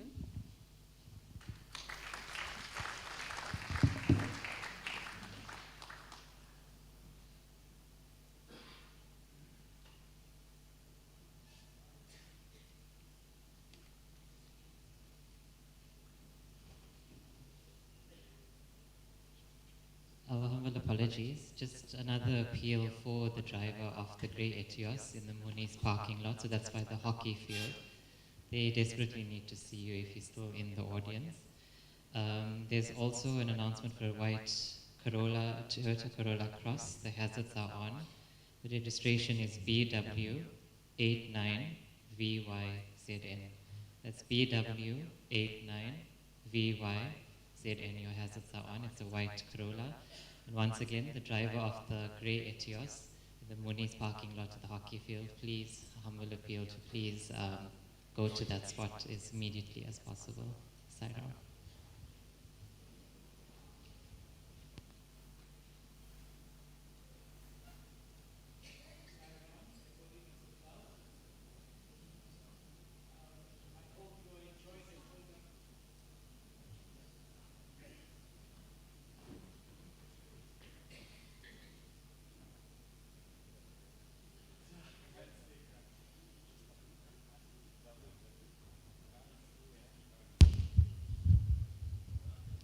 Testing 1, 2. Thank you. Om Sai Ram, embodiments of love. I hope you are enjoying the program so far. And I hope that you've got lots of hints about the right road to take within you. Right? So we're going to go on further. My section is about Avarna. And you can see right at the end there, that red cloth covering the mirror. And you notice down this side there's fire. Sister Roshni spoke about fire. That is the fire that exists in your mind, creating too much of thoughts and so on. Right? So let's move on to what Avarna is really all about. So Avarna is actually a thick cloth covering the mind, especially the ego. Right? A veil of ignorance that dulls the mind and prevents us from seeing our true self or higher self. And that higher self is our divine nature, right? It prevents us from doing that. So, Avarna altogether hides the reality of the self and makes us identify wrongly with the body. So we've got to get rid of this idea, right? Get rid of this cloth, this dark cloth that is covering the mirror of the mind. As you can see, that black cloth covering the mirror, right? And sometimes what we've got to do now, we've got to have faith and maybe pray to Mother Kali to come on and destroy that qualities in us, okay? Right. What are these qualities now? Brother Rodney mentioned some of these things here already. Lust, anger, greed, pride, and delusion. Right? So Avarna is that thick cloth that covers the mirror of the mind. And Rodney will show you, there's a lovely mirror. Right? Can you see yourself in the mirror, Rodney? Oh, okay, that's good. Right, cover it with the cloth now. Rodney, are you wearing your glasses? He cannot see. Right? So that is what happens, and we've got to remove that. Thank you, Brother Rodney. Right. So that's the covering of the mind, but this is this physical thing. But imagine the mind. How are you going to pull that cloth out? There's some things that you need to do, isn't it? Internally. Right. So this thick cloth is made up of 6 vices, as I mentioned that there, and they are the internal enemies of man, which we've got to get rid of. Lust. Okay? We've got to get rid of this lust and greed, anger, pride, delusion, and envy. When we get rid of these qualities, then we will find that the cloth will be removed. And there are ways of doing that. I'll address that next. So out of these 6 enemies, pride must be considered the worst enemy.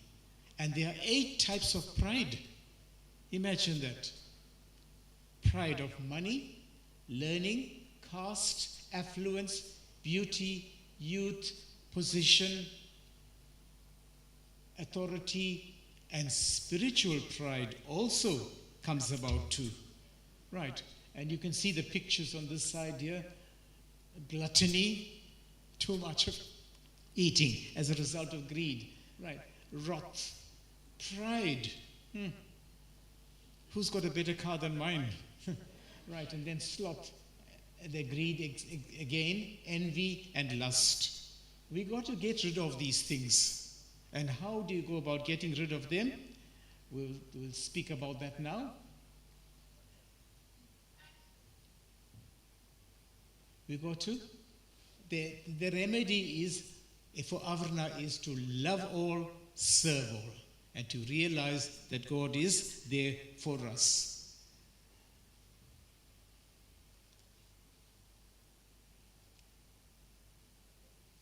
Now here we have, just one moment, I just think I missed one slide there. No, it's okay. Yeah.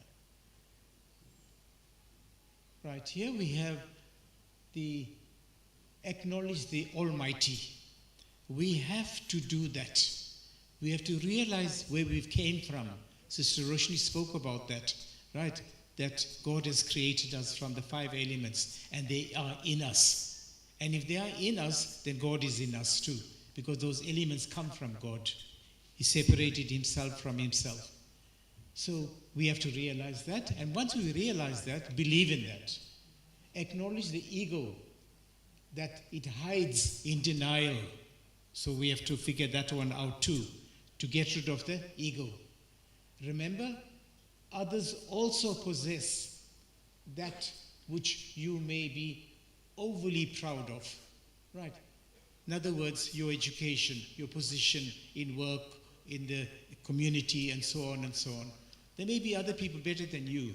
Accept that. When you begin to accept that, then you find that you begin to adjust, and you begin to get over these black clots that are covering the mind. Right, and that is through selfless service and develop humility. You can go about doing that. Right, and here, more ideas. We must cultivate good habits, eating habits, joining the right type of people, and so on and so on. Regular spiritual practices, very important, starting with your prayer. As soon as you get up, your morning prayer, and so on, right? Then your sadhanas, intensify all that. Then the remedy for the ego is to love all. Develop that, and God will help you. Swami will help you. Selfless service, excellent way of getting to know what other people are going through and how to help them. And once you do that, you begin to recognize yourself in them. Right? You'll have empathy, you'll have compassion, and so on. Watch method, watch your words, watch your actions, watch your thoughts, and watch your heart. That will help you to overcome those challenges. COD, ceiling on desires. Okay? Cut down on the amount of food that you're eating. Do you need to eat so much of food? Do you need to have so much of clothes? And so on and so on. And you will help the environment. CIA, right? Constant integrated awareness will help you to overcome all those bad thoughts in your mind. As soon as you have a bad thought, Om Sai Ram, Om Sai Ram, Om Sai Ram, and you find that the thought goes away and your mind becomes purer. Right? Chanting the Gayatri Mantra, right, to purify the intellect. Not only the intellect, it purifies the atmosphere, it purifies liquids and so on. Twice a day when you're looking at the sun and you're chanting the Gayatri Mantra, intellect develops. And you know that the intellect is for discrimination, fundamental and individual discrimination, but more fundamental discrimination. Avoid 8 types of pride. Okay, avoid all that. Get rid of those things. Understand that God, that is Swami, is the doer. Right, we must realize that He is the doer. And you are not the doer. If it is God who is doing things through you, right? And that is what you must understand. And once you surrender yourself to God, you will find that you'll be able to get more things done. Okay? So I will leave you with that, and I hope that you will start practicing some of the things that I mentioned and some of the things that have already been mentioned by the other speakers. Right. Thank you, embodiments of love. I wish you all the best on your journey within. Jai Shri Sai Ram. And right, very good thing there, Sai Baba. S for see, A for always, inside. B, being, A, awareness, B, bliss. And you will realize your Atma. Thank you.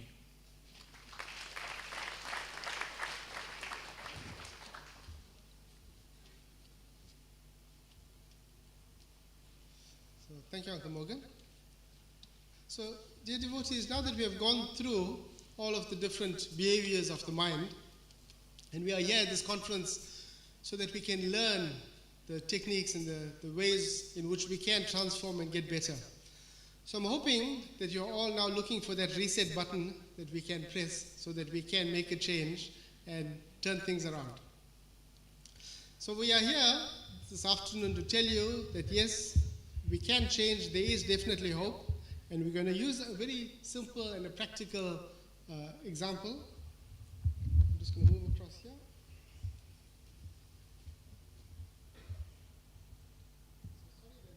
Sorry that this whiteboard has been blocking some of you for the better part of this presentation. Nevertheless, so we're going to use this simple analogy or experiment, and we thought this is a simple way that will help us remember the effects that the effect of whatever we are doing every day and how it causes impact on our mind. Okay? So we know that everything that we do has to do with the mind. Try to move this around.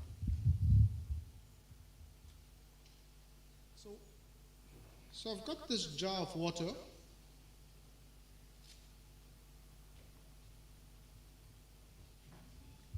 And we're going to say that this jar of water is actually representing our mind. Okay, let's use this analogy. So you can see that the water is clean and pure.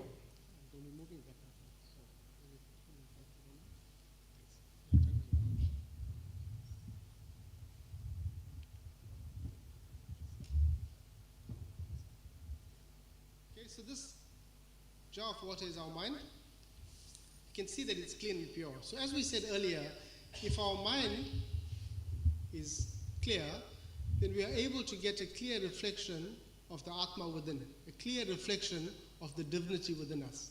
So to help with that analogy, I'm going to stick a picture of Swami at the back. And let that picture of Swami be a representation that is our Atma. Okay, so the Atma is that divine energy that we have within us. And we know that if the divine energy within us is functioning with full effulgence, then all of the things that we do every day will also carry through that same divine energy. So all of the human values that we talk about will naturally manifest if we are illumined or functioning from this illumined Atma or intellect. Okay, so I'm sure we're all hoping or wishing that this was our mind, but we all know it's not. Our mind is not as clear as this right now. Okay? So something happened along the way. This is how the mind was when we were little, let's call it when we were children. So before we started experiencing the world, the mind was clear. Let's use that analogy. So as we grew, we started taking in different things via our senses, and I'm going to add a little bit of coloring into the water. Just so everything that we saw, tasted, touched, all of these things sort of started to cloud our mind. Okay? So these are all the experiences that we had over time is now represented by the coloring that I'm adding in. So what can you see? Our mind is not as clear any longer, and it's discolored. So as a result, it's preventing us from seeing or recognizing the divinity that we have within us. Okay? Simple analogy. Now, Swami has given us the remedy to fix this. As we said, we are here so that we can make changes. We are here at the conference so that we can make changes in our lives. And the change is the remedies that Swami had given us as part of the Educare discourses. And the Educare process is really the tool that we have in order to make the changes. So Swami says, I have come to unmake the minds of man and remake it in the divine mold. That is what Swami had given us as a thing to work with. So, if this is our mind now, we can't see behind. So what do? Engage more of the sadhanas. As we start to engage more of the sadhanas, we're going to add goodness into our lives. So let's say we go for bhajans, and all of the good things is now being represented by this clean jar of water. Okay? So we go for bhajans, we do our japa, we do our meditation at home, we're reading our Sai literature, we practicing the 9-point code of conduct. All of these good things we are doing. And what is happening? Sorry? You can see it's getting clearer. Okay? And are you able to see the picture of Swami behind? Okay? So just now we were not able to. But as we add and start doing more of the sadhanas in our lives, then the effect becomes visible and we are able to now feel and experience that illumination of the Atma within. Okay? So that's the analogy that we wanted to describe and show you how this works. Now I know some of you sitting in the audience may be thinking, it's not as simple as this. I've been doing this for so many years. How come I'm not feeling this change? Okay, I can see many smiling faces, so maybe you're resonating with that. So, what do you think is the reason why we're not feeling or experiencing the benefit? We know we have to trust that the sadhana definitely works, without a doubt. The reason we don't enjoy the experience is because as we go through, okay, let's use the bhajans. As we go for bhajans, we sing the bhajans, we enjoy the bliss of that bhajan hour. But once we leave the center, what happens? We start talking ill of others. We start complaining that that bhajan singer was out of tune. That person who gave the talk was so boring. All of these things. We start judging people. And when we do that, what happens? Exactly. So we're getting some benefit, but then we are clouding it again. And we are undoing the good that we have benefited from. Or we may do our meditation at home, or sometimes we rush the meditation so that we can tick it off and say we meditated today. But when we meditate, okay, so you sit, you do your meditation for the day. However, as soon as the meditation is over, then we go sit in front of the TV and watch our favorite soapies. And what's happening at that time? When you're doing that, then we are taking in all of these negatives from the movies. So we're taking in all of these lustful scenes from the soapies, all the vulgar languages, the violence, all of these things that are within the movies, and that seems to be the common movies these days. We are taking in all of this. And as we watch more and more of the movies, we're taking in more of these, and these are getting stored in the mind. And the more, if these become the predominant thoughts in the mind, then we are changing the pattern and the thinking patterns of the mind to believe that this is the acceptable behavior. This is the norm of how we should be behaving. Okay? And when this happens, definitely we're going to have to add more of the coloring, because that's what we're doing to ourselves. Okay? And this is now really preventing us from having a vision of the divine being that we really are. So all of what we need to give up is all of this pettiness, give up the anger, the desires, and all of these vices that we talked about just now.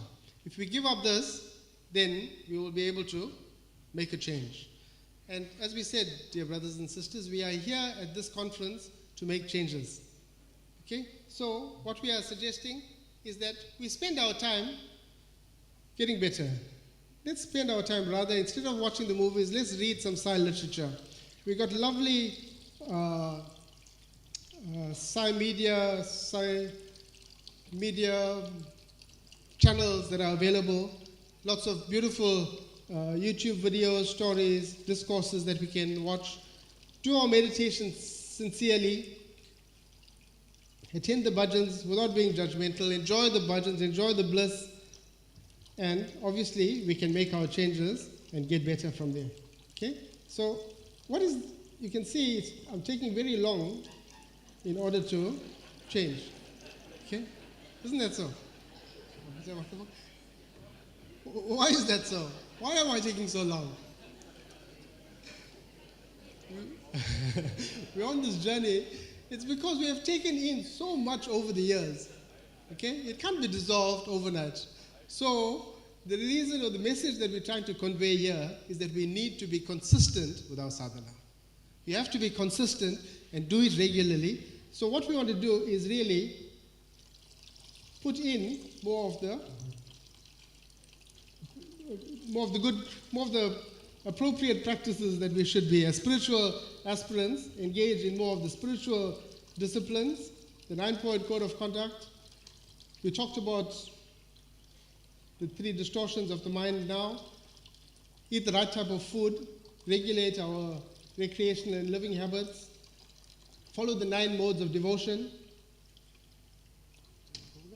Okay, the 9 modes of devotion. Listen to the stories of the Lord.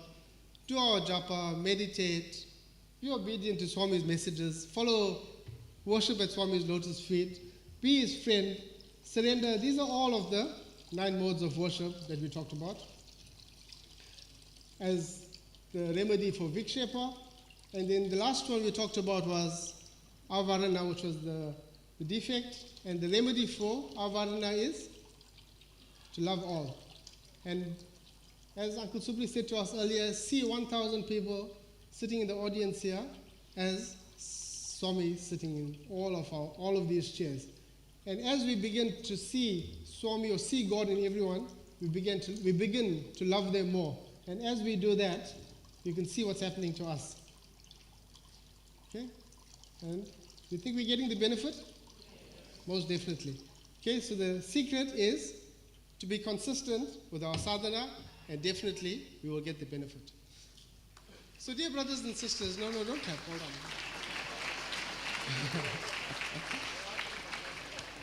Okay, that's just half the story. The important part is now. The important part is that we are at the cusp of celebrating Swami's Advent, 100th birth anniversary. Swami's 100th birthday is coming up in November, as Sister Lalini said. And Swami has done so much for us over the years. If each one of us could think how Swami has touched our lives individually, we got so much to be grateful for. Swami has been so patient with us, even though we don't follow his messages diligently. But now, it's Swami's birthday. What is that gift that we're going to be giving to Swami? What can we do to please Swami? What does Swami want from us that will make him happy? That Saramati? Yes. Swami wants us to transform. So, as an organization in South Africa, we have decided that our gift, our collective gift to Swami, for Swami's 100th birth anniversary or birth date this year, the gift that we want to give him is a refined version of ourselves. For each one of us to get better in any number of ways that you can. So use self-audit forms, follow your sadhanas, follow the 9-point code of conduct. If you are able to do all of these things and come the 23rd of November 2025, we must be able to see a difference in the person that we were yesterday and the person that we are going to be on the 23rd of November this year. There should be a big difference, and that big difference must be the transformation that we are applying in our own lives as our gift of gratitude to Swami on his 100th birthday. I'll leave you with that. Thank you very much. Jai Sai Ram.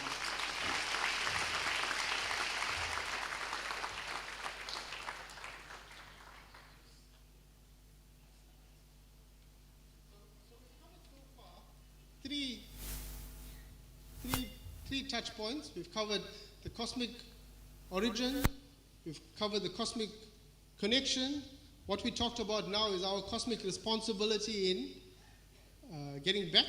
And the last leg of that circle back is what Auntie Roshni is now going to talk about, and that is cosmic destiny. Thank you. I hand you over to Auntie Roshni. Thank you, Brother Rodney. So Swami speaks about the cosmic destiny, and he says that, he has taught us actually that our destiny lies in realizing our inherent divinity. And just now Rodney actually demonstrated the only way we're going to do it is through our own self-effort. And it starts with the lower mind. And tomorrow you will hear about the higher mind. So everybody can only make the changes for themselves. Swami spoke a great deal and told us profound truths. So are we running on the spot? Or we became sprinters? We sprinted for a while in our sadhanas, in our spiritual journey, and we fell by the wayside? Or we are the marathon runners that are still on this journey. In spite of the humps and bumps, we are still treading the path. The next slide, please. I don't have the clicker. Okay. So this cosmic cycle of human life, we started with cosmic origin. We said where we came from. We came from the divine. And we understood our cosmic connection. We are part of this universe, and we have to live in peace and harmony in spite of the diverse situations we find ourselves in. Unity in diversity. Unity of thought, word, and deed. Brotherhood of man and fatherhood of God. As individuals, as families, as society, we are part of this universe, and we are part of Mother Nature. So any imbalance we create out there, we create in ourselves. And we spoke a great deal about our responsibility as human beings, given this mind, the antakarna, to use as a tool for us to progress to that he in our path from I to we to he. Now I'm going to talk a little bit about our cosmic destiny. Next slide, please. And often we said, I don't know why good things happen to all the bad people. What did I do that I have to suffer so much? I only do good, I always do seva. But what is wrong with God? Have we asked the question? Yes, we have at some time or the other. So we're saying, what is responsible for what we go through in life? Actually, everything comes back to us like a boomerang. Only when and how it happens varies. Sometimes the karma and its consequences happens immediately. Sometimes it happens in the future. Sometimes it happens in your next life. So sometimes what we experience in this life, you're a good person doing seva, not harming anybody, but you still have to go through the pains and challenges of life. That tells us that something happened previously. Next slide, please. So Baba says, and this is what he says, he reveals that karma is an unconscious, subtle sensory record. It's like you take a picture quietly, in secret. You know, somebody standing there and you do a WhatsApp picture. So every time you do good or bad, the action is committed and it's recorded. Where is it recorded? In which part of the mind? By this Chitragupta. He records everything, we are told. Which aspect of the mind? Anybody? Some whispering? the memory mind or the subconscious mind. Okay, because we know we come with that vasanas from our past life. Next slide, please. So in our journey back to the source, the importance of self-effort, Swami emphasizes self-effort. You know, this fellow was stuck in the mud with his cart and he tried to push it. It was heavy and it's raining and the wheels are stuck in the mud. And then he said, "Oh, Lord Hanuman, please help me." And then he stood back and waited for Lord Hanuman to manifest to help him. He didn't put in any effort and say, "Lord Hanuman, help me, I'm pushing the cart." So self-effort is required, and he emphasizes the self-effort part of it and your spiritual practices, your sadhanas, which was emphasized a great deal by Brother Rodney just now. Only then can you realize your innate potential and achieve your spiritual growth and become marathon runners. Next slide. This has been spoken about over and over again. Baba teaches that the true self is divine and that the purpose of our life is that, to realize our innate divinity. So we need to work and will come life after life, the process and the cycle of birth and rebirth. In and unless we don't purify our subconscious mind with all the sadhanas, with all the food that we take in through our mouth and our senses, we are going to accrue that karmic consequences, and it is stored in your mind, in your subconscious mind. So this life is precious, and he says become aware of your cosmic responsibility and your cosmic awareness and responsibility. And he says, please take an interest in how you're connected to this cosmos, understanding that life is a blessing given to us to enable us to get back to him, in reunion with your Creator. Now, we know that life is a gift. A human life is a gift for us. We're not animals, we have evolved, and that's the highest form of life. So are we going to waste this life each time you come back over and over again? So in this 100th year of his advent on this planet, as was said, what is the gift that we're going to give? Which part of ourselves we're going to give? Baba said, even half an hour you spend in your sadhana makes a great difference. You do namasmarana and random acts of kindness. It's expressing the innate values that you have within you. This huge resource of love, can you share it with one person in a day?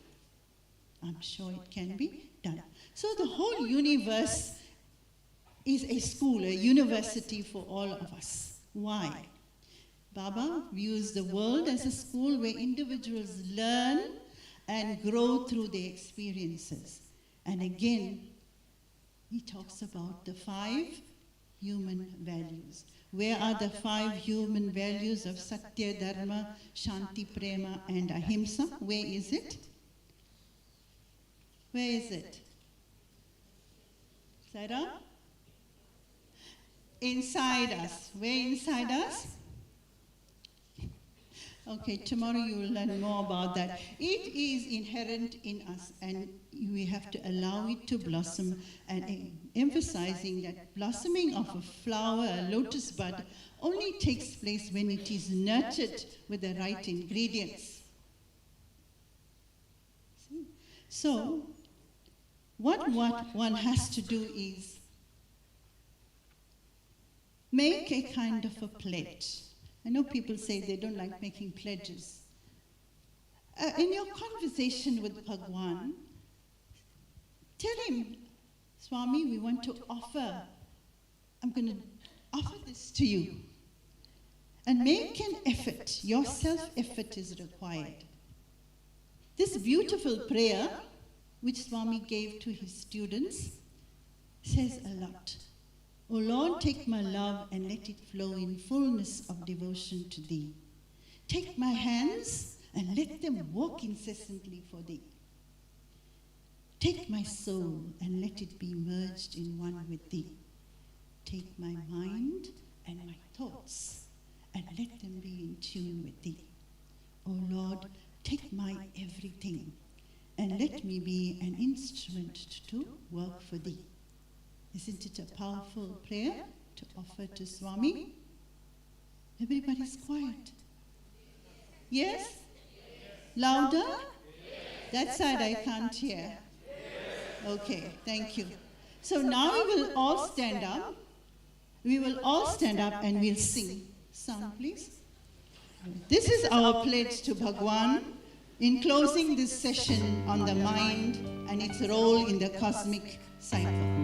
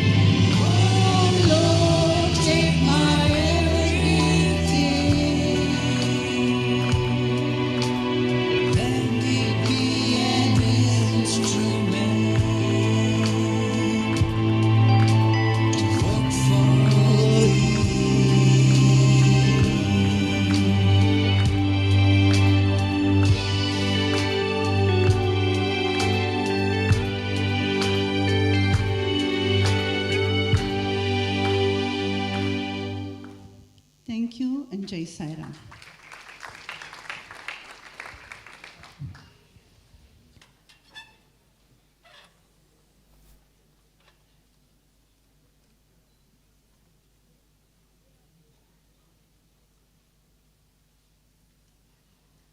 I think the Institute team deserves another round of applause.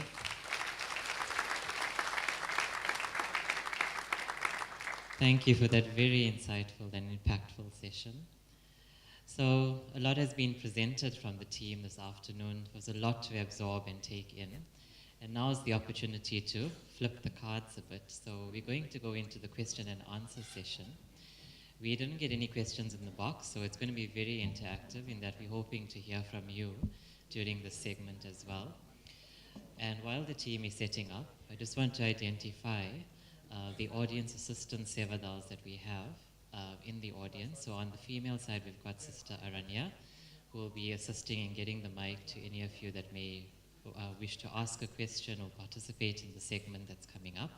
And then the gentleman that you saw on stage at the moment, they'll be coming down now again to also assist on the gentleman's side. While we go into the session, just a reminder that there is a very beautiful exhibition outside the auditorium, and the lower mind is very beautifully depicted, as was dealt in this previous segment. And tomorrow the higher mind will be focused on as well, and you'll see a very beautiful Buddhi bird as a centerpiece as you enter the exhibition area. So just a reminder, whenever you get a chance during the course of this conference, to please visit the exhibition area. So it gives us great pleasure at this point to welcome the following esteemed members to stage to be part of the panel discussion and panelists for this question and answer session. We already have Dr. Lilini and Auntie Roshni, As Swami says, the ladies are the beacons of the world, so they're definitely leading the way already. And we now welcome also Uncle Cyril, our National Council Deputy President, our National Council President, Uncle Ruben, as well as Uncle Rodney to join the panelist team as well.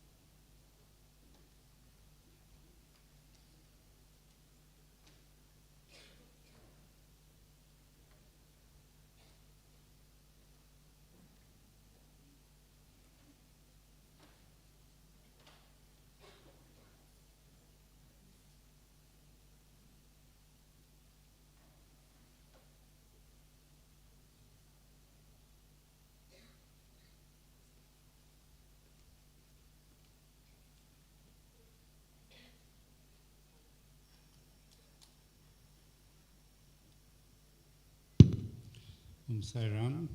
Now that we're here, do you have your questions? Sister Rashni will go first.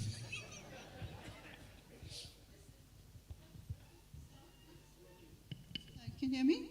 Okay. So the first time now, the ladies get preference. Now, Sai Ram, have you any questions that you'd like answered or want to ask now? They have roving mics. You can field those questions, but please ask simple questions. Once I don't know, I'll ask the front row here, Dr. Reddy, Dr. Kupan, Brother Danpal, all of them are sitting in front. Our mentors there, so we'll ask them to answer. Sarah Manchirosh, we have a question. Okay.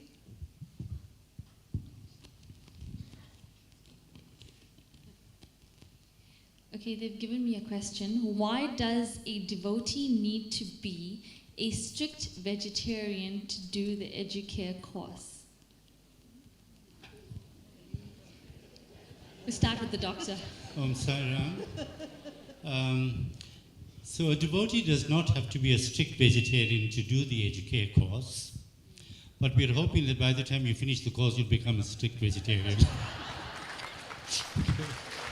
Yeah. Actually, it's a process of your own transformation. So when you undertake the course, we know our students have changed and transformed and wanted to be vegetarian. If you understand the values and how they work, then you will understand why you need to be a vegetarian. So anyone who's trying to follow the spiritual path and who has read Swami's discourses or listened to his discourses will understand the importance of following a vegetarian diet on this path of transformation of spiritual growth. Remember, we are only starting off when we speak about a vegetarian diet. From a vegetarian diet, we transform into a more sattvic diet. Being vegetarian does not necessarily mean it is sattvic. So being vegetarian is the first step. So if you are trying to practice these Educare principles and to bring out the divinity in you, so the first step is vegetarianism. That's the first step. So if you're not there yet, so you haven't really taken the step, hopefully you'll step towards it very, very soon. So if you want to understand it better, please read Summer Showers 1990. Swami goes into detail and explains why vegetarianism is important, why we should eat sattvic foods also. So read for yourself and then you will understand. It's a directive from Bhagawan himself as to why we should do it. So it's left again your own self-effort, whether you want to take that path or not. Sarah, firstly I wanted to say thank you to the sister that asked the question. It obviously means that you definitely want to tread that path, and I think you are in the right direction. Firstly, to answer your question, please do join the future Educare courses that are being run, definitely as a first. Secondly, I think to answer your question, it's directly linked and related to what we were talking about earlier in terms of these experiments and the impact and effect that the food has in our minds. So generally we say we want to transcend a meat diet and start pursuing a vegetarian diet simply because of the vibrations in the food that we are consuming. So to summarize it, a meat diet contains a lot of negative energies that are characteristic of the animal that you're consuming. See, there's also, if you take, it's really at that energy level, at a subtle level, that these impacts our bodies. Now, for someone that's on the spiritual path, if we want to clean up the mind as we were describing there, we want to reduce all of these unnecessary external negative energies entering into our body. So, first and foremost, that when we eat or consume meat, what we are doing is taking on the energies, vibrations of that particular animal. And particularly, it is said that before an animal goes to a slaughterhouse, the animal, you know the conditions in which those animals are transported to the slaughterhouse. You know that the torture that they go through, I think it's very widespread in the media already. So those animals are very tense, they're scared, they're fearful. So when they are fearful, there's a surge in that adrenaline in the body of those animals.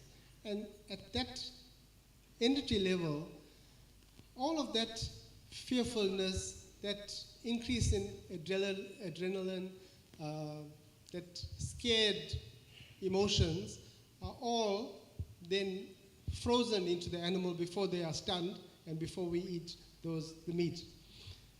And as a result, when we consume that, all of those energies are what we are consuming. So that fearfulness, that all of those instincts is what we are taking into our body. And obviously, that's contrary to the path that we want to follow. So definitely, and that's pretty much the reason why we say avoid a meat diet. If you want to know more about that, for anyone who's keen, we suggest that you read Swami's 69th birthday discourse. Swami is very clear on the 69th birthday discourse, and he says there, if you want to give me a gift, avoid eating meat. Thank you.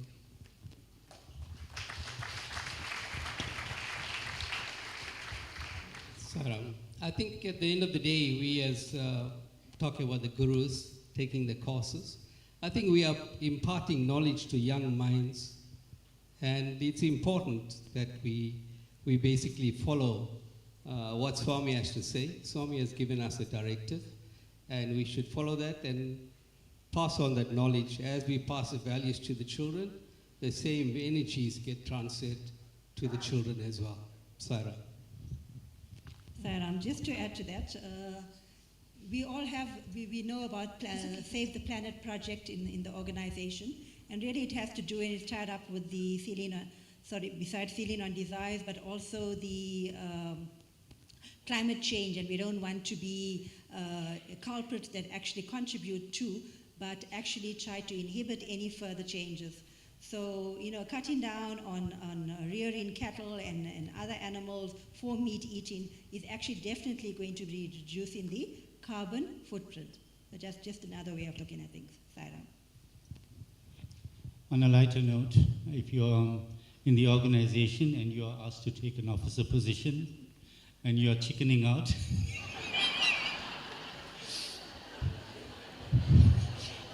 it implies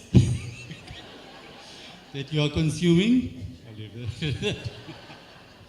Thank you very much for that question. Sarani. Saram, we have a question. Do you have one on the brother side?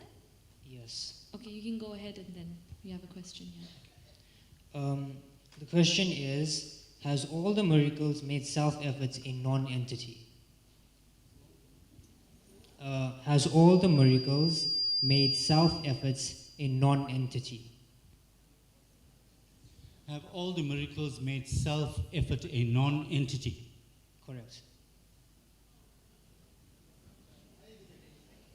Okay, that's a level 4 question for teachers to know.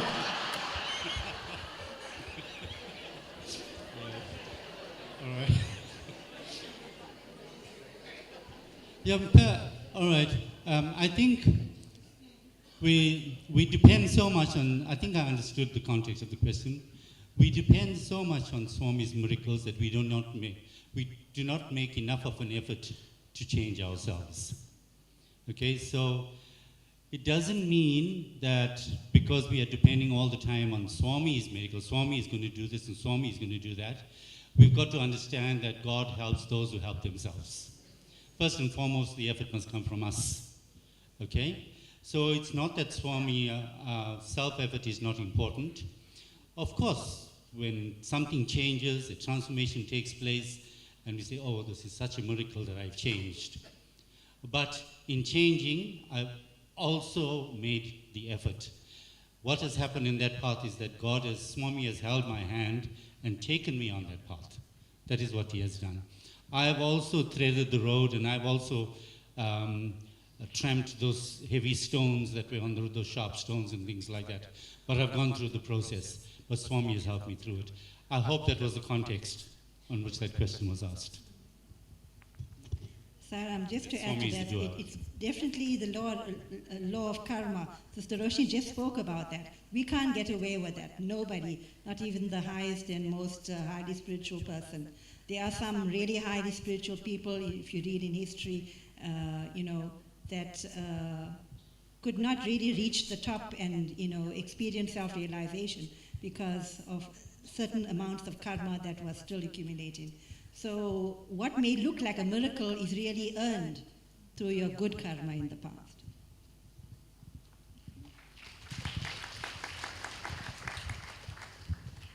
Any other questions? Yes, Saram, we have a question on the female side. Saram to everybody. So I'm giving a context. You work full-time, lots of hectic pressures regarding work. You're part of the organization, maybe an office bearer, you do a lot of there as well. And then you also tend to develop health issues. So I wonder if the panel can assist some of us with trying to get out of this catch-22 loop that we develop for ourselves, which is that you have physical ailments that prevent you from getting up early or having the energy to do your sadhanas, yet doing your sadhanas is going to help you with getting rid of those ailments or balancing that aspect. So I think perhaps some of the physical ailments that come across into our lives hinder our progress, but perhaps we could get some tips as to how to move beyond that when we become physically depleted and can't do sadhanas.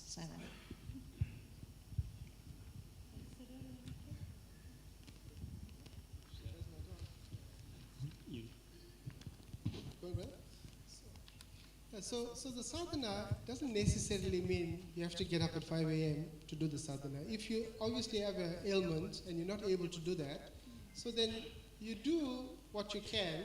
See, the sadhana has to be pleasant and moderate. So you can't be excessive in what you are doing, but do what you can and enjoy what you're doing. The most important thing for us to remember with regards to sadhana, it's a spiritual exercise that helps us to connect with God. So it doesn't necessarily have to only be your Omkar or only be saying your Suprapadam. It's not only that. So I want to narrate a short example of a first-hand experience that I had, second-hand. We were at Prashanti Nilayam a few years ago, working at the Chaitanya Jyoti Museum, and we were putting up an exhibition, and we met some devotees from Australia. And those devotees recently had an interview with Swami. So naturally, when someone has an interview with Swami, you're curious, you want to know, what did Swami say? What was the message? So the message that Swami had given to this Australian couple was Swami said, he said to them that we need to think about Swami in everything that we do. When you are brushing your teeth, these are the examples that Swami had used in the interview with this couple. He said, when you are brushing your teeth, as you are brushing your teeth and cleaning your teeth, say to me, Swami, as my teeth is getting clean, so too, clean off the dirt in my mind. Purify my heart so that I may get closer to you. Simple thing like that. He said to the lady, when you are cleaning the house, as you are vacuuming or washing the dishes, as you are vacuuming, say, Swami, as the floor is getting cleaner, so too, clean my mind. Get rid of all of my bad habits and negative tendencies that I may have. When you are washing the dishes, same thing is happening. You're cleaning the dishes, clean up, purify our inner being. And then the third example that Swami had given was he said to the lady, when you are making roti at home, so see, these are mundane examples, everyday examples, not mundane examples, everyday examples that we all are exposed to. He said, when you are making roti, as you are rolling the roti and the roti is getting wider and wider, bigger and bigger, he said, so to talk to me and say, Swami, as this roti is getting bigger, let my mind be broader and broader as well. Let me not be narrow-minded in my thinking. Okay? So to answer your question, it's not only in the sadhana, your sadhana is engaging with God at every moment during the day. Thank you, Sarah. I think that was quite extensive, but I think when it comes to our daily sadhanas, it doesn't have to be getting up, as Brother Rodney said, 5 o'clock in the morning. I think you do what you can do, because I know, especially the women, they have a lot to do. Taking care of the children, going to work, preparing meals. So it's a lot in a day. So, offer your love to Swami unconditionally and do what you can, whatever prayer you can do. I think the best prayer you can do is Nama Smarana. You can drive in a car, you can do a prayer anywhere you are. Saira. And sometimes, sisters and brothers, life can be like the way you roll the roti. It doesn't always come out round. You know that, okay? So we have to just be aware that sometimes our efforts get us what we want, at other times it doesn't. But at the end of the day, whether the roti is round or shaped like Africa, it still tastes good. Right? Thank you. Thank you. I think we've run out of time, so we have to conclude this session. Sairam.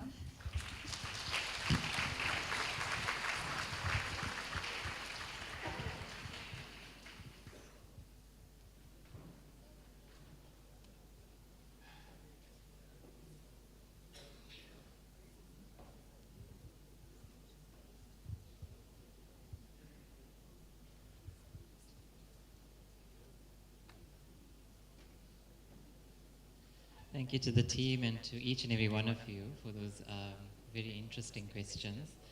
I hope tomorrow one of you asks for the recipe on making roti. We hope Swami has given us some advice there too.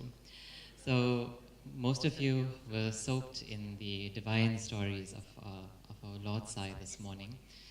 Lots of emotion was experienced and felt, and we feel that when purity and love is offered at Swami's lotus feet. So we're in for another divine treat this afternoon, and this time the love offering is going to be by even younger youth of the organization, our dear Sai Blossoms, and that's our Balvika's children. The love offering in the form of a production that they will be offering at Swami's lotus feet is entitled Echoes of Grace, the story of the chosen mother. So I invite Auntie Jyoti, who will be introducing the play further, to please come up on stage and welcome our lovely, young, and exuberant Sai Blossoms. Do enjoy. Jai Sai Ram.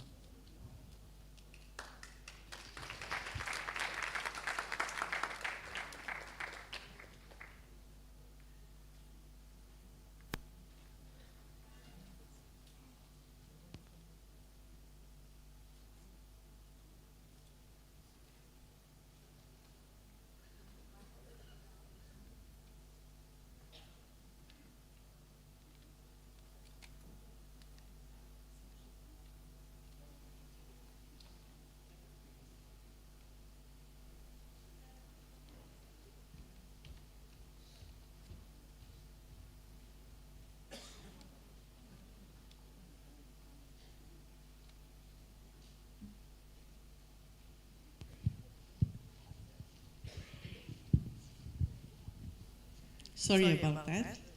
My humble pronounce at the lotus feet of Bhagawan Baba, our dearest Bhagawan, our international officers, zonal chairperson, Brother Subri Naidu, National President, Brother Ruben Naidu, Director of the Sathya Sai Institute of Educare, Sister Roshni Singh, members of the Sathya Sai Trust, members of the Global Council, all protocol observed.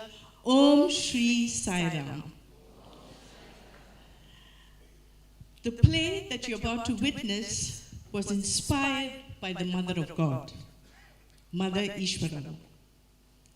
Mother Ishwarama was not just the chosen mother of God for her past deeds, but also for what she was capable of in this lifetime. So from millions of women, Mother Ishwarama was the chosen one. So one can only imagine the extent of her exemplary nature and her pious deeds. With Swami guiding her, she became a living saint, nurturing love and purity.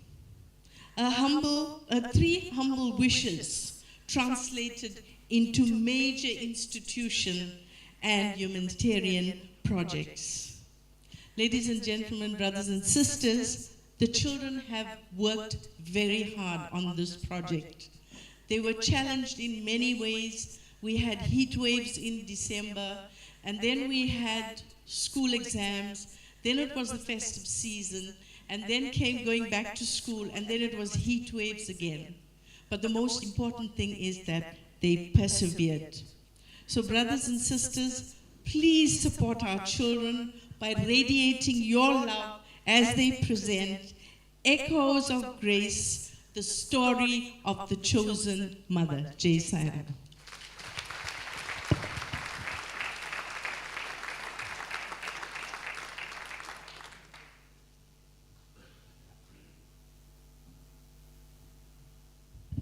Now, can someone just help us to remove the podium, please?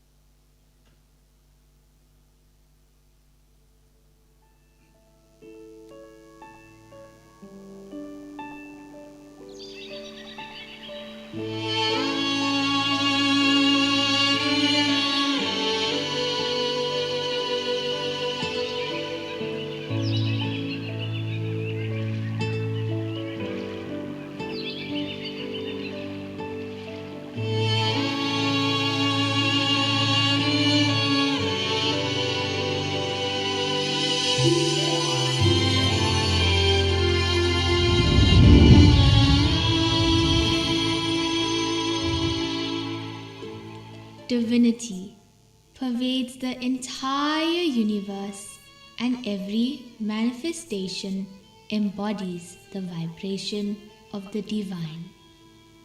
The dawn of every great age initiates a shift in the consciousness of all living beings. God takes on a human form to undertake His divine mission to transform minds.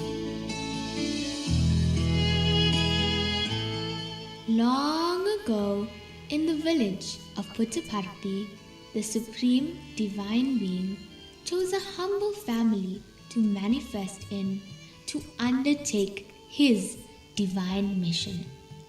And thus began the transformation of a poor, illiterate, ordinary Indian housewife living in fear and superstition into the mother of the Avatar.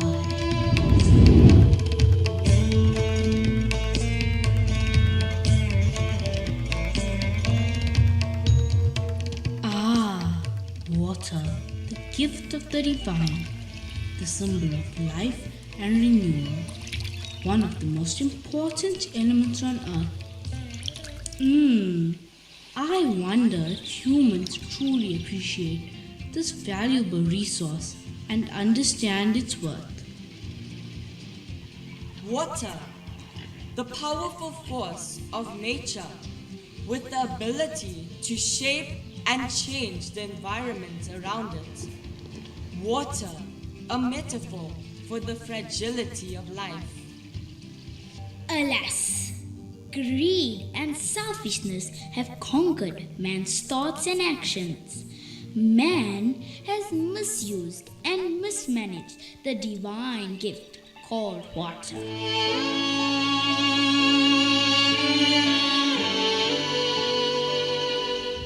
Will the creator of this universe choose to be with man, nurturing him, caring for him, and educating him to value his higher existence and his relationship with the invaluable divine gift of the elements?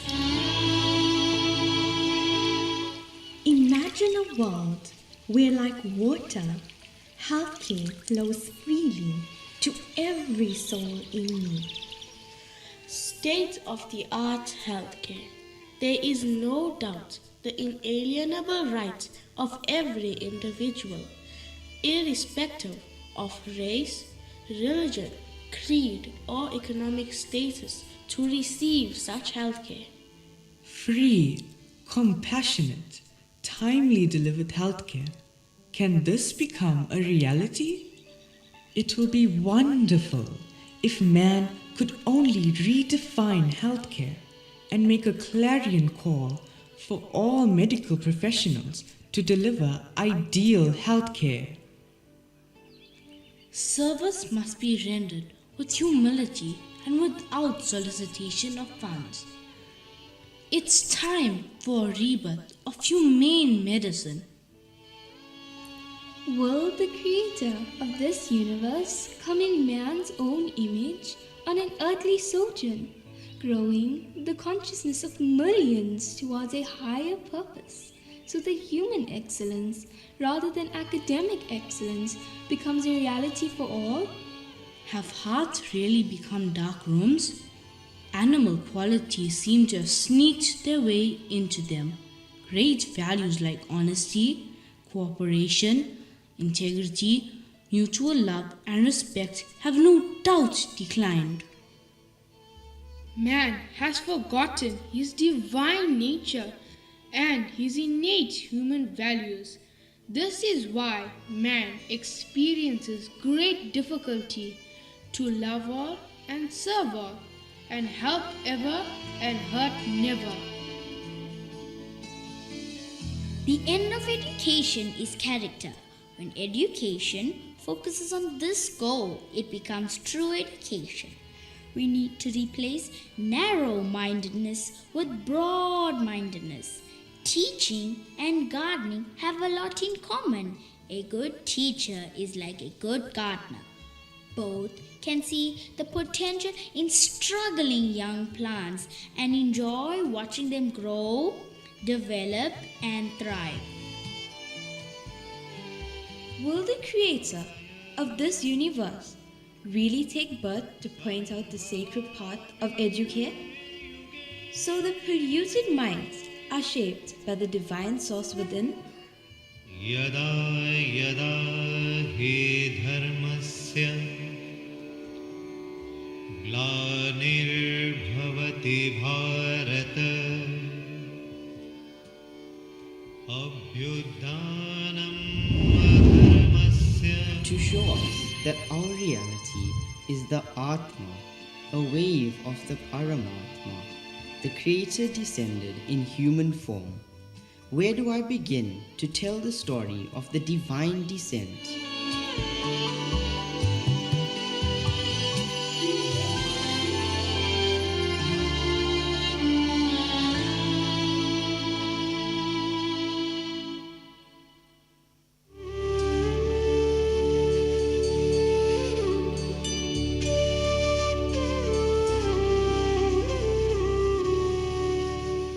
who better to tell the story if the world today relishes and rejuvenates its spirit, reading the divine story of Bhagawan Baba and the chosen mother Ishwarama?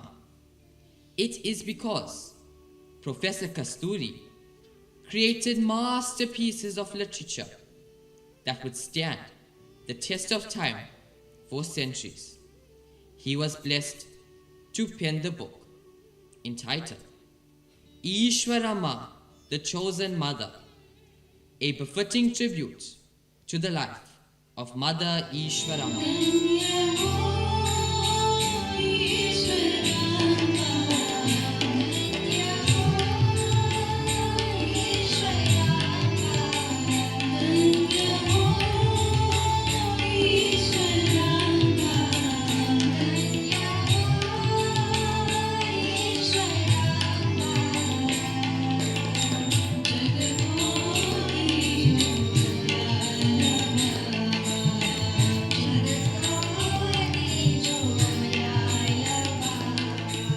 Mother Ishwarama, the earthly mother of my beloved Lord. She was truly a divine effulgence which graced Mother Earth. For her, it was a journey of consciousness, piety, humor, and love. Despite her illiteracy and humble Kshatriya background, Swami guided her every step of the way, elevating her to the heights of an ideal woman. But how did it all begin? Allow me to invite all of you to come with me on a little time travel.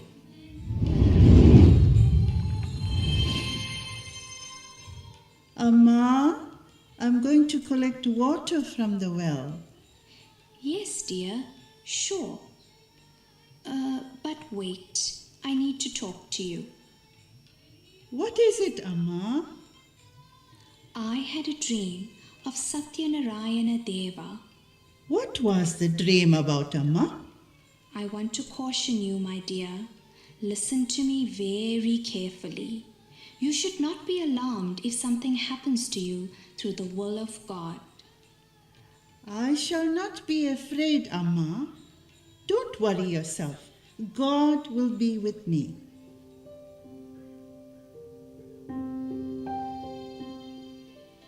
As a child, I was named Namakiri Amma. However, it was my dear, adoring father-in-law, Kondama Raju Garu, who requested the change of my name. Kondama Raju Garu was a wise man, blessed with a vision of the future. He asked Peda Venkama Raju, my husband, to make a name change, and he obediently obeyed the request. My name was changed to Ishwarama. My father-in-law revealed that he felt divine vibrations originating within himself. He seemed very excited about these feelings. I wonder what it could be.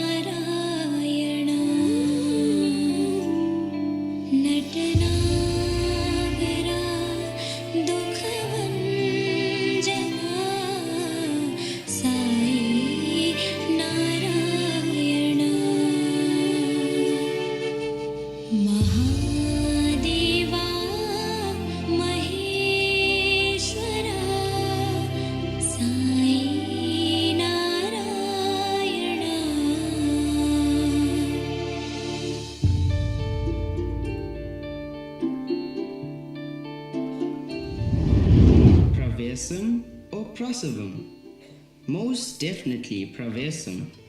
When God enters the human body, it is called Pravesam, or divine entry. The blue light was a Pravesam that resulted in the birth of Sathya Sai Baba, the Kali Yuga avatar. Amma! Amma! Narayana, Narayana, that's Ishwarama's voice. Let me check on her. Ishwarama, what is it, dear? Why are you so scared? What happened? Shh, my dear. Don't tell anyone what happened. Their evil eyes could create problems.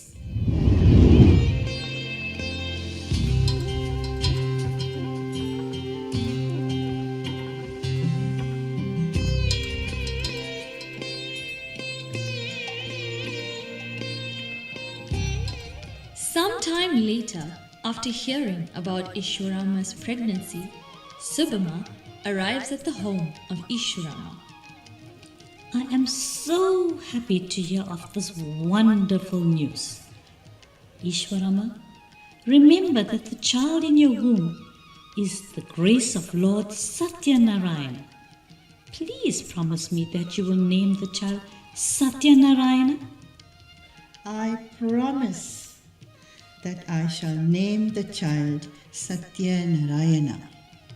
I also believe that the child should be named Satyanarayana.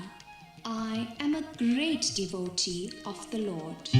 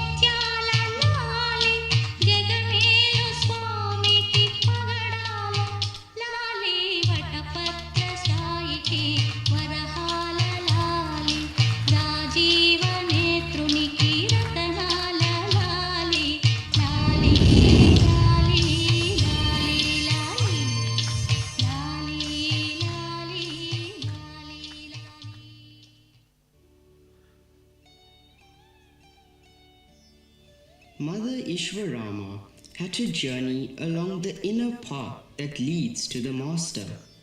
It is not easy for a simple, God-fearing village housewife to assume the mantle of Mother of the Avatar and recognize in her son the incarnation of the Divine. Mother Ishwarama loved her bundle of joy dearly, often failing to grasp the truth that he was verily the source and sustenance of the world and beyond.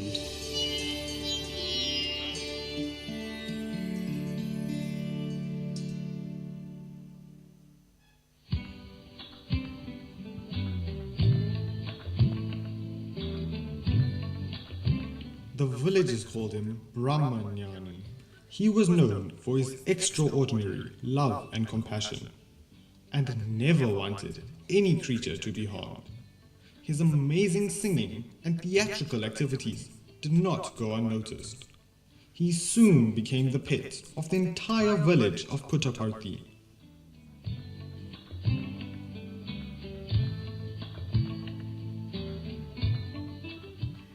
I'm so happy that my dear child has won over the hearts of so many people.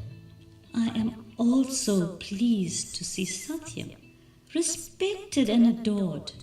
by elderly scholars and wealthy people alike. I love him so much. I know that he loves me and respects me very much as well. I am learning many things from him. Well, we all know why he is called Amani. He was always at his Amma's side. Don't forget, you are his Yashoda. He always runs to your home to relish the vegetarian food prepared by you. I have to share something with you. What is it, Ishwarama? I have dual feelings right now. I feel fear on one hand and pride and happiness on the other. I'm scared of people's jealousy towards Satyam. I can understand your dilemma. But I shall continue warding off the evil effects by burning incense and tying the tayetu. I'm really very concerned about his well-being.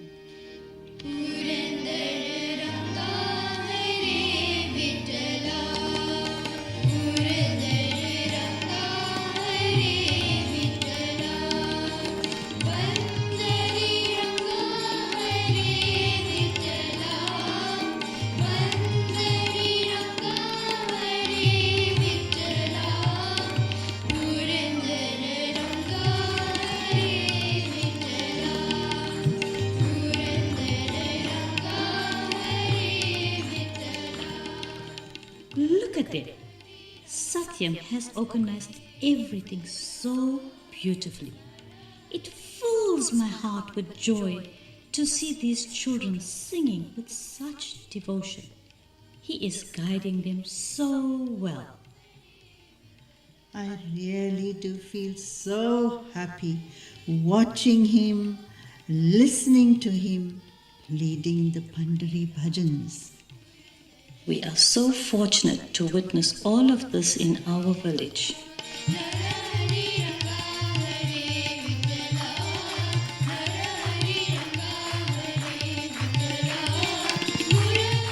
Two annas? It's not much, but I believe it can bring some joy to the children.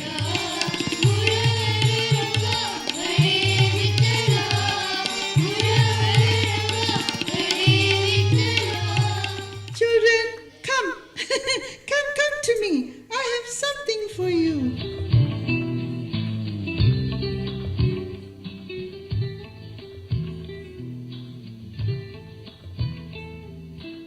Thank you, Amma. Mother, you always think of others first.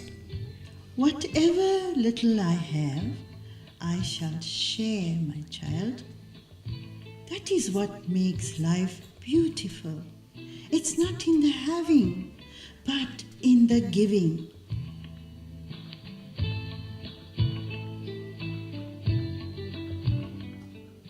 Ishwarama loved children and saw Sathya in every child.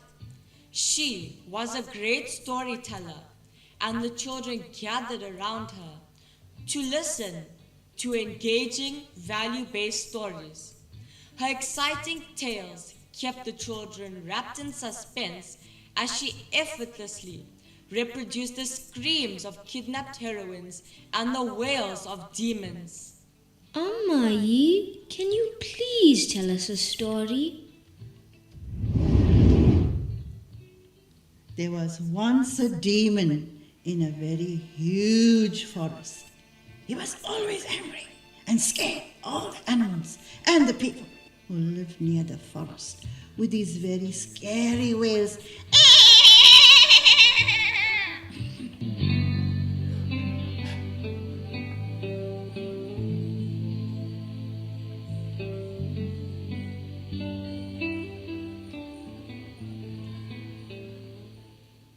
Satyam, you are outstandingly bright. It is our wish to give you a good college education so that you may become an officer someday. You're just smiling. Speak to me, dear. You also never seem to have any desire or wish of your own. You just take whatever is rejected by the others. I can give you anything you want, my child. Just tell me what you want. I shall give it to you. I do not need anything, Amai. Whatever you give me, I shall accept. Sathya, you are attracting so much attention and admiration of everyone in the village. It's wonderful, but I'm also very concerned that jealousy might harm you. Please allow me to ward off any negativity. Stop, Sathya. Don't run away from me.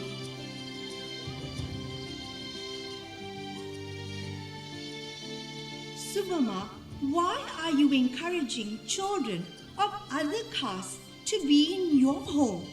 It is a Brahman home. I cannot tolerate this. I strongly resent Sathya being fed in your kitchen and his friends of mixed caste entering a Brahman home. I love Sathya unconditionally. He brings me a lot of joy. I don't need to go to anyone's house, and no one needs to come to my house. It is enough if I have my Sathya with me. Well, let me repeat. I put caste above all other considerations. Both Ishwarama and Subama were challenged as a result of their deep love for Sathya. While Mother Ishwarama's motherly concern for Sathya remained steadfast, Subama, his Yashoda, on the other hand, faced the wrath of her family for caring for Sathya in their Brahmin home.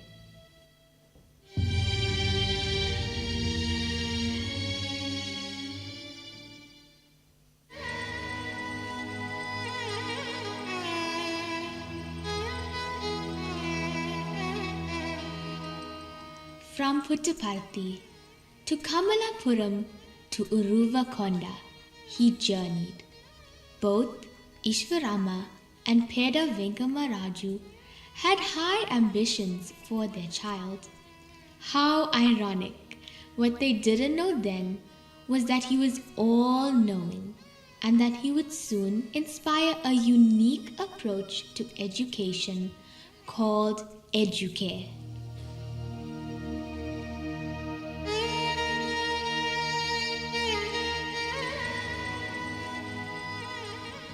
Uruvakonda was about to witness the grand and mysterious events that would mark the momentous transformation of the young Sathya into the great spiritual master who would change the very destiny of mankind. Sathya slowly started preparing the people for the new era of Satya Sai.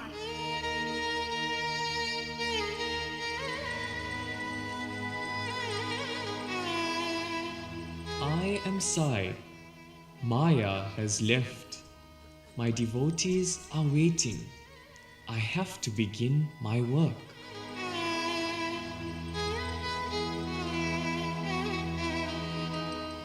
Satya's parents arrive after Sheshamaraju urgently request him to be present to see the change in Satya's behavior. Oh, look, Satya's parents have arrived. Ishwarama looks overwhelmed and unsure of how to react to the situation. Peda Venkamaraju places a hand on her shoulder as they move closer to their son. Look, Maya has come. Maya? Ishwarama's knees buckled and she faints momentarily. Devotees rush to help her. She regains consciousness and sits by Sathya's side, her face pale, tears streaming down. Sathya, speak to your mother. Why? Why do you look so distant? So different. A moment of tense silence as Sathya gazes into the distance. Who belongs to whom? What do you mean? It is all Maya. It is all Maya. I belong to the world. To whom then do I belong? To you belong the world and its people. Give me your hand, Sathya. My dear child, please come back to us, to your home, to your family. There is no more bondage between you and me. Give up all efforts to pull me back into Maya. No one can move me from my resolve. Why? Why are you speaking this way, child? You look so weak, dear. Did you have food? Have you eaten anything, my son? No food, no water for 3 days.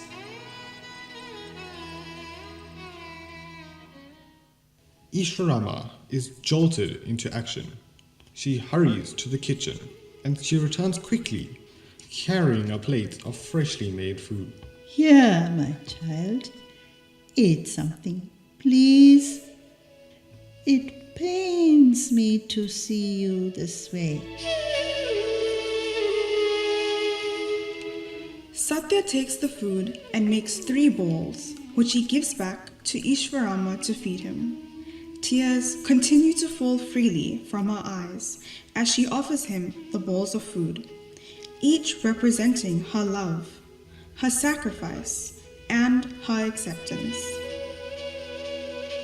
Maya is gone. Maya has left. Ishwarama watches in silence, understanding dawning upon her heart. She realizes that this meal is a symbolic ritual, a final severing of ties. Pedda Venkamaraju gently places a hand on her shoulder. Ishwarama, please listen to me. I think we must let him go.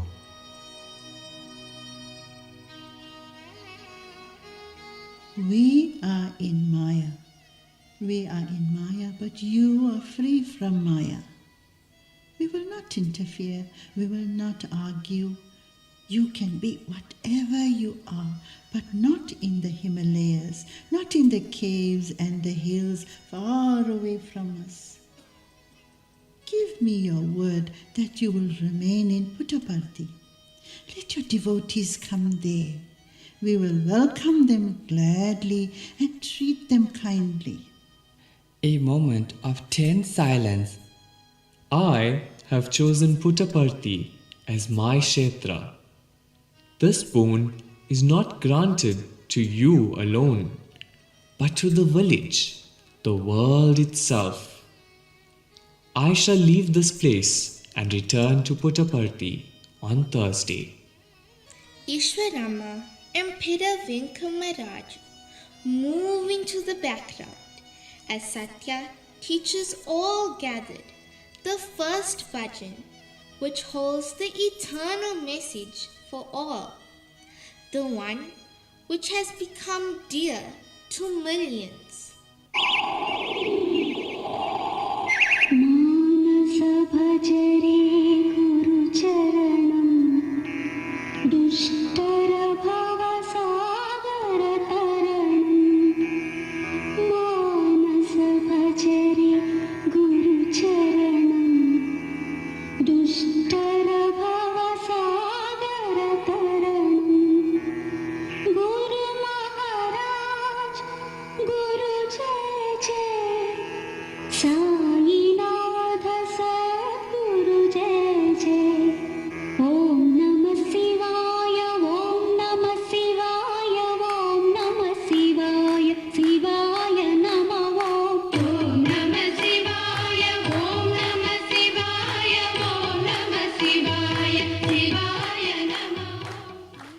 I shall be taking my dear Swami back to Puttaparthi. He is not Sathya Narayana Raju, but our Satya Sai Baba. The mother in me still yearns to feed him, brush his hair, listen to his songs, and watch his Pandari dance again. But I know now that my son is no longer mine alone. He belongs to the world now. I shall close my eyes and pray for strength. So, at 14, Sathya became Swami. He took his first steps in training Mother Ishwarama for the role she was destined to play later.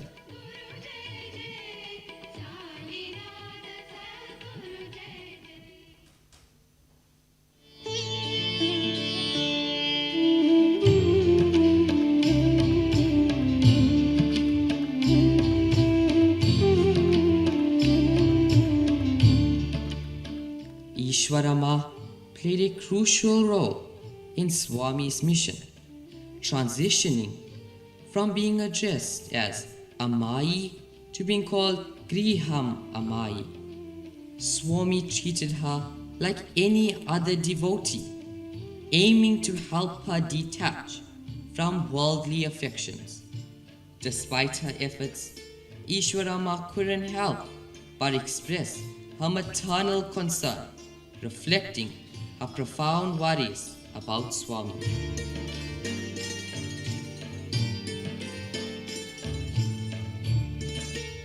Ayo, 36 days? One cup of buttermilk only? Look at him. One can actually count the ribs. I know you are very concerned, Amma. Everyone is praying that Swami will take his meals as he did before. He won't listen to what we say.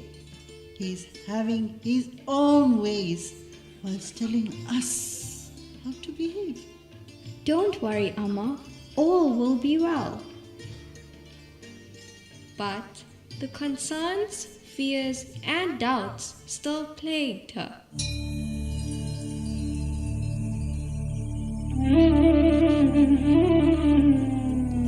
Mother Ishwarama, on receiving news that Swami is taking his meals once again in response to the prayer of his devotees, was overjoyed.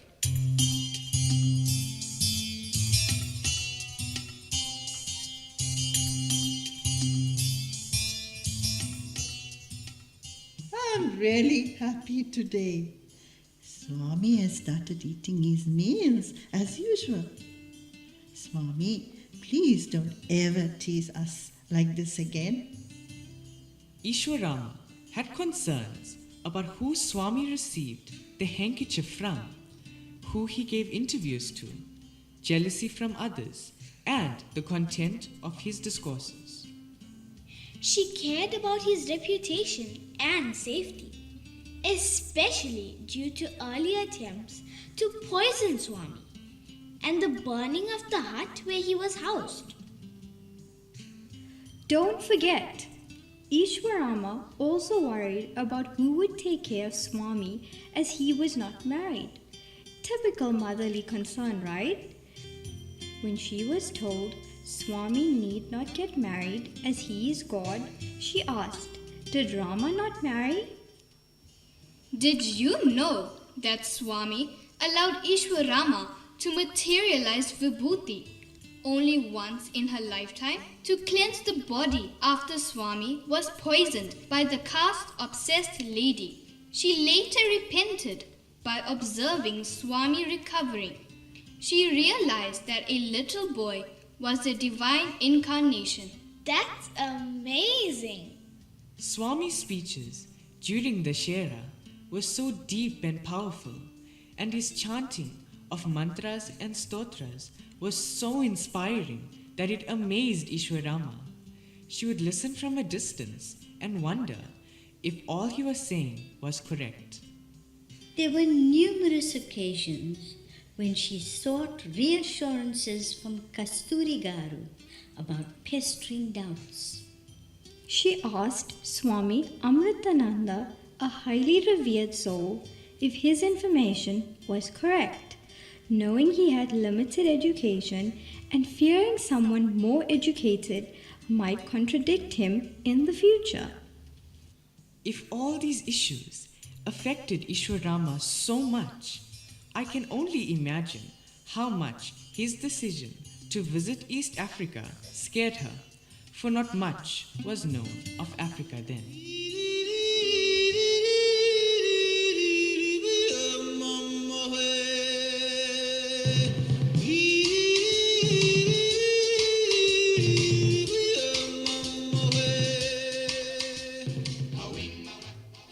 It's nearing the time of my departure for East Africa. So why are you trying to dissuade me from going? Swami, I hear there are many fierce animals in those forests, and the place is full of all kinds of dangers and savages. I am not going to see the wild animals there. I'm going in response to the loving prayers of my devotees. Whatever you will, all that will come here. Then why do you want to go there? As much as Mother Ishwarama was going through the journey of transformation to understand detachment and Swami's divinity, the deep motherly concern still made its way to the fore. Swami liked to tease and play on her innocence and made no attempt to calm her fears. In that strange land, lions and tigers roam about freely. There are also flesh-eating tribes in that country. Yes, I know these tribes. Ravana was one of them. I'm really scared. Please, give up the idea. There's nothing to fear, Amma. Swami is God. You know Swami is God. I know Swami is God. But do all the animals in the forest know that Swami is God? Swami only laughed at her fears and then diverted the topic. I must tell you that something you're very fond of is very cheap there. Bangaram, gold, is extremely cheap in Africa. That is wonderful. Please bring back a large quantity of it. Ishwarama's view of gold soon changed, and she started to believe that the desire for gold was a feminine failing which she should fast overcome. She imbibed the lessons Swami taught and shone forth in simplicity and humility.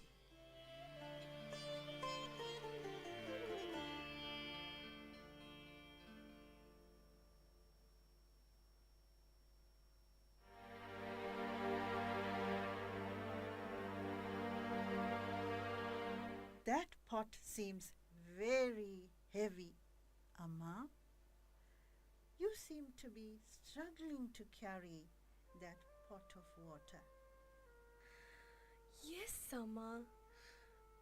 It's very difficult to carry this vessel for such a long distance. But what can I do? I have no option. I have no children to help me.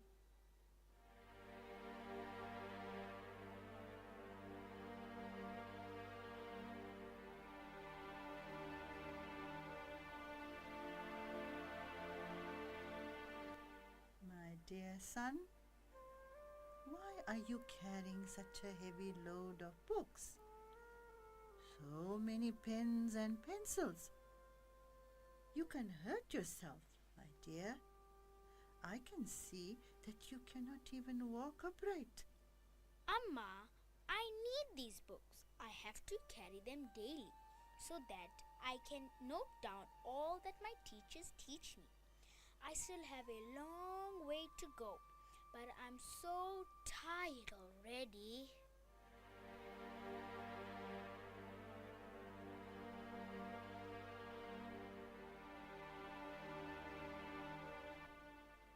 Where are you going to with the child on your shoulders? You look so frail. Amma, what else can I do? There is no doctor in this remote village who can give me some medicine for my child. He is suffering from cold and fever. I have to take him to the Bukapatnam hospital. These 3 incidents made a huge imprint on the mind of Ishwarama. The pain of what she observed impacted on her so heavily that she consulted with Swami immediately, despite him being in the midst of taking a meal.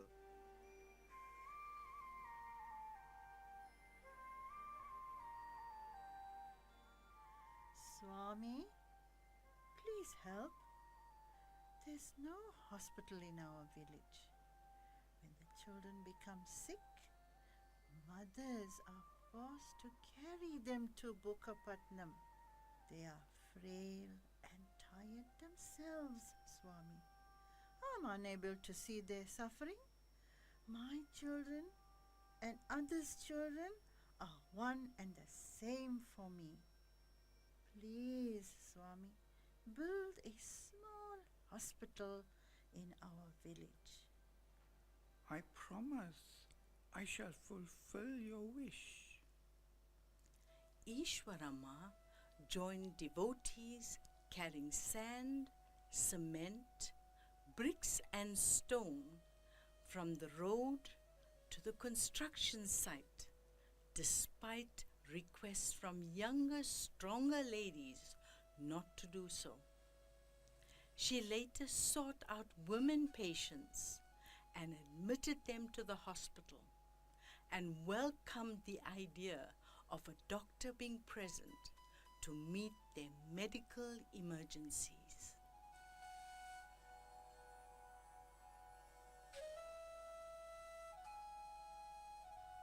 Swami, there are so many rich people in this region, yet the children of our village have to walk all the way to Bukapatnam to attend school.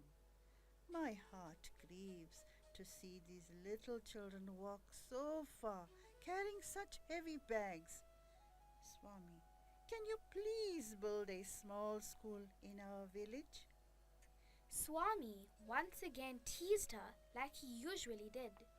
But I don't have money.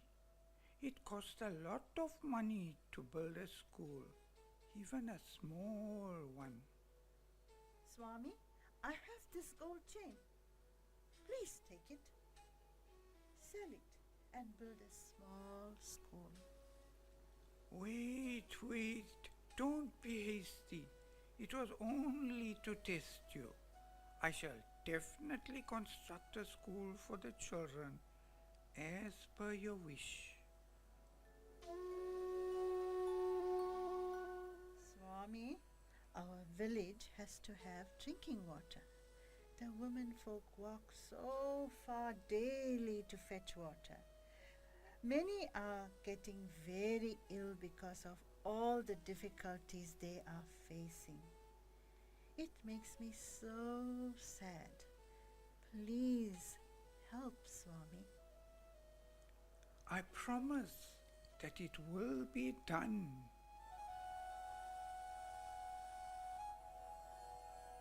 Mother Ishwarama desired that women should be well educated and that widows be treated with love and care. The love with which she had for these women blossomed wider as she watched Swami's love and compassion grow for all. Her concern was not only for the women and the little children, but also the older students. When one of the boys received a harsh punishment, he sought the help of Mother Ishwarama.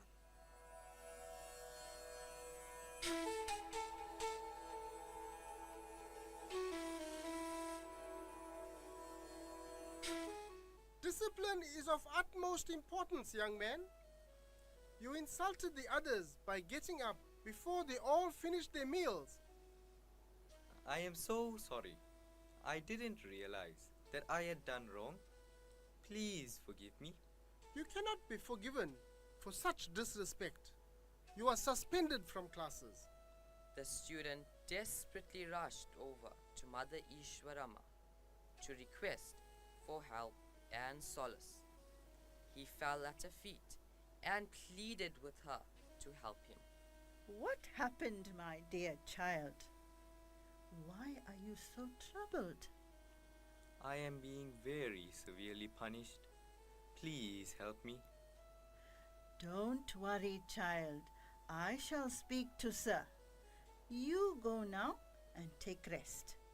Don't cry and be upset. Ishwarama sat on the steps where Gorka could pass and waited for him to come by. As he came by, she greeted him with folded palms. Om Sai Ram. Om Sai Ram, Mama. When I did namaskar to you, you did the same.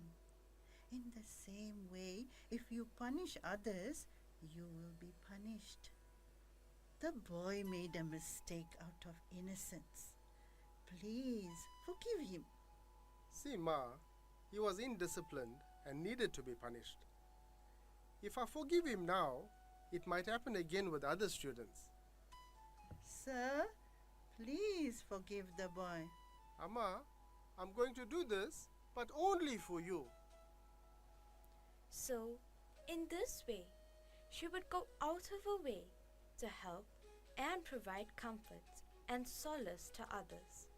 Humanity will always be thankful to Mother Ishwarama for her 3 wishes that led to significant projects in education, healthcare, and social welfare. Her simple desires resulted in the creation of notable institutions, including the Institutes of Sri Sathya Sai Education, Sri Sathya Sai Schools, and modern hospitals providing free services. Mother Ishwarama's inspiration has also led to impactful humanitarian projects worldwide.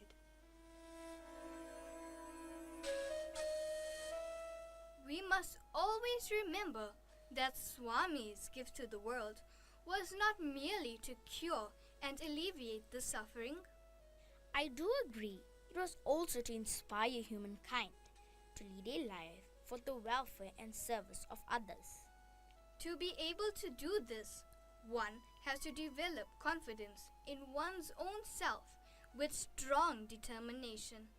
In this way, even the mightiest of tasks can be achieved.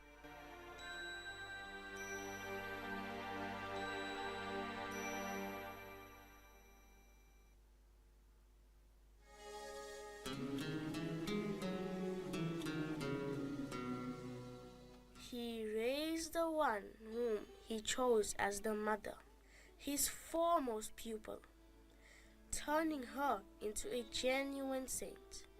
Ishwarama had to expand her awareness beyond traditional rules and societal norms. From being Satya's mother, she became like a mother to all women she met. Ishwarama comforted and listened to many troubled people and was known for giving wise advice. Most importantly, she assumed the role of an ordinary devotee. But eventually, saw Sathya Sai Baba in his role as an avatar. It was a victory of transformation from the I to the we and finally to the he.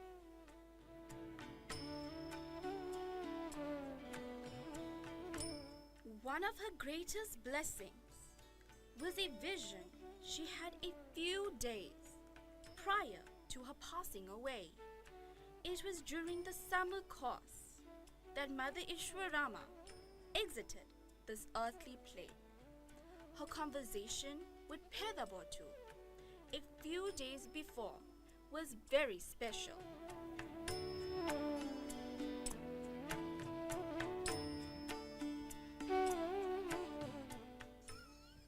Pedabottu, come closer. I want to tell you something. Please don't tell anyone about this. What is it? Tell me, tell me. Our Swami is God.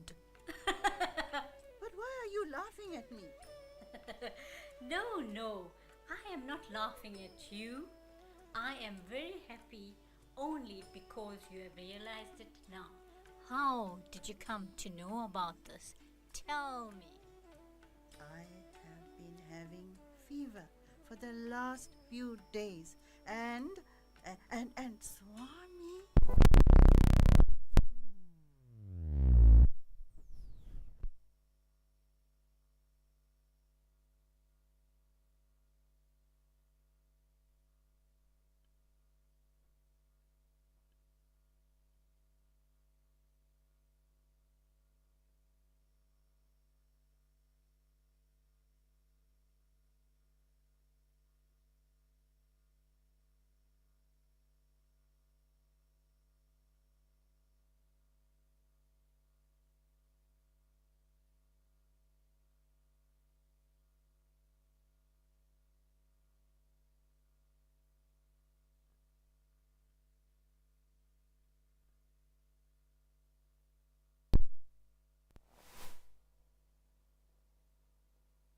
And the fire became one.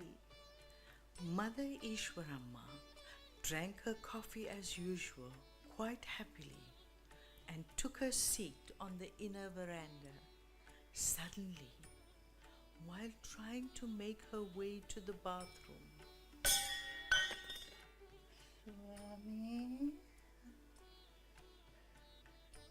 Swami. Vastunadi, coming. Ninu vastunano. Within that period, she took her last breath.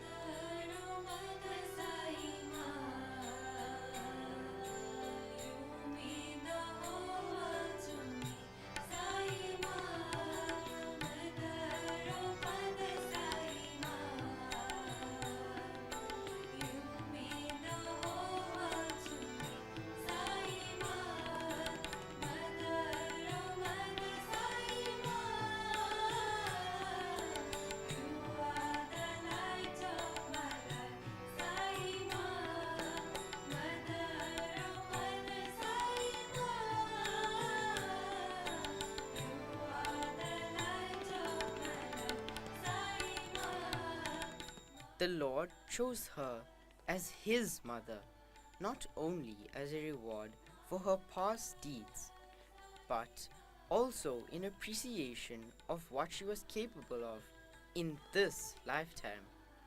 With the Supreme Teacher to guide her, she learnt every lesson Swami gave her with a glance, a word, a question, or a smile, and became a living saint, radiating love and purity.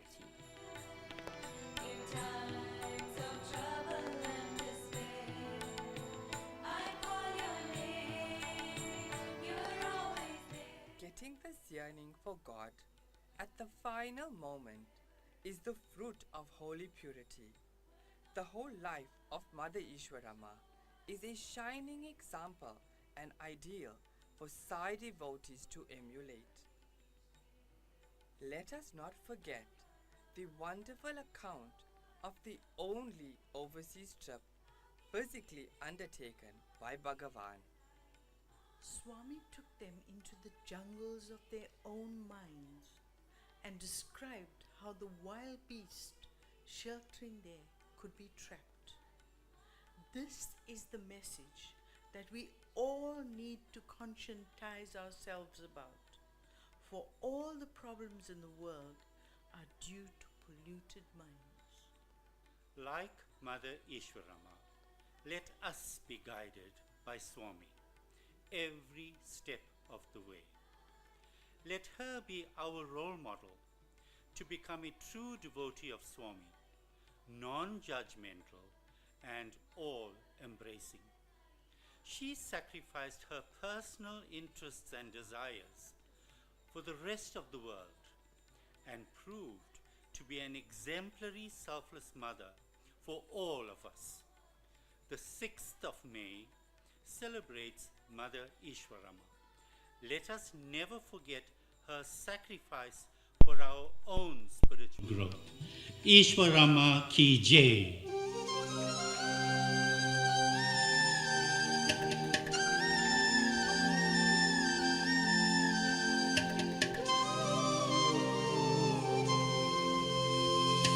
मायम्म Eshwaramma नी जन्मधन्यमायनुगदम्मा मायम्म ईश्वरम्मा नी जन्मधन्यमायनुगदम्मा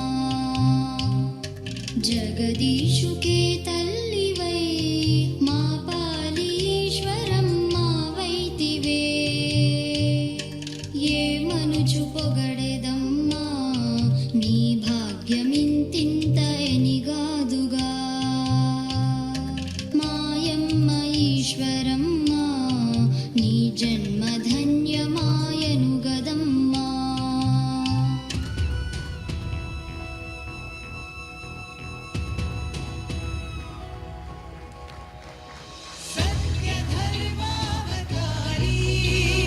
शांति प्रेमावतारी सर्वधर्मावतारी साईया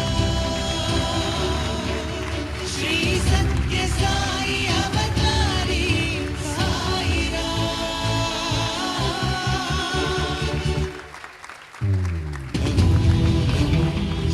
सत्यरूपाय नमो नमो धर्मरूपाय नमो नमो श्री सत्य साई नमो नमो नमो नमो शांति रूपाय नमो नमो प्रेम रूपाय नमो नमो श्री सत्य साई नमो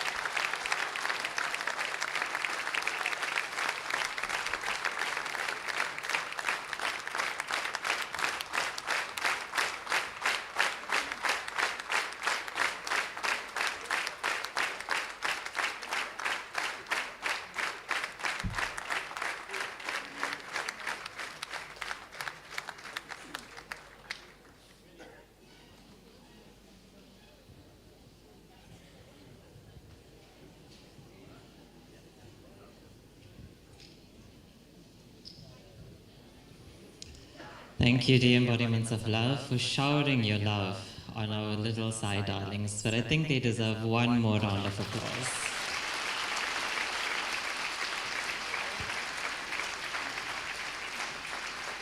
So with that, dear sisters and brothers, we have reached the end of day 1 of the conference. And in bringing the curtains down for today, we will be handing over to Uncle Reuben shortly, who will do a short summation of the content that was discussed and presented during day 1 of the conference today. Thereafter, we will be moving into closing bhajans and Mangala Aarti, and we humbly appeal if the hall can be cleared as quickly as possible thereafter. As many of you may be aware, there is a graduation ceremony that's taking place at 5 p.m. for our dear graduates that will be graduating from the Educare program this evening. And a kind reminder that that program is only for the graduates and their guests. So with that, we wish you a safe journey home. Thank you for being such a participative and loving audience. And we hand over to Uncle Ruben for a very brief summation of today's events. Jai Sai Ram.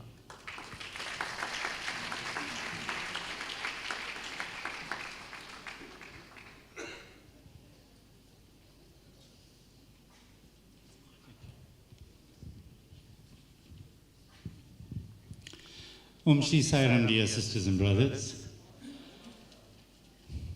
So, in closing today, I think it is quite appropriate for us to just take a brief rundown of the content of the first day of this conference.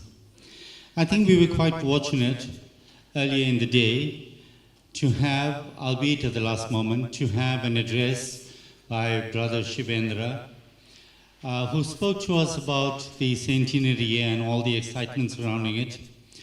But very importantly for us was that Prashanti had decided to extend the centenary year into 2026.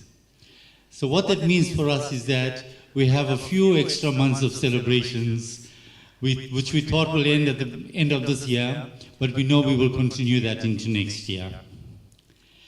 Then, sisters and brothers, in our plenary session, in our Bhagavatam, we had this beautiful stories from devotees and stories about Swami, and we tend to get so much of his teachings from those stories. Now, why did we choose stories? The reason why we chose stories is because stories is one of the most powerful tools to engage devotees and to bring in faith and confidence in the Lord. When we hear stories of how our fellow brothers and sisters that live amongst us have transformed, then it inspires us to transform as well. You know, for those of you who did not know, the Sister Gayatri, by the way, is a real figure, a real resident in South Africa. And we were just hoping that she would be here with us today, but unfortunately she isn't. So I'm sure that that story of Sister Gayatri and the transformation that her husband underwent touched all of our hearts. And that is the magic of Swami, the magic that continues to play in the lives of all of us on a daily basis. Then, sisters and brothers, we spoke about the mind. And that's very, very important. Because I know many, many years ago, Swami spoke about die mind, be a diamond. That is what Swami said.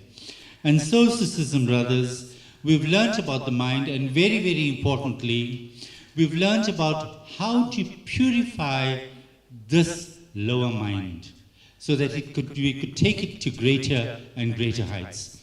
And that experiment that you had seen with the manner in which the water is purified should give you an insight about how we should put things into us that allows us to clean ourselves. And the sadhanas are a very, very important tool. Not just sadhanas, but also our diet.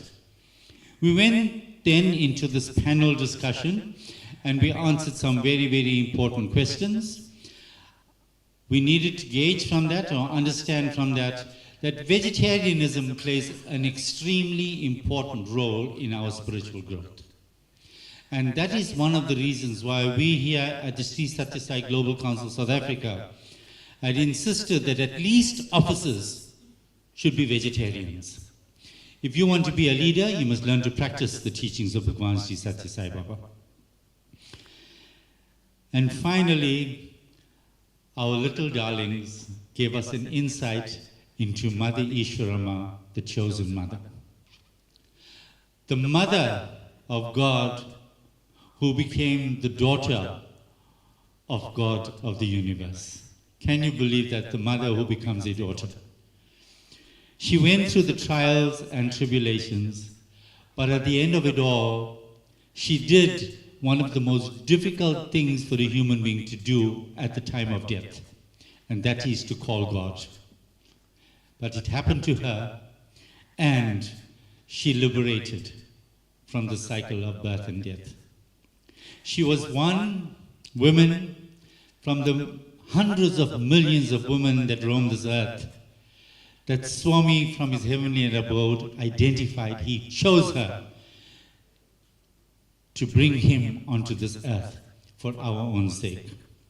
So sisters and brothers, that is what we had done for today, and we will continue tomorrow to speak about Educare. And I can tell you, if you enjoyed today, please be here tomorrow, because the best is yet to come. Thank you very much.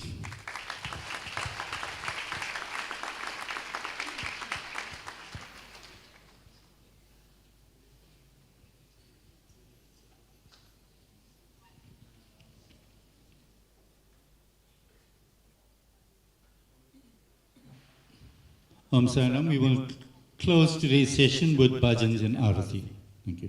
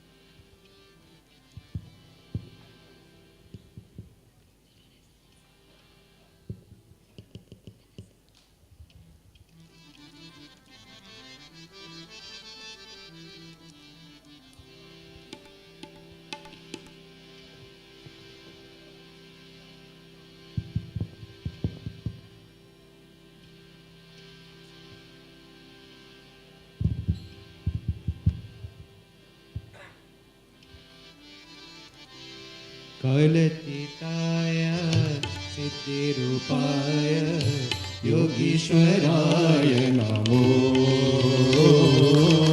Kalatitaya Siddhirupaya Yogishwaraya Namo.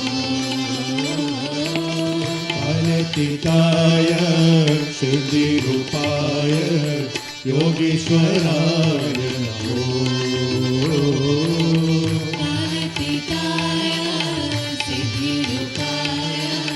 Yogeshwaraya Namo. Jagatitaya Vishwarupaya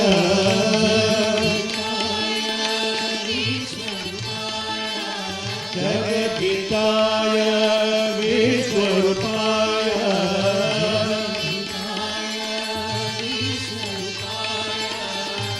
Saishwaraya Namo.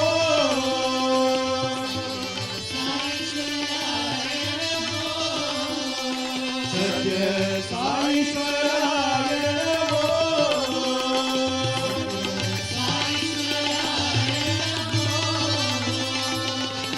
Om Namah Shivaya Shivaya Namo.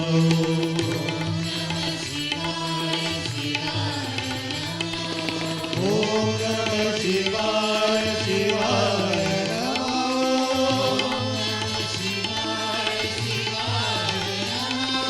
Om Namah Shivaya Shivaya Namo.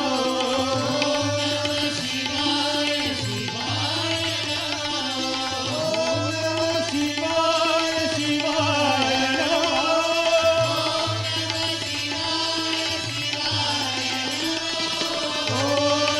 Shivaya Shivaya Namo.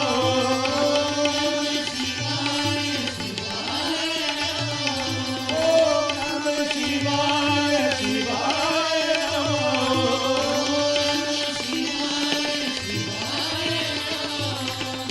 Kalatitaya Siddhirupaya Yogishwaraya Namo.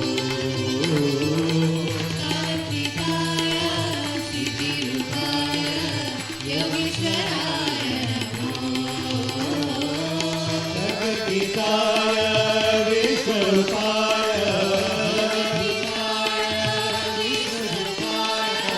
Saishwaraya Namo.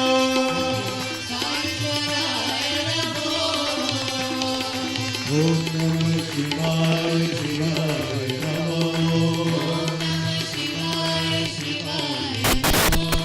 Om Namah Shivaya Shivaya Namo.